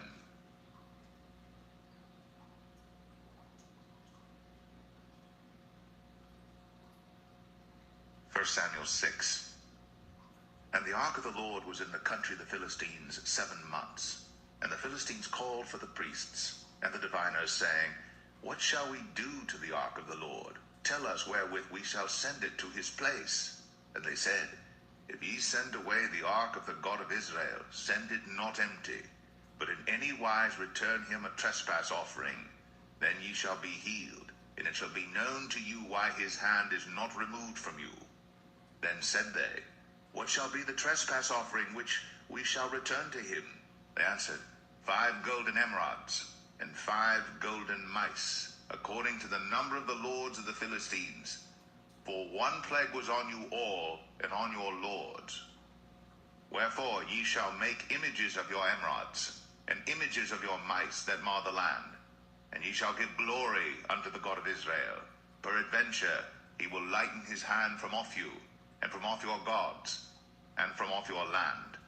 Wherefore then do ye harden your hearts, as the Egyptians and Pharaoh hardened their hearts, when he had wrought wonderfully among them? Did they not let the people go, and they departed? Now therefore make a new cart, and take 2 milch kine, on which there hath come no yoke, and tie the kine to the cart, and bring their calves home from them. And take the ark of the Lord, and lay it upon the cart, and put the jewels of gold, which ye return him for a trespass offering, in a coffer by the side thereof, and send it away, that it may go. And see, if it goeth up by the way of his own coast, to Bethshemesh, then he hath done us this great evil. But if not, then we shall know that it is not his hand that smote us. It was a chance that happened to us. And the men did so, and took 2 milch kine, and tied them to the cart, and shut up their calves at home. And they laid the ark of the Lord upon the cart, and the coffer with the mice of gold, and the images of their emerods. And the kine took the straight way to the way of Beth-shemesh, and went along the highway, lowing as they went, and turned not aside to the right hand or to the left. And the lords of the Philistines went after them unto the border of Beth-shemesh. And they of Beth-shemesh were reaping their wheat harvest in the valley. And they lifted up their eyes, and saw the ark, and rejoiced to see it. And the cart came into the field of Joshua, a Bethshemite, and stood there, where there was a great stone. And they clave the wood of the cart, and offered the kine a burnt offering unto the Lord. And the Levites took down the ark of the Lord, and the coffer that was with it, wherein the jewels of gold were, and put them on the great stone. And the men of Bethshemesh offered burnt offerings, and sacrificed sacrifices the same day unto the Lord. And when the 5 lords of the Philistines had seen it, they returned to Ekron the same day. And these are the golden emerods, which the Philistines returned for a trespass offering unto the Lord. For Ashdod 1, for Gaza 1, for Ashkelon 1, for Gath 1, for Ekron 1. And the golden mice, according to the number of all the cities of the Philistines, belonging to the 5 lords, both of fenced cities and of country villages, even unto the great stone of Abel, whereon they set down the ark of the Lord, which stone remaineth unto this day in the field of Joshua the Bethshemite. And he smote the men of Bethshemesh, because they had looked into the ark of the Lord. Even he smote of the people 50,060 men. And the people lamented, because the Lord had smitten many of the people with a great slaughter. And the men of Bethshemesh said, Who is able to stand before this holy Lord God? And to whom shall he go up from us? And they sent messengers to the inhabitants of Kirjath-jearim, saying, The Philistines have brought again the ark of the Lord. Come ye down, and fetch it up to you.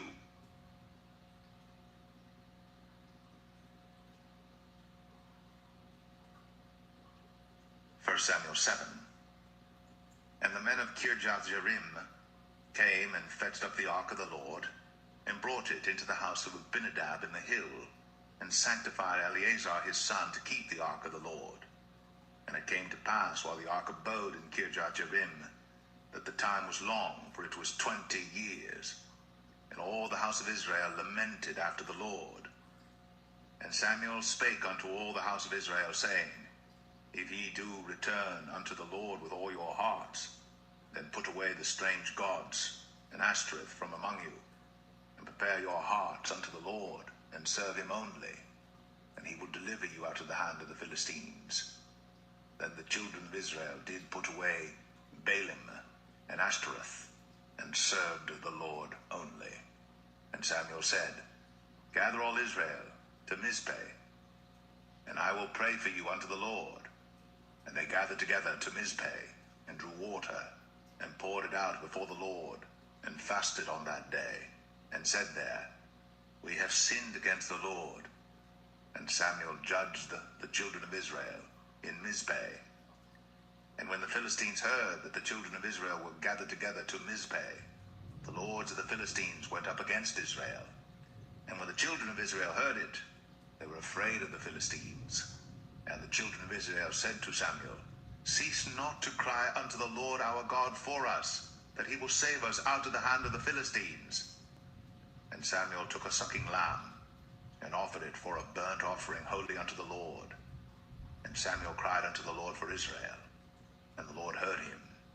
And as Samuel was offering up the burnt offering, the Philistines drew near to battle against Israel. But the Lord thundered with a great thunder on that day upon the Philistines, and discomfited them, and they were smitten before Israel. And the men of Israel went out of Mizpeh, and pursued the Philistines, and smote them until they came unto Bethkar. Then Samuel took a stone, and set it between Mizpeh and Shen, and called the name of it Ebenezer, saying, Hitherto hath the Lord helped us. So the Philistines were subdued, and they came no more into the coast of Israel. And the hand of the Lord was against the Philistines all the days of Samuel. And the cities which the Philistines had taken from Israel were restored to Israel, from Ekron even unto Gath. And the coasts thereof did Israel deliver out of the hands of the Philistines. And there was peace between Israel and the Amorites. And Samuel judged Israel all the days of his life. And he went from year to year in circuit to Bethel and Gilgal and Mizpeh, and judged Israel in all those places. And his return was to Ramah, for there was his house, and there he judged Israel, and there he built an altar unto the Lord.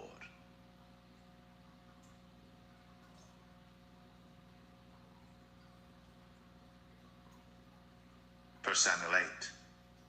And it came to pass, when Samuel was old, that he made his sons judges over Israel. But the name of his firstborn was Joel, and the name of his second Abiah. They were judges in Beersheba. And his sons walked not in his ways, but turned aside after lucre, and took bribes, and perverted judgment. And all the elders of Israel gathered themselves together, and came to Samuel unto Ramah, and said unto him, Behold, thou art old, and thy sons walk not in thy ways. Now make us a king to judge us like all the nations. But the thing displeased Samuel when they said, Give us a king to judge us. And Samuel prayed unto the Lord. And the Lord said unto Samuel, Hearken unto the voice of the people in all that they say unto thee. For they have not rejected thee, but they have rejected me, that I should not reign over them. According to all the works which they have done since the day that I brought them up out of Egypt, even unto this day, wherewith they have forsaken me, and served other gods, so do they also unto thee. Now therefore hearken unto their voice, howbeit yet protest solemnly unto them, and show them the manner of the king that shall reign over them. And Samuel told all the words of the Lord unto the people that asked of him a king. And he said, This will be the manner of the king that shall reign over you. He will take your sons, and appoint them for himself, for his chariots, and to be his horsemen, and some shall run before his chariots. And he will appoint him captains over thousands, and captains over fifties, and will set them to ear his ground, and to reap his harvest, and to make his instruments of war, and instruments of his chariots. And he will take your daughters to be confectionaries, and to be cooks, and to be bakers. And he will take your fields, and your vineyards, and your olive yards, even the best of them, and give them to his servants. And he will take the tenth of your seed, and of your vineyards, and give to his officers, and to his servants. And he will take your men servants, and your maid servants, and your goodliest young men, and your asses, and put them to his work. He will take the tenth of your sheep, and ye shall be his servants. And ye shall cry out in that day because of your king, which ye shall have chosen you. And the Lord will not hear you in that day. Nevertheless, the people refused to obey the voice of Samuel, and they said, Nay, but we will have a king over us, that we also may be like all the nations, and that our king may judge us, and go out before us, and fight our battles. And Samuel heard all the words of the people, and he rehearsed them in the ears of the Lord. And the Lord said to Samuel, Hearken unto their voice, and make them a king. And Samuel said unto the men of Israel, Go ye every man unto his city.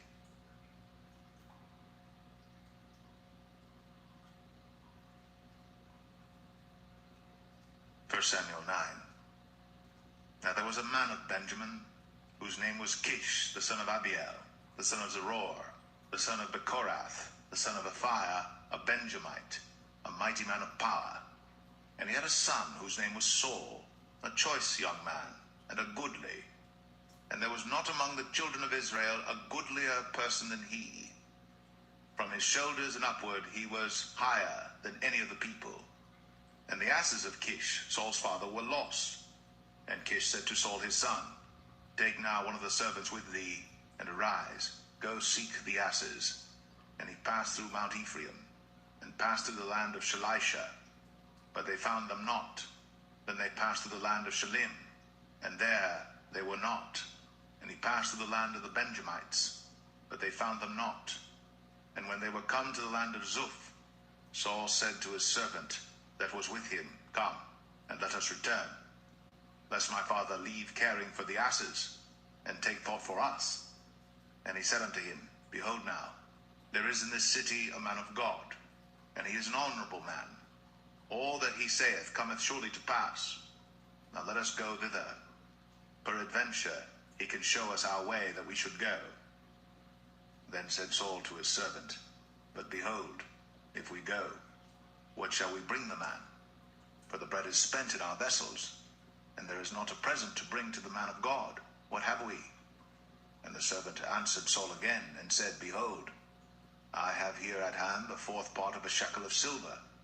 That will I give to the man of God, to tell us our way.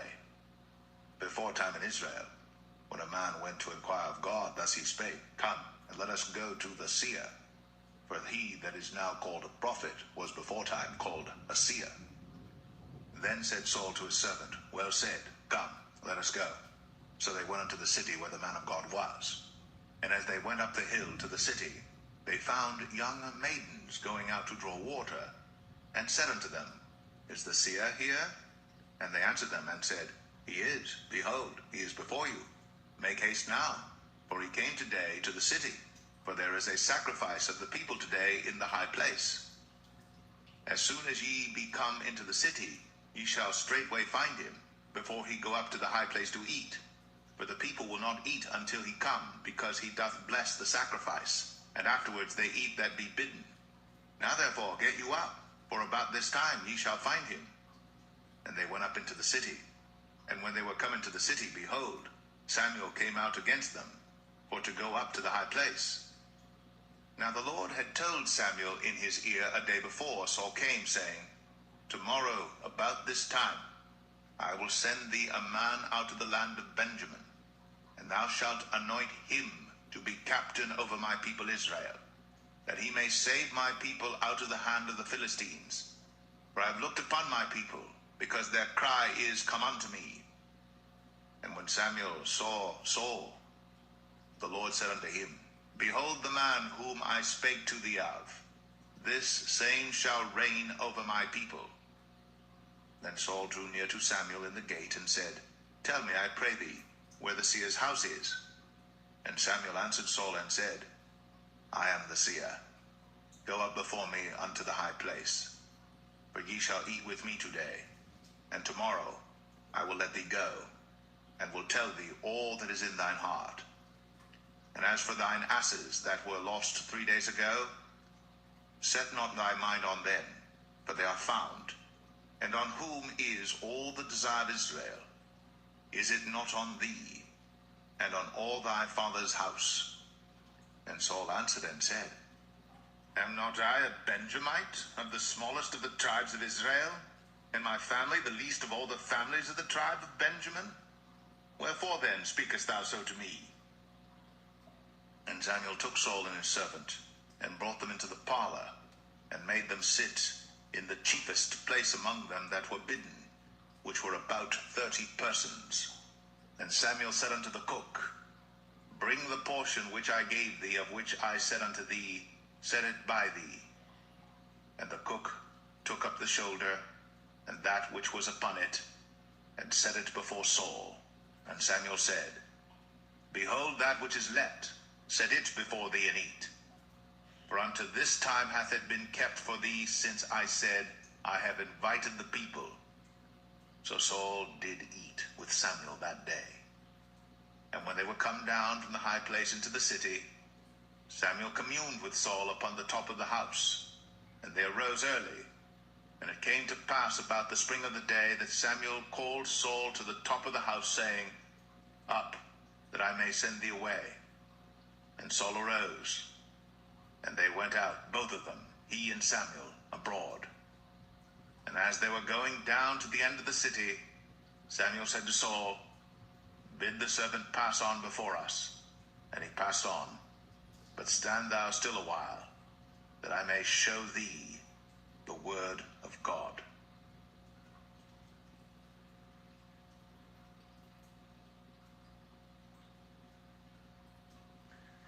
1 Samuel 10.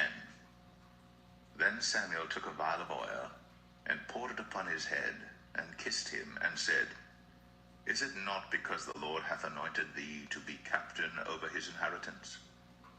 When thou art departed from me today, then thou shalt find 2 men by Rachel's sepulchre, in the border of Benjamin at Zelzah.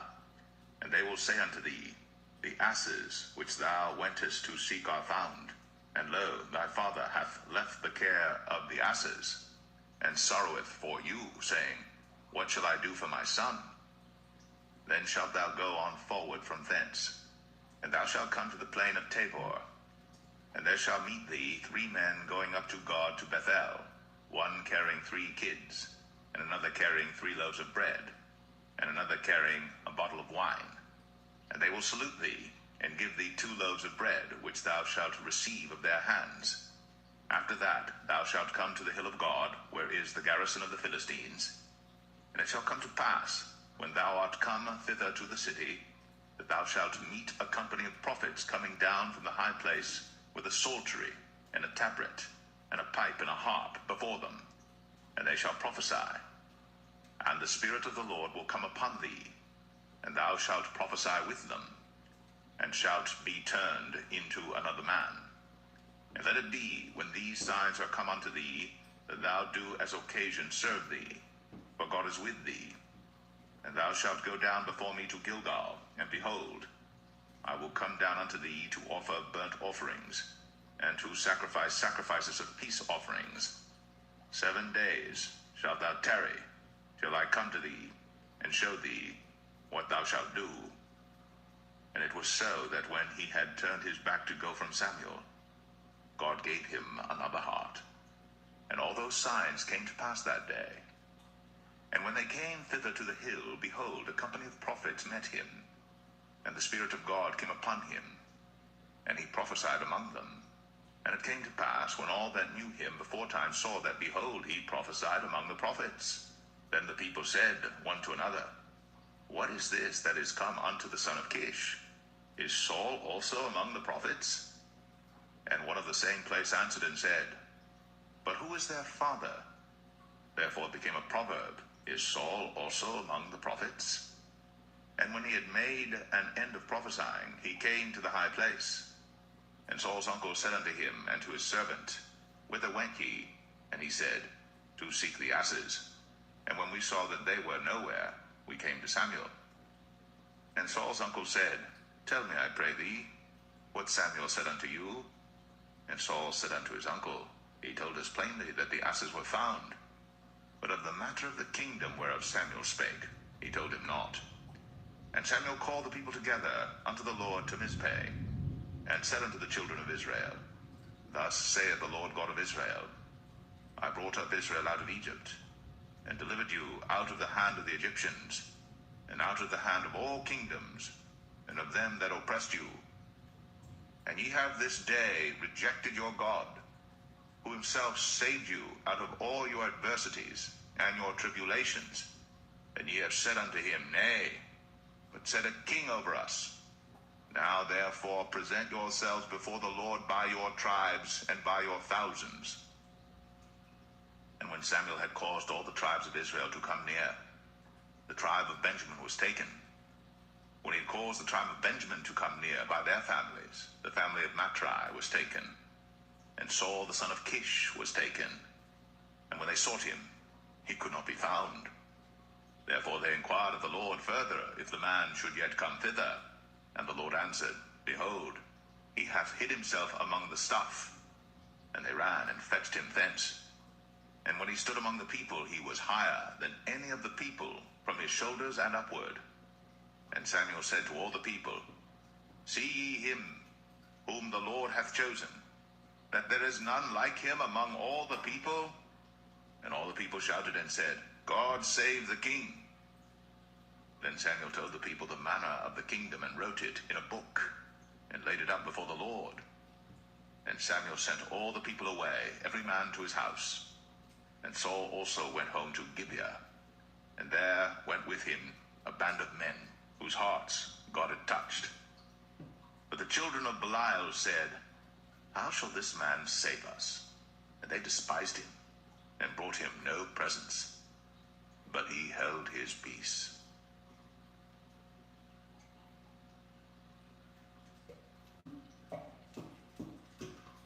1 Samuel 11. Then Nahash the Ammonite came up, and encamped against Jabesh Gilead. And all the men of Jabesh said unto Nahash, Make a covenant with us, and we will serve thee. And Nahash the Ammonite answered them, On this condition will I make a covenant with you, that I may thrust out all your right eyes, and lay it for a reproach upon all Israel. And the elders of Jabesh said unto him, Give us 7 days' respite, that we may send messengers unto all the coasts of Israel. And then, if there be no man to save us, we will come out to thee. Then came the messengers to Gibeah of Saul, and told the tidings in the ears of the people. And all the people lifted up their voices and wept. And behold, Saul came after the herd out of the field. And Saul said, What aileth the people that they weep? And they told him the tidings of the men of Jabesh. And the Spirit of God came upon Saul when he heard those tidings, and his anger was kindled greatly. And he took a yoke of oxen, and hewed them in pieces, and sent them throughout all the coast of Israel by the hands of messengers, saying, Whosoever cometh not forth after Saul and after Samuel, so shall it be done unto his oxen. And the fear of the Lord fell on the people, and they came out with one consent. And when he numbered them in Bezek, the children of Israel were 300,000, and the men of Judah 30,000. And they said unto the messengers that came, Thus shall ye say unto the men of Jabesh Gilead, Tomorrow by that time the sun be hot, ye shall have help. And the messengers came and showed it to the men of Jabesh, and they were glad. Therefore the men of Jabesh said, Tomorrow we will come out unto you, and ye shall do with us all that seemeth good unto you. And it was so in the morrow, that Saul put the people in 3 companies, and they came into the midst of the host in the morning watch, and slew the Ammonites until the heat of the day. And it came to pass, that they which remained were scattered, so that 2 of them were not left together. And the people said unto Samuel, Who is he that said, Shall Saul reign over us? Bring the men, that we may put them to death. And Saul said, There shall not a man be put to death this day, for today the Lord hath wrought salvation in Israel. Then said Samuel to the people, Come, and let us go to Gilgal, and renew the kingdom there. And all the people went to Gilgal, and there they made Saul king before the Lord in Gilgal. And there they sacrificed sacrifices of peace offerings before the Lord. And there Saul and all the men of Israel rejoiced greatly.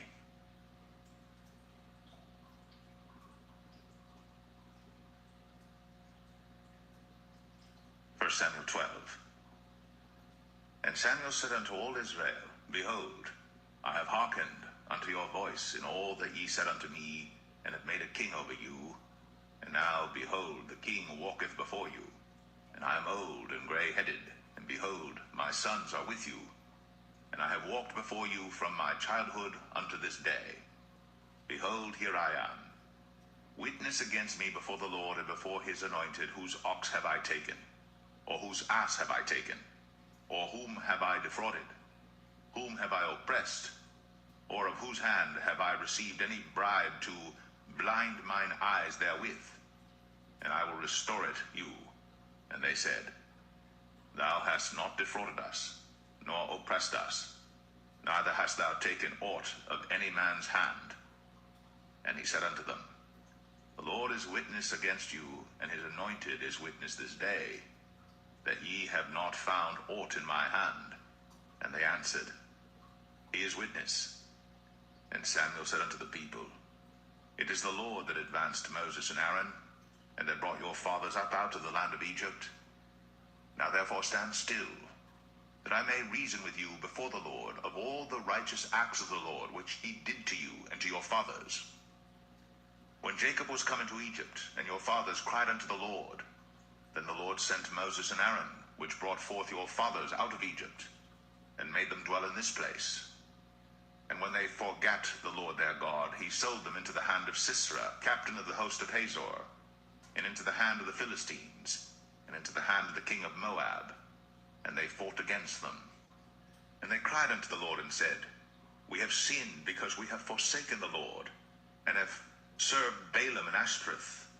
But now deliver us out of the hand of our enemies, and we will serve thee. And the Lord sent Jerubbaal, and Bedan, and Jephthah, and Samuel, and delivered you out of the hand of your enemies on every side, and ye dwelled safe. And when ye saw that Nahash the king of the children of Ammon came against you, ye said unto me, Nay, but a king shall reign over us, when the Lord your God was your king. Now therefore, behold, the king whom ye have chosen, and whom ye have desired, and behold, the Lord hath set a king over you. If ye will fear the Lord, and serve him, and obey his voice, and not rebel against the commandment of the Lord, then shall both ye and also the king that reigneth over you continue following the Lord your God. But if ye will not obey the voice of the Lord, but rebel against the commandment of the Lord, then shall the hand of the Lord be against you, as it was against your fathers. Now therefore stand and see this great thing which the Lord will do before your eyes. Is it not wheat harvest today? I will call unto the Lord, and he shall send thunder and rain, that ye may perceive and see that your wickedness is great, which ye have done in the sight of the Lord in asking you a king. So Samuel called unto the Lord, and the Lord sent thunder and rain that day. And all the people greatly feared the Lord and Samuel. And all the people said unto Samuel, Pray for thy servants unto the Lord thy God, that we die not. For we have added unto all our sins this evil, to ask us a king. And Samuel said unto the people, Fear not, ye have done all this wickedness. Yet turn not aside from following the Lord, but serve the Lord with all your heart, and turn ye not aside. For then should ye go after vain things which cannot profit nor deliver, for they are vain. For the Lord will not forsake his people for his great name's sake, because it hath pleased the Lord to make you his people. Moreover, as for me, God forbid that I should sin against the Lord in ceasing to pray for you. But I will teach you the good and the right way. Only fear the Lord, and serve him in truth with all your heart. For consider how great things he hath done for you. But if ye shall still do wickedly, ye shall be consumed, both ye and your king.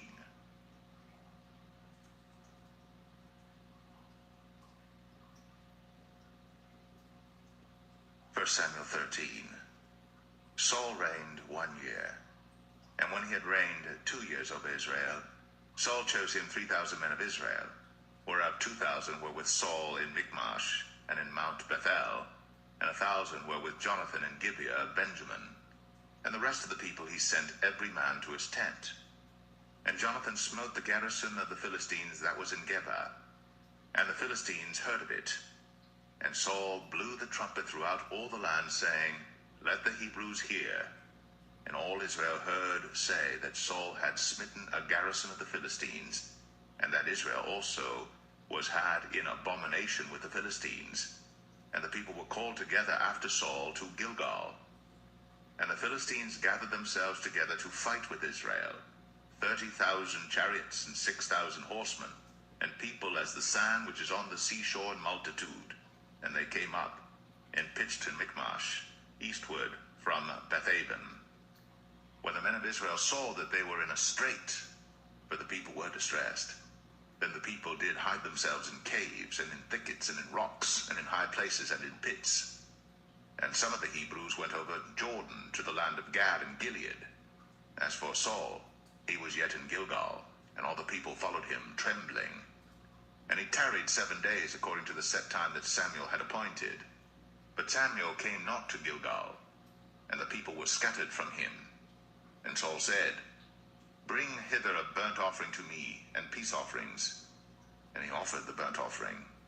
And it came to pass that as soon as he had made an end of offering the burnt offering, behold, Samuel came. And Saul went out to meet him, that he might salute him. And Samuel said, What hast thou done?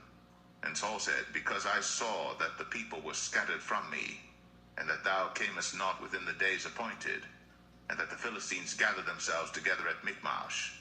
Therefore said I, The Philistines will come down now upon me to Gilgal, and I have not made supplication unto the Lord. I forced myself therefore, and offered a burnt offering. And Samuel said to Saul, Thou hast done foolishly. Thou hast not kept the commandment of the Lord thy God, which he commanded thee. For now would the Lord have established thy kingdom upon Israel forever. But now thy kingdom shall not continue. The Lord hath sought him a man after his own heart, and the Lord hath commanded him to be captain over his people, because thou hast not kept that which the Lord commanded thee. And Samuel arose, and gat him up from Gilgal unto Gibeah of Benjamin. And Saul numbered the people that were present with him about 600 men. And Saul and Jonathan his son, and the people that were present with him, abode in Gibeah of Benjamin. But the Philistines encamped in Michmash. And the spoilers came out of the camp of the Philistines in 3 companies. One company turned unto the way that leadeth to Ophrah, unto the land of Shual. And another company turned the way to Beth-horon, and another company turned to the way of the border that looketh to the valley of Zeboim, toward the wilderness. Now there was no smith found throughout all the land of Israel, for the Philistines said, lest the Hebrews make them swords or spears. But all the Israelites went down to the Philistines to sharpen every man his share, and his coulter, and his axe, and his mattock. Yet they had a file for the mattocks, and for the coulters, and for the forks, and for the axes, and to sharpen the goads. So it came to pass in the day of battle that there was neither sword nor spear found in the hand of any of the people that were with Saul and Jonathan. But with Saul and with Jonathan his son was there found. And the garrison of the Philistines went out to the passage of Michmash.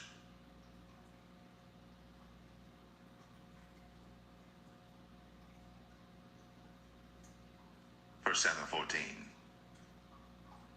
Now it came to pass upon a day that Jonathan the son of Saul said unto the young man that bare his armor, Come, and let us go over to the Philistines' garrison that is on the other side.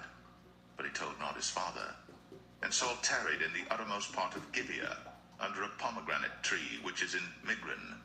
And the people that were with him were about 600 men. And Ahiah, the son of Ahitub, Ichabod's brother, the son of Phinehas, the son of Eli, the Lord's priest in Shiloh, wearing an ephod. And the people knew not that Jonathan was gone. And between the passages by which Jonathan sought to go over unto the Philistines' garrison, there was a sharp rock on the one side, and a sharp rock on the other side. And the name of the one was Bozez, and the name of the other Sinai. The forefront of the one was situate northward over against Michmash, and the other southward over against Gibeah. And Jonathan said to the young men that bare his armor, Come, and let us go over unto the garrison of these uncircumcised. It may be that the Lord will work for us, for there is no restraint to the Lord to save by many or by few. And his armor-bearer said unto him, Do all that is in thine heart, turn thee, behold, I am with thee according to thy heart. Then said Jonathan, Behold, we will pass over unto these men, and we will discover ourselves unto them. If they say thus unto us, Tarry until we come to you, then we will stand still in our place, and will not go up unto them. But if they say thus, Come up unto us, then we will go up. For the Lord hath delivered them into our hand, and this shall be a sign unto us. And both of them discovered themselves unto the garrison of the Philistines. And the Philistines said, Behold, the Hebrews come forth out of the holes where they had hid themselves. And the men of the garrison answered Jonathan and his armor-bearer, and said, Come up to us, and we will show you a thing. And Jonathan said unto his armor-bearer, Come up after me, for the Lord hath delivered them into the hand of Israel. And Jonathan climbed up upon his hands and upon his feet, and his armor-bearer after him, and they fell before Jonathan, and his armor-bearer slew after him. And that first slaughter which Jonathan and his armor-bearer made was about 20 men, within as it were an half acre of land, which a yoke of oxen might plow. And there was trembling in the host, in the field, and among all the people. The garrison and the spoilers, they also trembled, and the earth quaked. So it was a very great trembling. And the watchmen of Saul and Gibeah of Benjamin looked, and behold, the multitude melted away, and they went on beating down one another. Then said Saul unto the people that were with him, Number now, and see who is gone from us. And when they had numbered, behold, Jonathan and his armor-bearer were not there. And Saul said unto Ahiah, Bring hither the ark of God. For the ark of God was at that time with the children of Israel. And it came to pass, while Saul talked unto the priest, that the noise that was in the host of the Philistines went on and increased. And Saul said unto the priest, Withdraw thine hand. And Saul and all the people that were with him assembled themselves. And they came to the battle. And behold, every man's sword was against his fellow, and there was a very great discomfiture. Moreover, the Hebrews that were with the Philistines before that time, which went up with them into the camp from the country round about, even they also turned to be with the Israelites that were with Saul and Jonathan. Likewise all the men of Israel, which had hid themselves in Mount Ephraim, when they heard that the Philistines fled, even they also followed hard after them in the battle, till the Lord saved Israel that day. And the battle passed over unto Beth-aven, and the men of Israel were distressed that day. For Saul had adjured the people, saying, Cursed be the man that eateth any food until evening, that I may be avenged on mine enemies. So none of the people tasted any food. And all they of the land came to a wood, and there was honey upon the ground. And when the people were come into the wood, behold, the honey dropped. But no man put his hand to his mouth, for the people feared the oath. But Jonathan heard not, when his father charged the people with the oath. Wherefore he put forth the end of the rod that was in his hand, and dipped it in an honeycomb, and put his hand to his mouth, and his eyes were enlightened. Then answered one of the people, and said, Thy father straitly charged the people with an oath, saying, Cursed be the man that eateth any food this day. And the people were faint.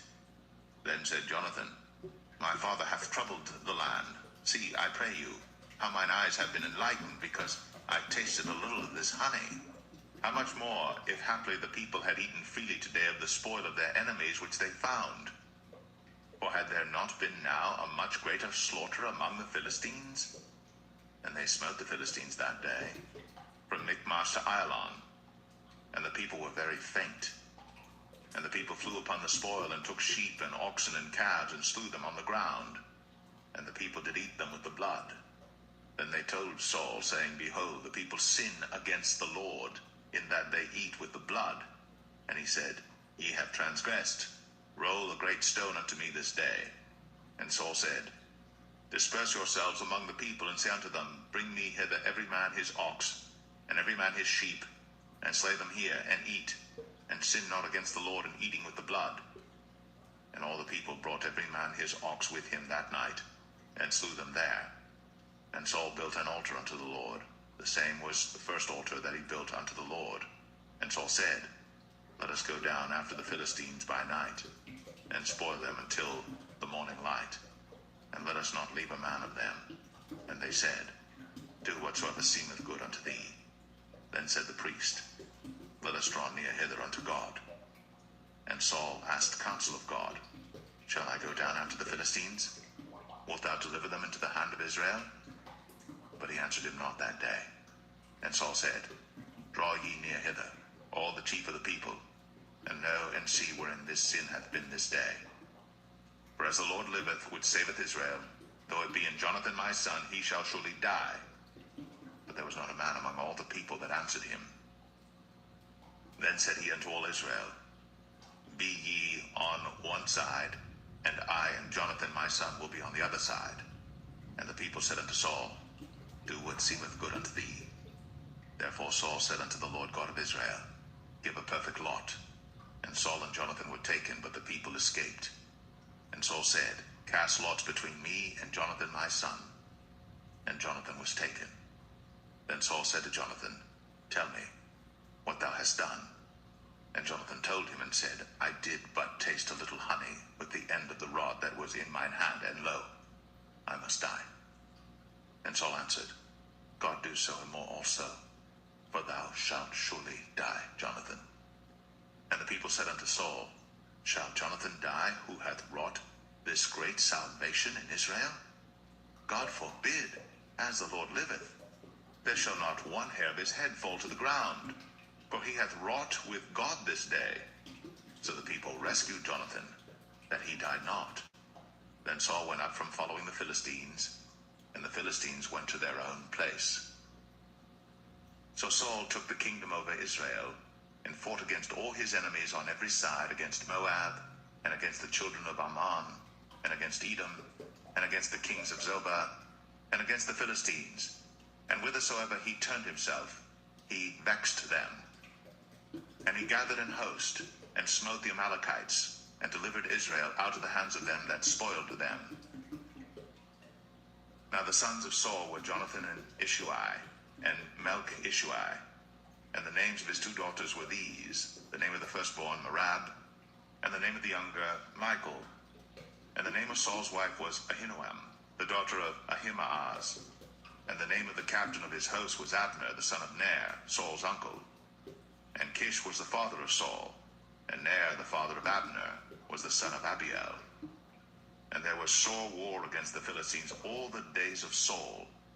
And when Saul saw any strong man or any valiant man, he took him unto him.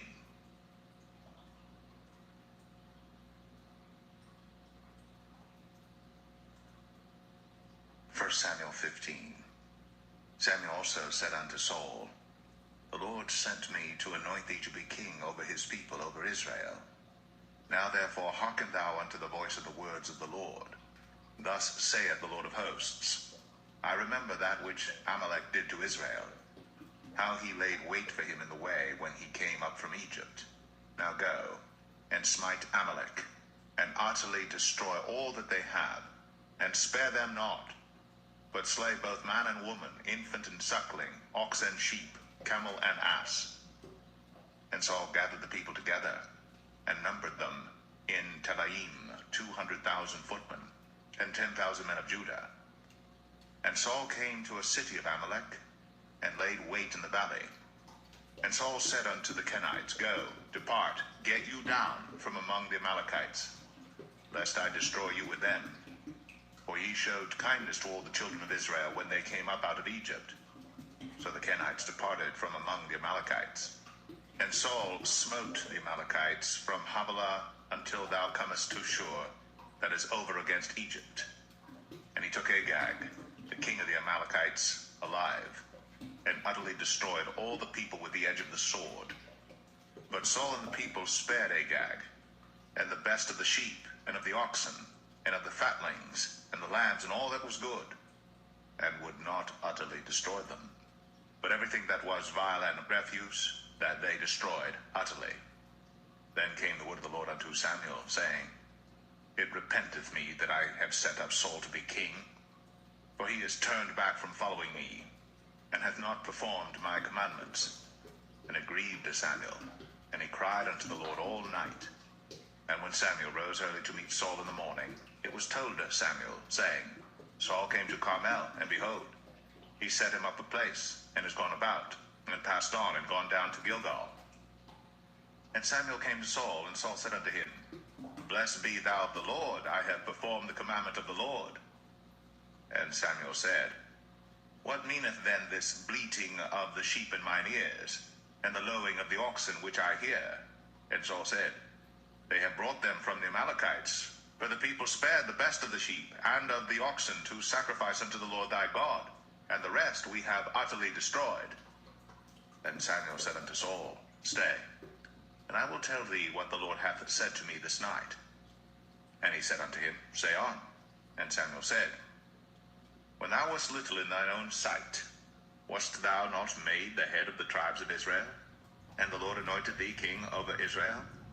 And the Lord sent thee on a journey, and said, Go, and utterly destroy the sinners, the Amalekites, and fight against them until they be consumed. Wherefore then didst thou not obey the voice of the Lord, but didst fly upon the spoil, and didst evil in the sight of the Lord? And Saul said unto Samuel, Yea, I have obeyed the voice of the Lord, and have gone the way which the Lord sent me, and have brought Agag, the king of Amalek, and have utterly destroyed the Amalekites. But the people took of the spoil sheep and oxen, the chief of the things which should have been utterly destroyed, to sacrifice unto the Lord thy God in Gilgal. And Samuel said, Hath the Lord as great delight in burnt offerings and sacrifices as in obeying the voice of the Lord? Behold, to obey is better than sacrifice, and to hearken than the fat of rams. For rebellion is as the sin of witchcraft, and stubbornness is as iniquity and idolatry. Because thou hast rejected the word of the Lord, he hath also rejected thee from being king. And Saul said unto Samuel, I have sinned, for I have transgressed the commandment of the Lord, and thy words, because I feared the people, and obeyed their voice. Now therefore, I pray thee, pardon my sin, and turn again with me, that I may worship the Lord. And Samuel said unto Saul, I will not return with thee, for thou hast rejected the word of the Lord, and the Lord hath rejected thee from being king over Israel. And as Samuel turned about to go away, he laid hold upon the skirt of his mantle, and it rent. And Samuel said unto him, The Lord hath rent the kingdom of Israel from thee this day, and hath given it to a neighbor of thine, that is better than thou. And also the strength of Israel will not lie nor repent, for he is not a man that he should repent. Then he said, I have sinned. Yet honor me now, I pray thee, before the elders of my people and before Israel, and turn again with me, that I may worship the Lord thy God. So Samuel turned again after Saul, and Saul worshipped the Lord. Then said Samuel, Bring ye hither to me Agag, the king of the Amalekites. And Agag came unto him delicately. And Agag said, Surely the bitterness of death is past. And Samuel said, As thy sword hath made women childless, so shall thy mother be childless among women. And Samuel hewed Agag in pieces before the Lord in Gilgal. Then Samuel went to Ramah, and Saul went up to his house to Gibeah of Saul. And Samuel came no more to see Saul until the day of his death. Nevertheless, Samuel mourned for Saul, and the Lord repented that he had made Saul king over Israel.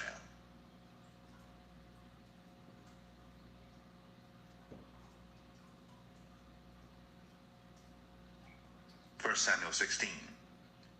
And the Lord said unto Samuel, How long wilt thou mourn for Saul, seeing I have rejected him from reigning over Israel? Fill thine horn with oil, and go. I will send thee to Jesse the Bethlehemite, for I have provided me a king among his sons. And Samuel said, How can I go? If Saul hear it, he will kill me. And the Lord said, Take an heifer with thee, and say, I am come to sacrifice to the Lord. And call Jesse to the sacrifice. And I will show thee what thou shalt do, and thou shalt anoint unto me him whom I name unto thee. And Samuel did that which the Lord spake, and came to Bethlehem. And the elders of the town trembled at his coming, and said, Comest thou peaceably? And he said, Peaceably. I am come to sacrifice unto the Lord. Sanctify yourselves, and come with me to the sacrifice. And he sanctified Jesse and his sons, and called them to the sacrifice. And it came to pass, when they were come, that he looked on Eliab, and said, Surely the Lord's anointed is before him. But the Lord said unto Samuel, Look not on his countenance, or on the height of his stature, because I have refused him. For the Lord seeth not as man seeth. For man looketh on the outward appearance, but the Lord looketh on the heart. Then Jesse called Abinadab, and made him pass before Samuel, and he said, Neither hath the Lord chosen this. Then Jesse made Shammah to pass by, and he said, Neither hath the Lord chosen this. Again Jesse made 7 of his sons to pass before Samuel. And Samuel said unto Jesse, The Lord hath not chosen these.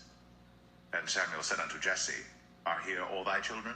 And he said, There remaineth yet the youngest, and behold, he keepeth the sheep. And Samuel said unto Jesse, Send and fetch him, for we will not sit down till he come hither. And he sent and brought him in. Now he was ruddy, and withal of a beautiful countenance, and goodly to look to. And the Lord said, Arise, anoint him, for this is he. Then Samuel took the horn of oil, and anointed him in the midst of his brethren. And the Spirit of the Lord came upon David from that day forward. So Samuel rose up, and went to Ramah. But the Spirit of the Lord departed from Saul, and an evil spirit from the Lord troubled him. And Saul's servant said unto him, Behold now, an evil spirit from God troubleth thee. Let our Lord now command thy servants which are before thee to seek out a man who is a cunning player on an harp. And it shall come to pass, when the evil spirit from God is upon thee, that he shall play with his hand, and thou shalt be well. And Saul said unto his servants, Provide me now a man that can play well, and bring him to me. Then answered one of the servants, and said, Behold, I have seen a son of Jesse the Bethlehemite, that is cunning in playing, and a mighty valiant man, and a man of war, and prudent in matters, and a comely person. And the Lord is with him. Wherefore Saul sent messengers unto Jesse, and said, Send me David thy son, which is with the sheep. And Jesse took an ass laden with bread, and a bottle of wine, and a kid, and sent them by David his son unto Saul. And David came to Saul and stood before him. And he loved him greatly, and he became his armor-bearer. And Saul said to Jesse, saying, Let David, I pray thee, stand before me, for he hath found favor in my sight. And it came to pass, when the evil spirit from God was upon Saul, that David took an harp and played with his hand. So Saul was refreshed and was well, and the evil spirit departed from him.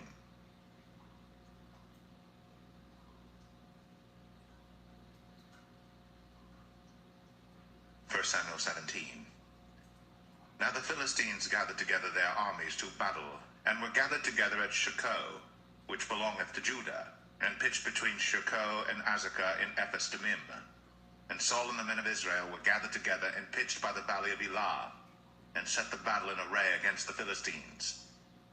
And the Philistines stood on a mountain on the one side, and Israel stood on a mountain on the other side, and there was a valley between them. And there went out a champion out of the camp of the Philistines, named Goliath of Gath, whose height was 6 cubits and a span. And he had an helmet of brass upon his head, and he was armed with a coat of mail, and the weight of the coat was 5,000 shekels of brass. And he had greaves of brass upon his legs, and a target of brass between his shoulders.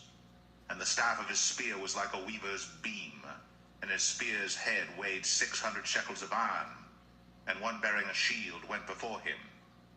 And he stood and cried unto the armies of Israel, and said unto them, Why are ye come out to set your battle in array? Am not I a Philistine, and ye servants to Saul? Choose you a man for you, and let him come down to me. If he be able to fight with me and to kill me, then will we be your servants. But if I prevail against him and kill him, then shall ye be our servants, and serve us. And the Philistine said, I defy the armies of Israel this day. Give me a man, that we may fight together. When Saul and all Israel heard those words of the Philistine, they were dismayed and greatly afraid. Now David was the son of that Ephrathite of Bethlehem, Judah, whose name was Jesse, and he had 8 sons. And the man went among men for an old man in the days of Saul. And the 3 eldest sons of Jesse went and followed Saul to the battle.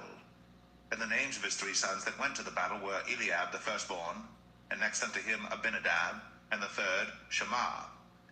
And David was the youngest, and the 3 eldest followed Saul. But David went and returned from Saul to feed his father's sheep at Bethlehem. And the Philistine drew near morning and evening, and presented himself 40 days. Then Jesse said unto David his son, Take now for thy brethren an ephah of this parched corn, and these 10 loaves, and run to the camp to thy brethren. And carry these 10 cheeses unto the captain of their 1,000, and look how thy brethren fare, and take their pledge. Now Saul and they, and all the men of Israel, were in the valley of Elah, fighting with the Philistines. And David rose up early in the morning, and left the sheep with a keeper, and took and went, as Jesse had commanded him. And he came to the trench, as the host was going forth to the fight, and shouted for the battle. For Israel and the Philistines had put the battle in array, army against army. And David left his carriage in the hand of the keeper of the carriage, and ran into the army, and came and saluted his brethren. And as he talked with them, behold, there came up the champion, the Philistine of Gath, Goliath by name, out of the armies of the Philistines, and spake according to the same words, and David heard them. And all the men of Israel, when they saw the man, fled from him, and were sore afraid. And the men of Israel said, Have ye seen this man that is come up? Surely to defy Israel is he come up. And it shall be that the man who killeth him, the king will enrich him with great riches, and will give him his daughter, and make his father's house free in Israel. And David spake to the men that stood by him, saying, What shall be done to the man that killeth this Philistine, and taketh away the reproach from Israel? For who is this uncircumcised Philistine, that he should defy the armies of the living God? And the people answered him after this manner, saying, So shall it be done to the man that killeth him. And Eliab, his eldest brother, heard when he spake unto the men. And Eliab's anger was kindled against David, and he said, Why camest thou down hither? And with whom hast thou left those few sheep in the wilderness? I know thy pride, and the naughtiness of thine heart. for thou art come down that thou mightest see the battle. And David said, What have I now done? Is there not a cause? And he turned from him toward another, and spake after the same manner. And the people answered him again after the former manner. And when the words were heard which David spake, they rehearsed them before Saul. And he sent for him. And David said to Saul, Let no man's heart fail because of him. Thy servant will go and fight with this Philistine. And Saul said to David, Thou art not able to go against this Philistine to fight with him, for thou art but a youth, and he a man of war from his youth. And David said unto Saul, Thy servant kept his father's sheep, and there came a lion and a bear, and took a lamb out of the flock. And I went out after him, and smote him, and delivered it out of his mouth. And when he arose against me, I caught him by his beard, and smote him, and slew him. Thy servant slew both the lion and the bear, and this uncircumcised Philistine shall be as one of them, seeing he hath defied the armies of the living God. David said, moreover, The Lord that delivered me out of the paw of the lion, and out of the paw of the bear, he will deliver me out of the hand of this Philistine. And Saul said unto David, Go, and the Lord be with thee. And Saul armed David with his armor, and he put an helmet of brass upon his head. Also he armed him with a coat of mail. And David girded his sword upon his armor, and he essayed to go, for he had not proved it. And David said unto Saul, I cannot go with these, for I have not proved them. And David put them off him. And he took his staff in his hand, and chose him 5 smooth stones out of the brook, and put them in a shepherd's bag which he had, even in a scrip, and his sling was in his hand. And he drew near to the Philistine. And the Philistine came on and drew near unto David, and the man that bare the shield went before him. And when the Philistine looked about and saw David, he disdained him, for he was but a youth, and ruddy, and of a fair countenance. And the Philistine said unto David, Am I a dog that thou comest to me with staves? And the Philistine cursed David by his gods. And the Philistine said to David, Come to me, and I will give thy flesh unto the fowls of the air, and to the beasts of the field. Then said David to the Philistine, Thou comest to me with a sword, and with a spear, and with a shield. But I come to thee in the name of the Lord of hosts, the God of the armies of Israel, whom thou hast defied. This day will the Lord deliver thee into mine hand, and I will smite thee, and take thine head from thee. And I will give the carcasses of the host of the Philistines this day unto the fowls of the air, and to the wild beasts of the earth, that all the earth may know that there is a God in Israel. And all this assembly shall know that the Lord saveth not with sword and spear, for the battle is the Lord's, and he will give you into our hands. And it came to pass, when the Philistine arose, and came and drew nigh to meet David, that David hasted, and ran toward the army to meet the Philistine. And David put his hand in his bag, and took thence a stone, and slang it, and smote the Philistine in his forehead, that the stone sunk into his forehead, and he fell upon his face to the earth.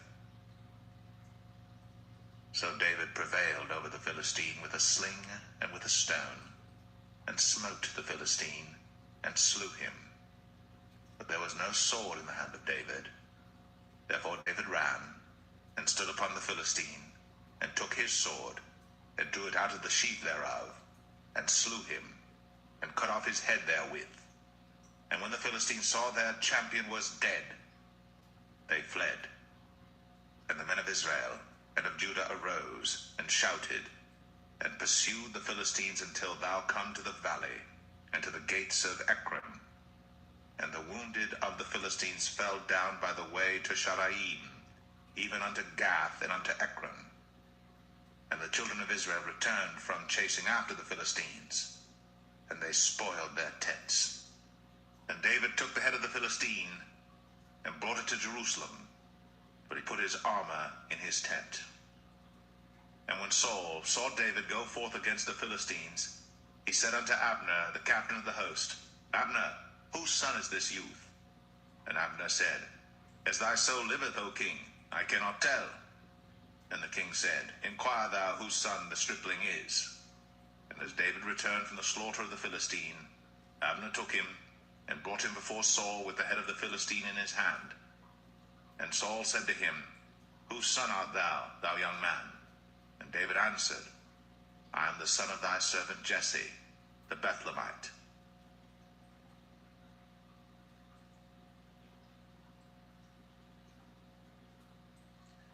1 Samuel 18. And it came to pass, when he had made an end of speaking unto Saul, that the soul of Jonathan was knit with the soul of David, and Jonathan loved him as his own soul. And Saul took him that day, and would let him go no more home to his father's house. Then Jonathan and David made a covenant, because he loved him as his own soul. And Jonathan stripped himself of the robe that was upon him, and gave it to David, and his garments, even to his sword, and to his bow, and to his girdle. And David went out whithersoever Saul sent him, and behaved himself wisely. And Saul set him over the men of war, and he was accepted in the sight of all the people, and also in the sight of Saul's servants. And it came to pass, as they came, when David was returned from the slaughter of the Philistine, that women came out of all cities of Israel, singing and dancing to meet King Saul, with tabrets, with joy, and with instruments of music. And the women answered one another as they played, and said, Saul hath slain his thousands, and David his 10,000s. And Saul was very wroth, and the saying displeased him, and he said, They have ascribed unto David 10,000s, and to me they have ascribed but thousands. And what can he have more but the kingdom? And Saul eyed David from that day and forward. And it came to pass on the morrow that the evil spirit from God came upon Saul, and he prophesied in the midst of the house. And David played with his hand, as at other times. And there was a javelin in Saul's hand. And Saul cast the javelin, for he said, I will smite David even to the wall with it. And David avoided out of his presence twice. And Saul was afraid of David, because the Lord was with him, and was departed from Saul. Therefore Saul removed him from him, and made him his captain over 1,000. And he went out and came in before the people. And David behaved himself wisely in all his ways, and the Lord was with him. Wherefore when Saul saw that he behaved himself very wisely, he was afraid of him. But all Israel and Judah loved David, because he went out and came in before them. And Saul said to David, Behold, my elder daughter Merab, her will I give thee to wife. Only be thou valiant for me, and fight the Lord's battles. For Saul said, Let not mine hand be upon him, but let the hand of the Philistines be upon him. And David said unto Saul, Who am I, and what is my life, or my father's family in Israel, that I should be son-in-law to the king? But it came to pass at the time when Merab, Saul's daughter, should have been given to David, that she was given unto Adriel, the Maholathite, to wife. And Michal, Saul's daughter, loved David. And they told Saul, and the thing pleased him.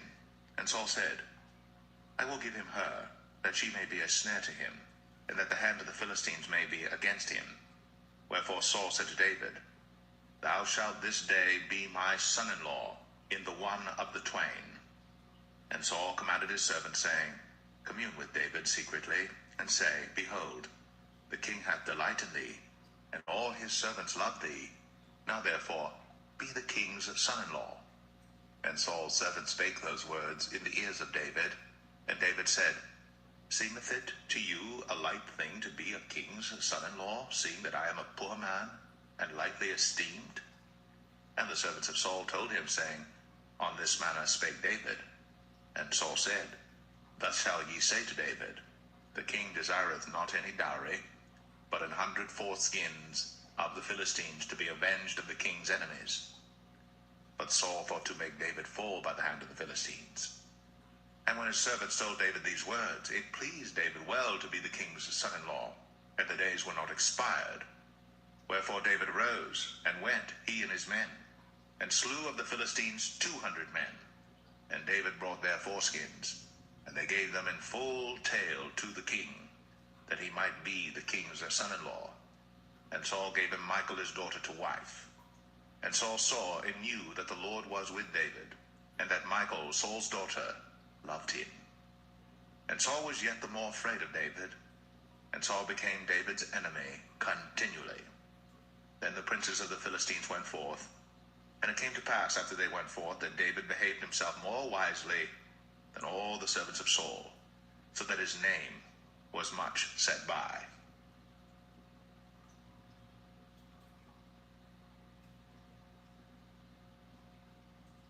First Samuel 19. And Saul spake to Jonathan his son, and to all his servants, that they should kill David. But Jonathan, Saul's son, delighted much in David.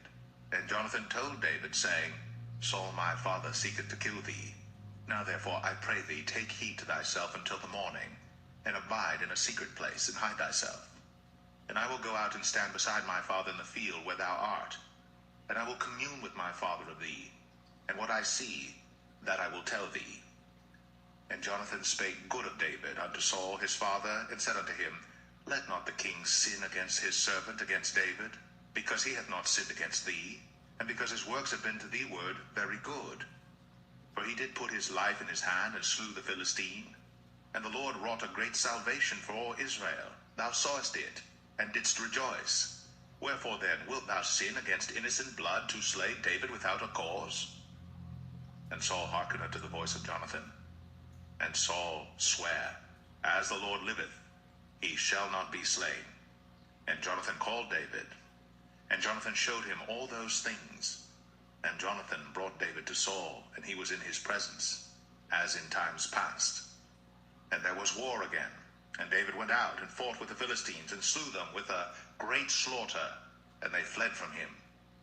And the evil spirit from the Lord was upon Saul, as he sat in his house with his javelin in his hand. And David played with his hand.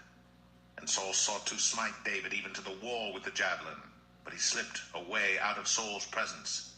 And he smote the javelin to the wall, and David fled, and escaped that night. Saul also sent messengers unto David's house, to watch him, and to slay him in the morning. And Michal, David's wife, told him, saying, If thou save not thy life tonight, tomorrow thou shalt be slain. So Michal let David down through a window, and he went and fled, and escaped. And Michal took an image, and laid it in the bed, and put a pillow of goat's hair for his bolster, and covered it with a cloth. And when Saul sent messengers to take David, she said, He is sick. And Saul sent the messengers again to see David, saying, Bring him up to me in the bed, that I may slay him. And when the messengers were come in, behold, there was an image in the bed, with a pillow of goat's hair for his bolster. And Saul said unto Michal, Why hast thou deceived me so, and sent away mine enemy, that he is escaped? And Michal answered Saul, He said unto me, Let me go, why should I kill thee? So David fled, and escaped, and came to Samuel to Ramah, and told him all that Saul had done to him. And he and Samuel went, and dwelt in Naueth. It was told Saul, saying, Behold, David is at Naueth in Ramah. And Saul sent messengers to take David. And when they saw the company of the prophets prophesying, and Samuel standing as appointed over them, the Spirit of God was upon the messengers of Saul, and they also prophesied. And when it was told Saul, he sent other messengers, and they prophesied likewise. And Saul sent messengers again the third time, and they prophesied also. Then went he also to Ramah, and came to a great well that is in Sechu. And he asked and said, Where are Samuel and David? And one said, Behold, they be at Naueth in Ramah. And he went thither to Naueth in Ramah. And the Spirit of God was upon him also. And he went on and prophesied, until he came to Naueth in Ramah. And he stripped off his clothes also, and prophesied before Samuel in like manner, and lay down naked all that day, and all that night. Wherefore they say, Is Saul also among the prophets?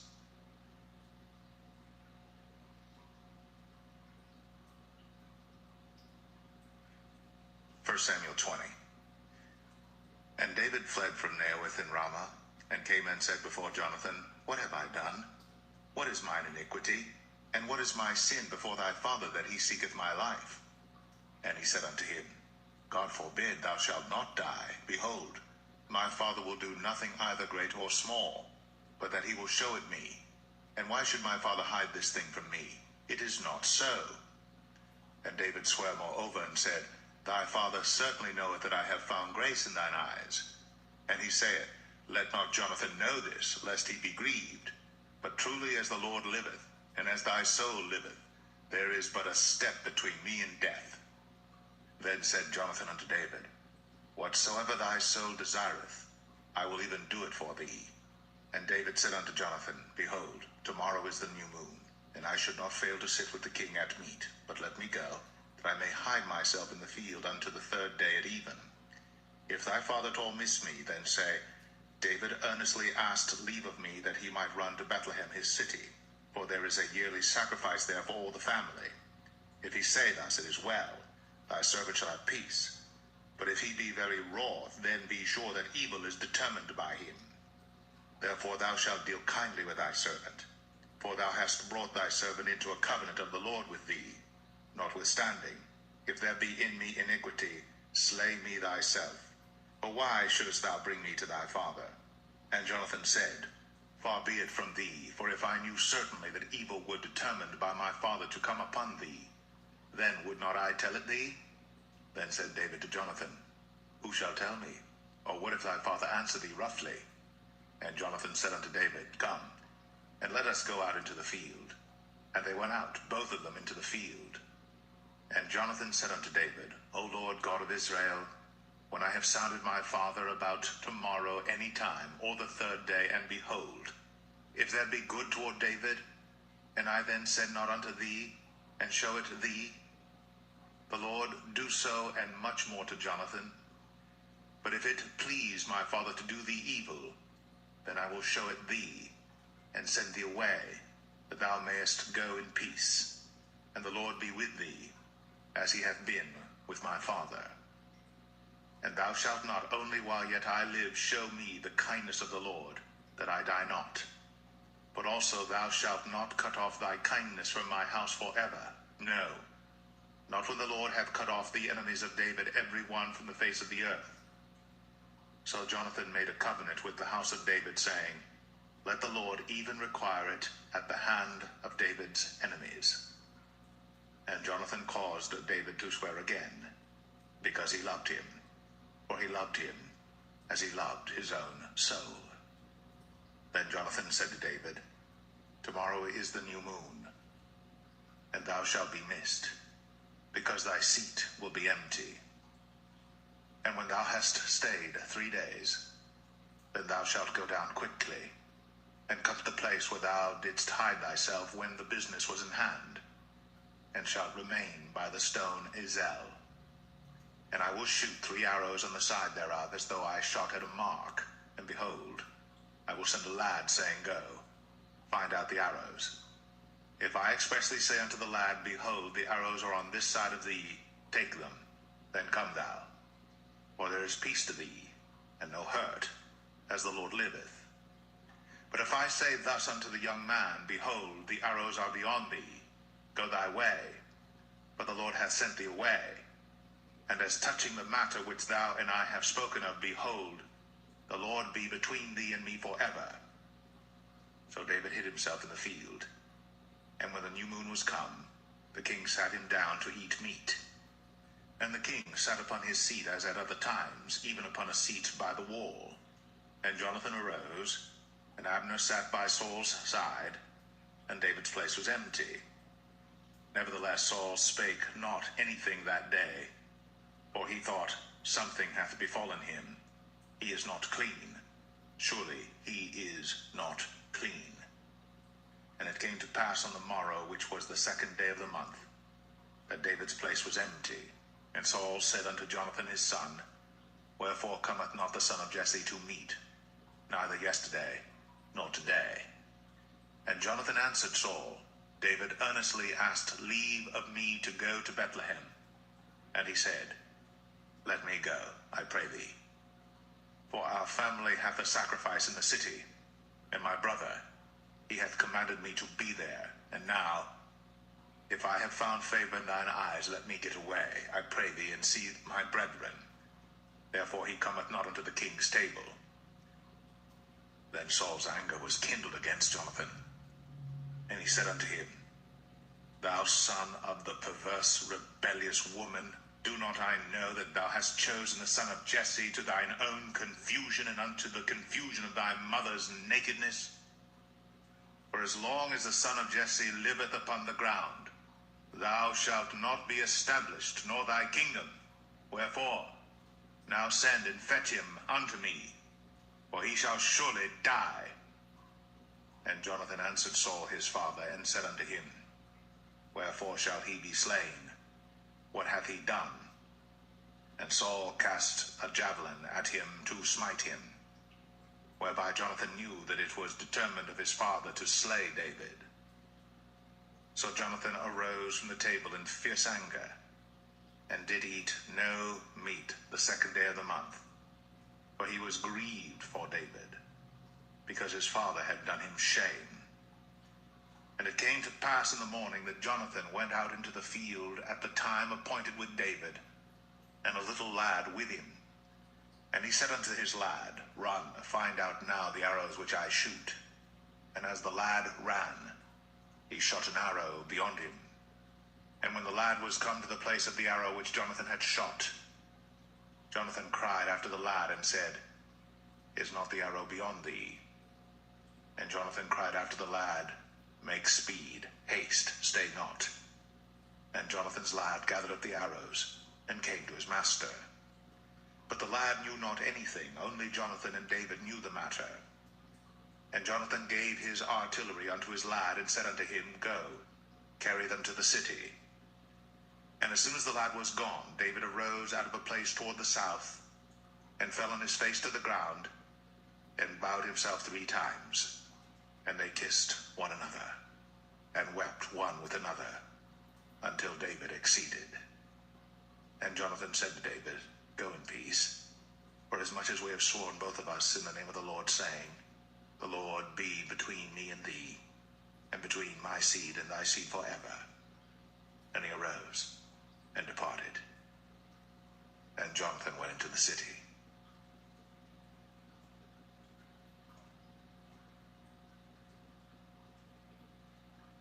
1 Samuel 21.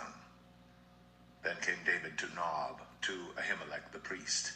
And Ahimelech was afraid at the meeting of David, and said unto him, Why art thou alone, and no man with thee? And David said unto Ahimelech the priest, The king hath commanded me a business, and hath said unto me, Let no man know anything of the business whereabout I send thee, and what I have commanded thee. And I have appointed my servants to such and such a place. Now therefore, what is under thine hand? Give me 5 loaves of bread in mine hand, or what there is present. And the priest answered David and said, There is no common bread under mine hand, but there is hallowed bread, if the young men have kept themselves at least from women. And David answered the priest and said unto him, Of a truth, women have been kept from us about these 3 days, since I came out.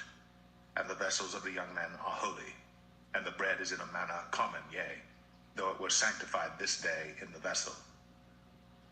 So the priest gave him hallowed bread, for there was no bread there but the showbread that was taken from before the Lord, to put hot bread in the day when it was taken away.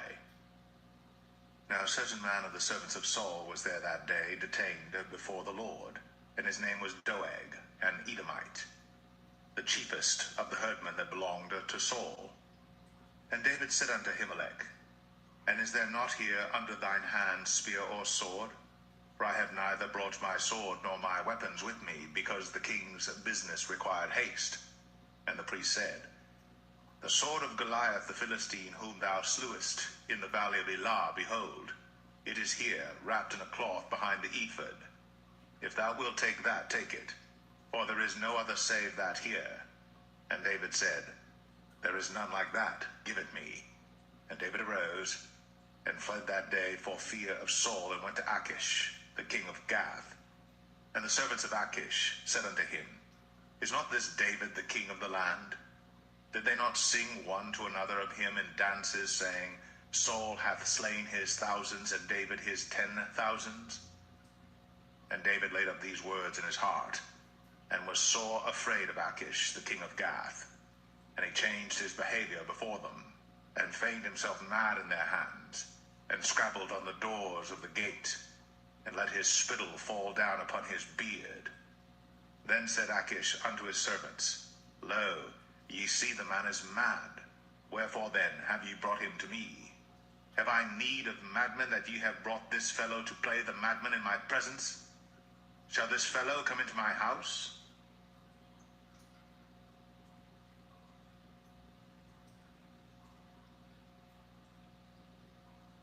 1 Samuel 22.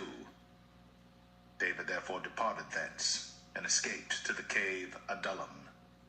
And when his brethren and all his father's house heard it, they went down thither to him. And every one that was in distress, and every one that was in debt, and every one that was discontented gathered themselves unto him. And he became a captain over them. And there were with him about 400 men. And David went thence to Mizpeh of Moab. And he said unto the king of Moab, Let my father and my mother, I pray thee, come forth, and be with you, till I know what God will do for me. And he brought them before the king of Moab. And they dwelt with him all the while that David was in the hold. And the prophet Gad said unto David, Abide not in the hold, depart, and get thee into the land of Judah. Then David departed, and came into the forest of Hareth. When Saul heard that David was discovered, and the men that were with him. Now Saul abode in Gibeah under a tree in Ramah, having his spear in his hand, and all his servants were standing about him. Then Saul said unto his servants that stood about him, Hear now, ye Benjamites, will the son of Jesse give every one of you fields and vineyards, and make you all captains of thousands and captains of hundreds, that all of you have conspired against me? And there is none that showeth me that my son hath made a league with the son of Jesse. And there is none of you that is sorry for me, or showeth unto me that my son hath stirred up my servant against me, to lie in wait, as at this day. Then answered Doeg the Edomite, which was set over the servants of Saul, and said, I saw the son of Jesse coming to Nob, to Ahimelech, the son of Ahitub. And he inquired of the Lord for him, and gave him victuals, and gave him the sword of Goliath the Philistine. Then the king sent to call Ahimelech the priest, the son of Ahitub, and all his father's house, the priests that were in Nob, and they came all of them to the king. And Saul said, Hear now, thou son of Ahitub. And he answered, Here I am, my lord. And Saul said unto him, Why have ye conspired against me, thou and the son of Jesse, in that thou hast given him bread and a sword, and hast inquired of God for him, that he should rise against me to lie in wait, as at this day? Then Ahimelech answered the king and said, And who is so faithful among all thy servants as David, which is the king's son-in-law, and goeth at thy bidding, and is honorable in thine house? Did I then begin to inquire of God for him? Be it far from me. Let not the king impute anything unto his servant, nor to all the house of my father. For thy servant knew nothing of all this, less or more. And the king said, Thou shalt surely die, Ahimelech, thou, and all thy father's house. And the king said unto the footmen that stood about him, Turn, and slay the priests of the Lord, because their hand also is with David, and because they knew when he fled, and did not show it to me. But the servants of the king would not put forth their hand to fall upon the priests of the Lord. And the king said to Doeg, Turn now, and fall upon the priests.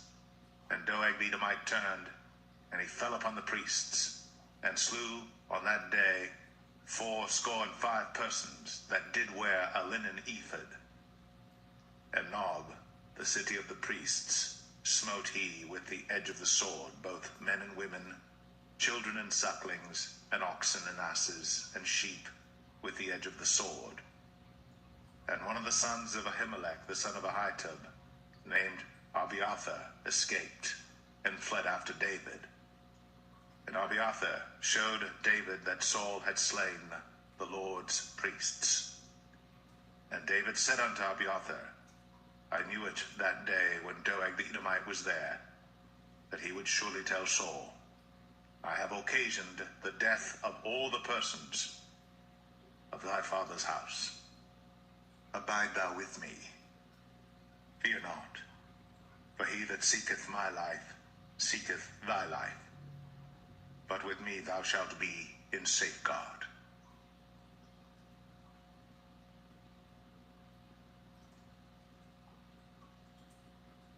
1 Samuel 23. Then they told David, saying, Behold, the Philistines fight against Keilah, and they rob the threshing floors.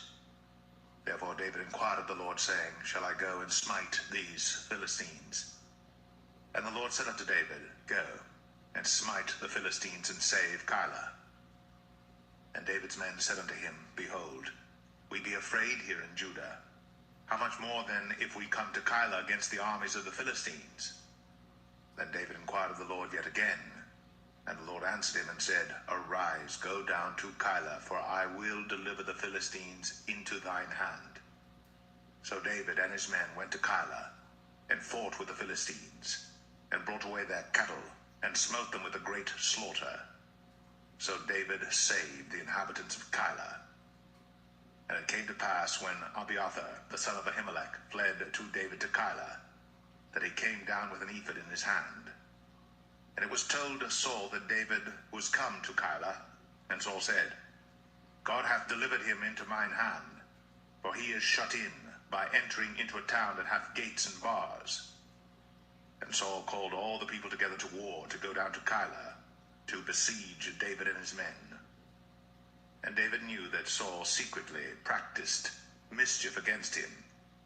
And he said to Abiathar the priest, Bring hither the ephod.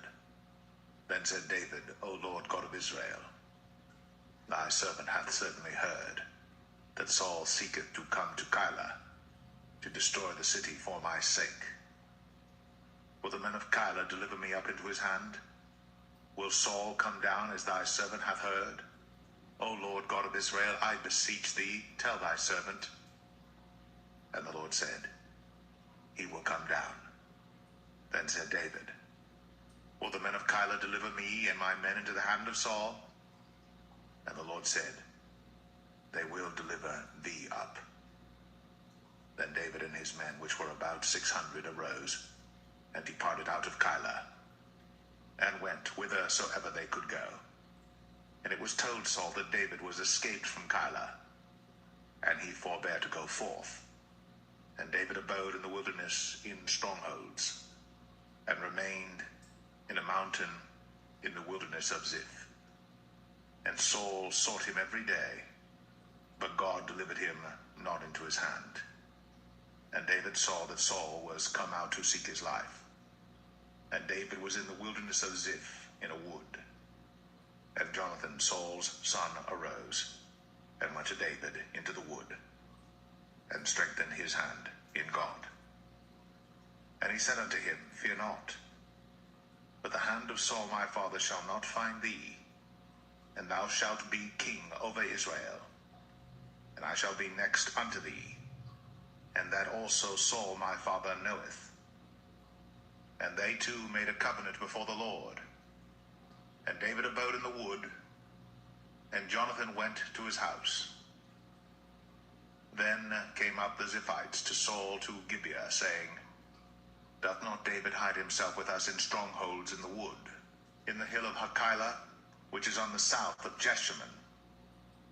Now therefore, O king, come down according to all the desire of thy soul to come down, and our part shall be to deliver him into the king's hand. And Saul said, Blessed be ye of the Lord, for ye have compassion on me. Go, I pray you, prepare yet, and know and see his place where his haunt is, and who hath seen him there. For it is told me that he dealeth very subtly. See therefore, and take knowledge of all the lurking places where he hideth himself, and come ye again to me with the certainty, and I will go with you. And it shall come to pass, if he be in the land, that I will search him out throughout all the thousands of Judah. And they arose, and went to Ziph before Saul. But David and his men were in the wilderness of Maon. in the plain on the south of Jeshimon. Saul also and his men went to seek him, and they told David, wherefore he came down into a rock, and abode in the wilderness of Maon. And when Saul heard that, he pursued after David in the wilderness of Maon. And Saul went on this side of the mountain, and David and his men on that side of the mountain. And David made haste to get away for fear of Saul. For Saul and his men compassed David and his men round about to take them. But there came a messenger unto Saul, saying, Haste thee, and come, for the Philistines have invaded the land. Wherefore Saul returned from pursuing after David, and went against the Philistines. Therefore they called that place Selah Hammalekoth. And David went up from thence, and dwelt in strongholds at En-gedi.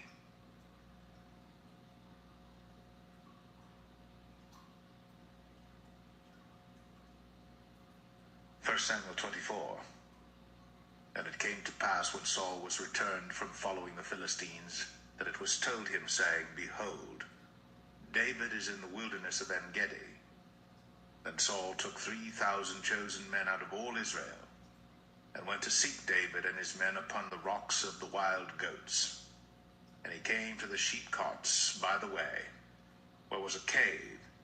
And Saul went in to cover his feet, and David and his men remained in the sides of the cave. And the men of David said unto him, Behold the day of which the Lord said unto thee, Behold, I will deliver thine enemy into thine hand, that thou mayest do to him as it shall seem good unto thee. Then David arose, and cut off the skirt of Saul's robe privily. And it came to pass afterward that David's heart smote him, because he had cut off Saul's skirt. And he said unto his men, The Lord forbid that I should do this thing unto my master, the Lord's anointed, to stretch forth mine hand against him, seeing he is the anointed of the Lord.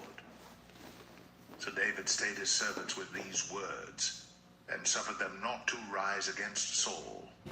But Saul rose up out of the cave, and went on his way.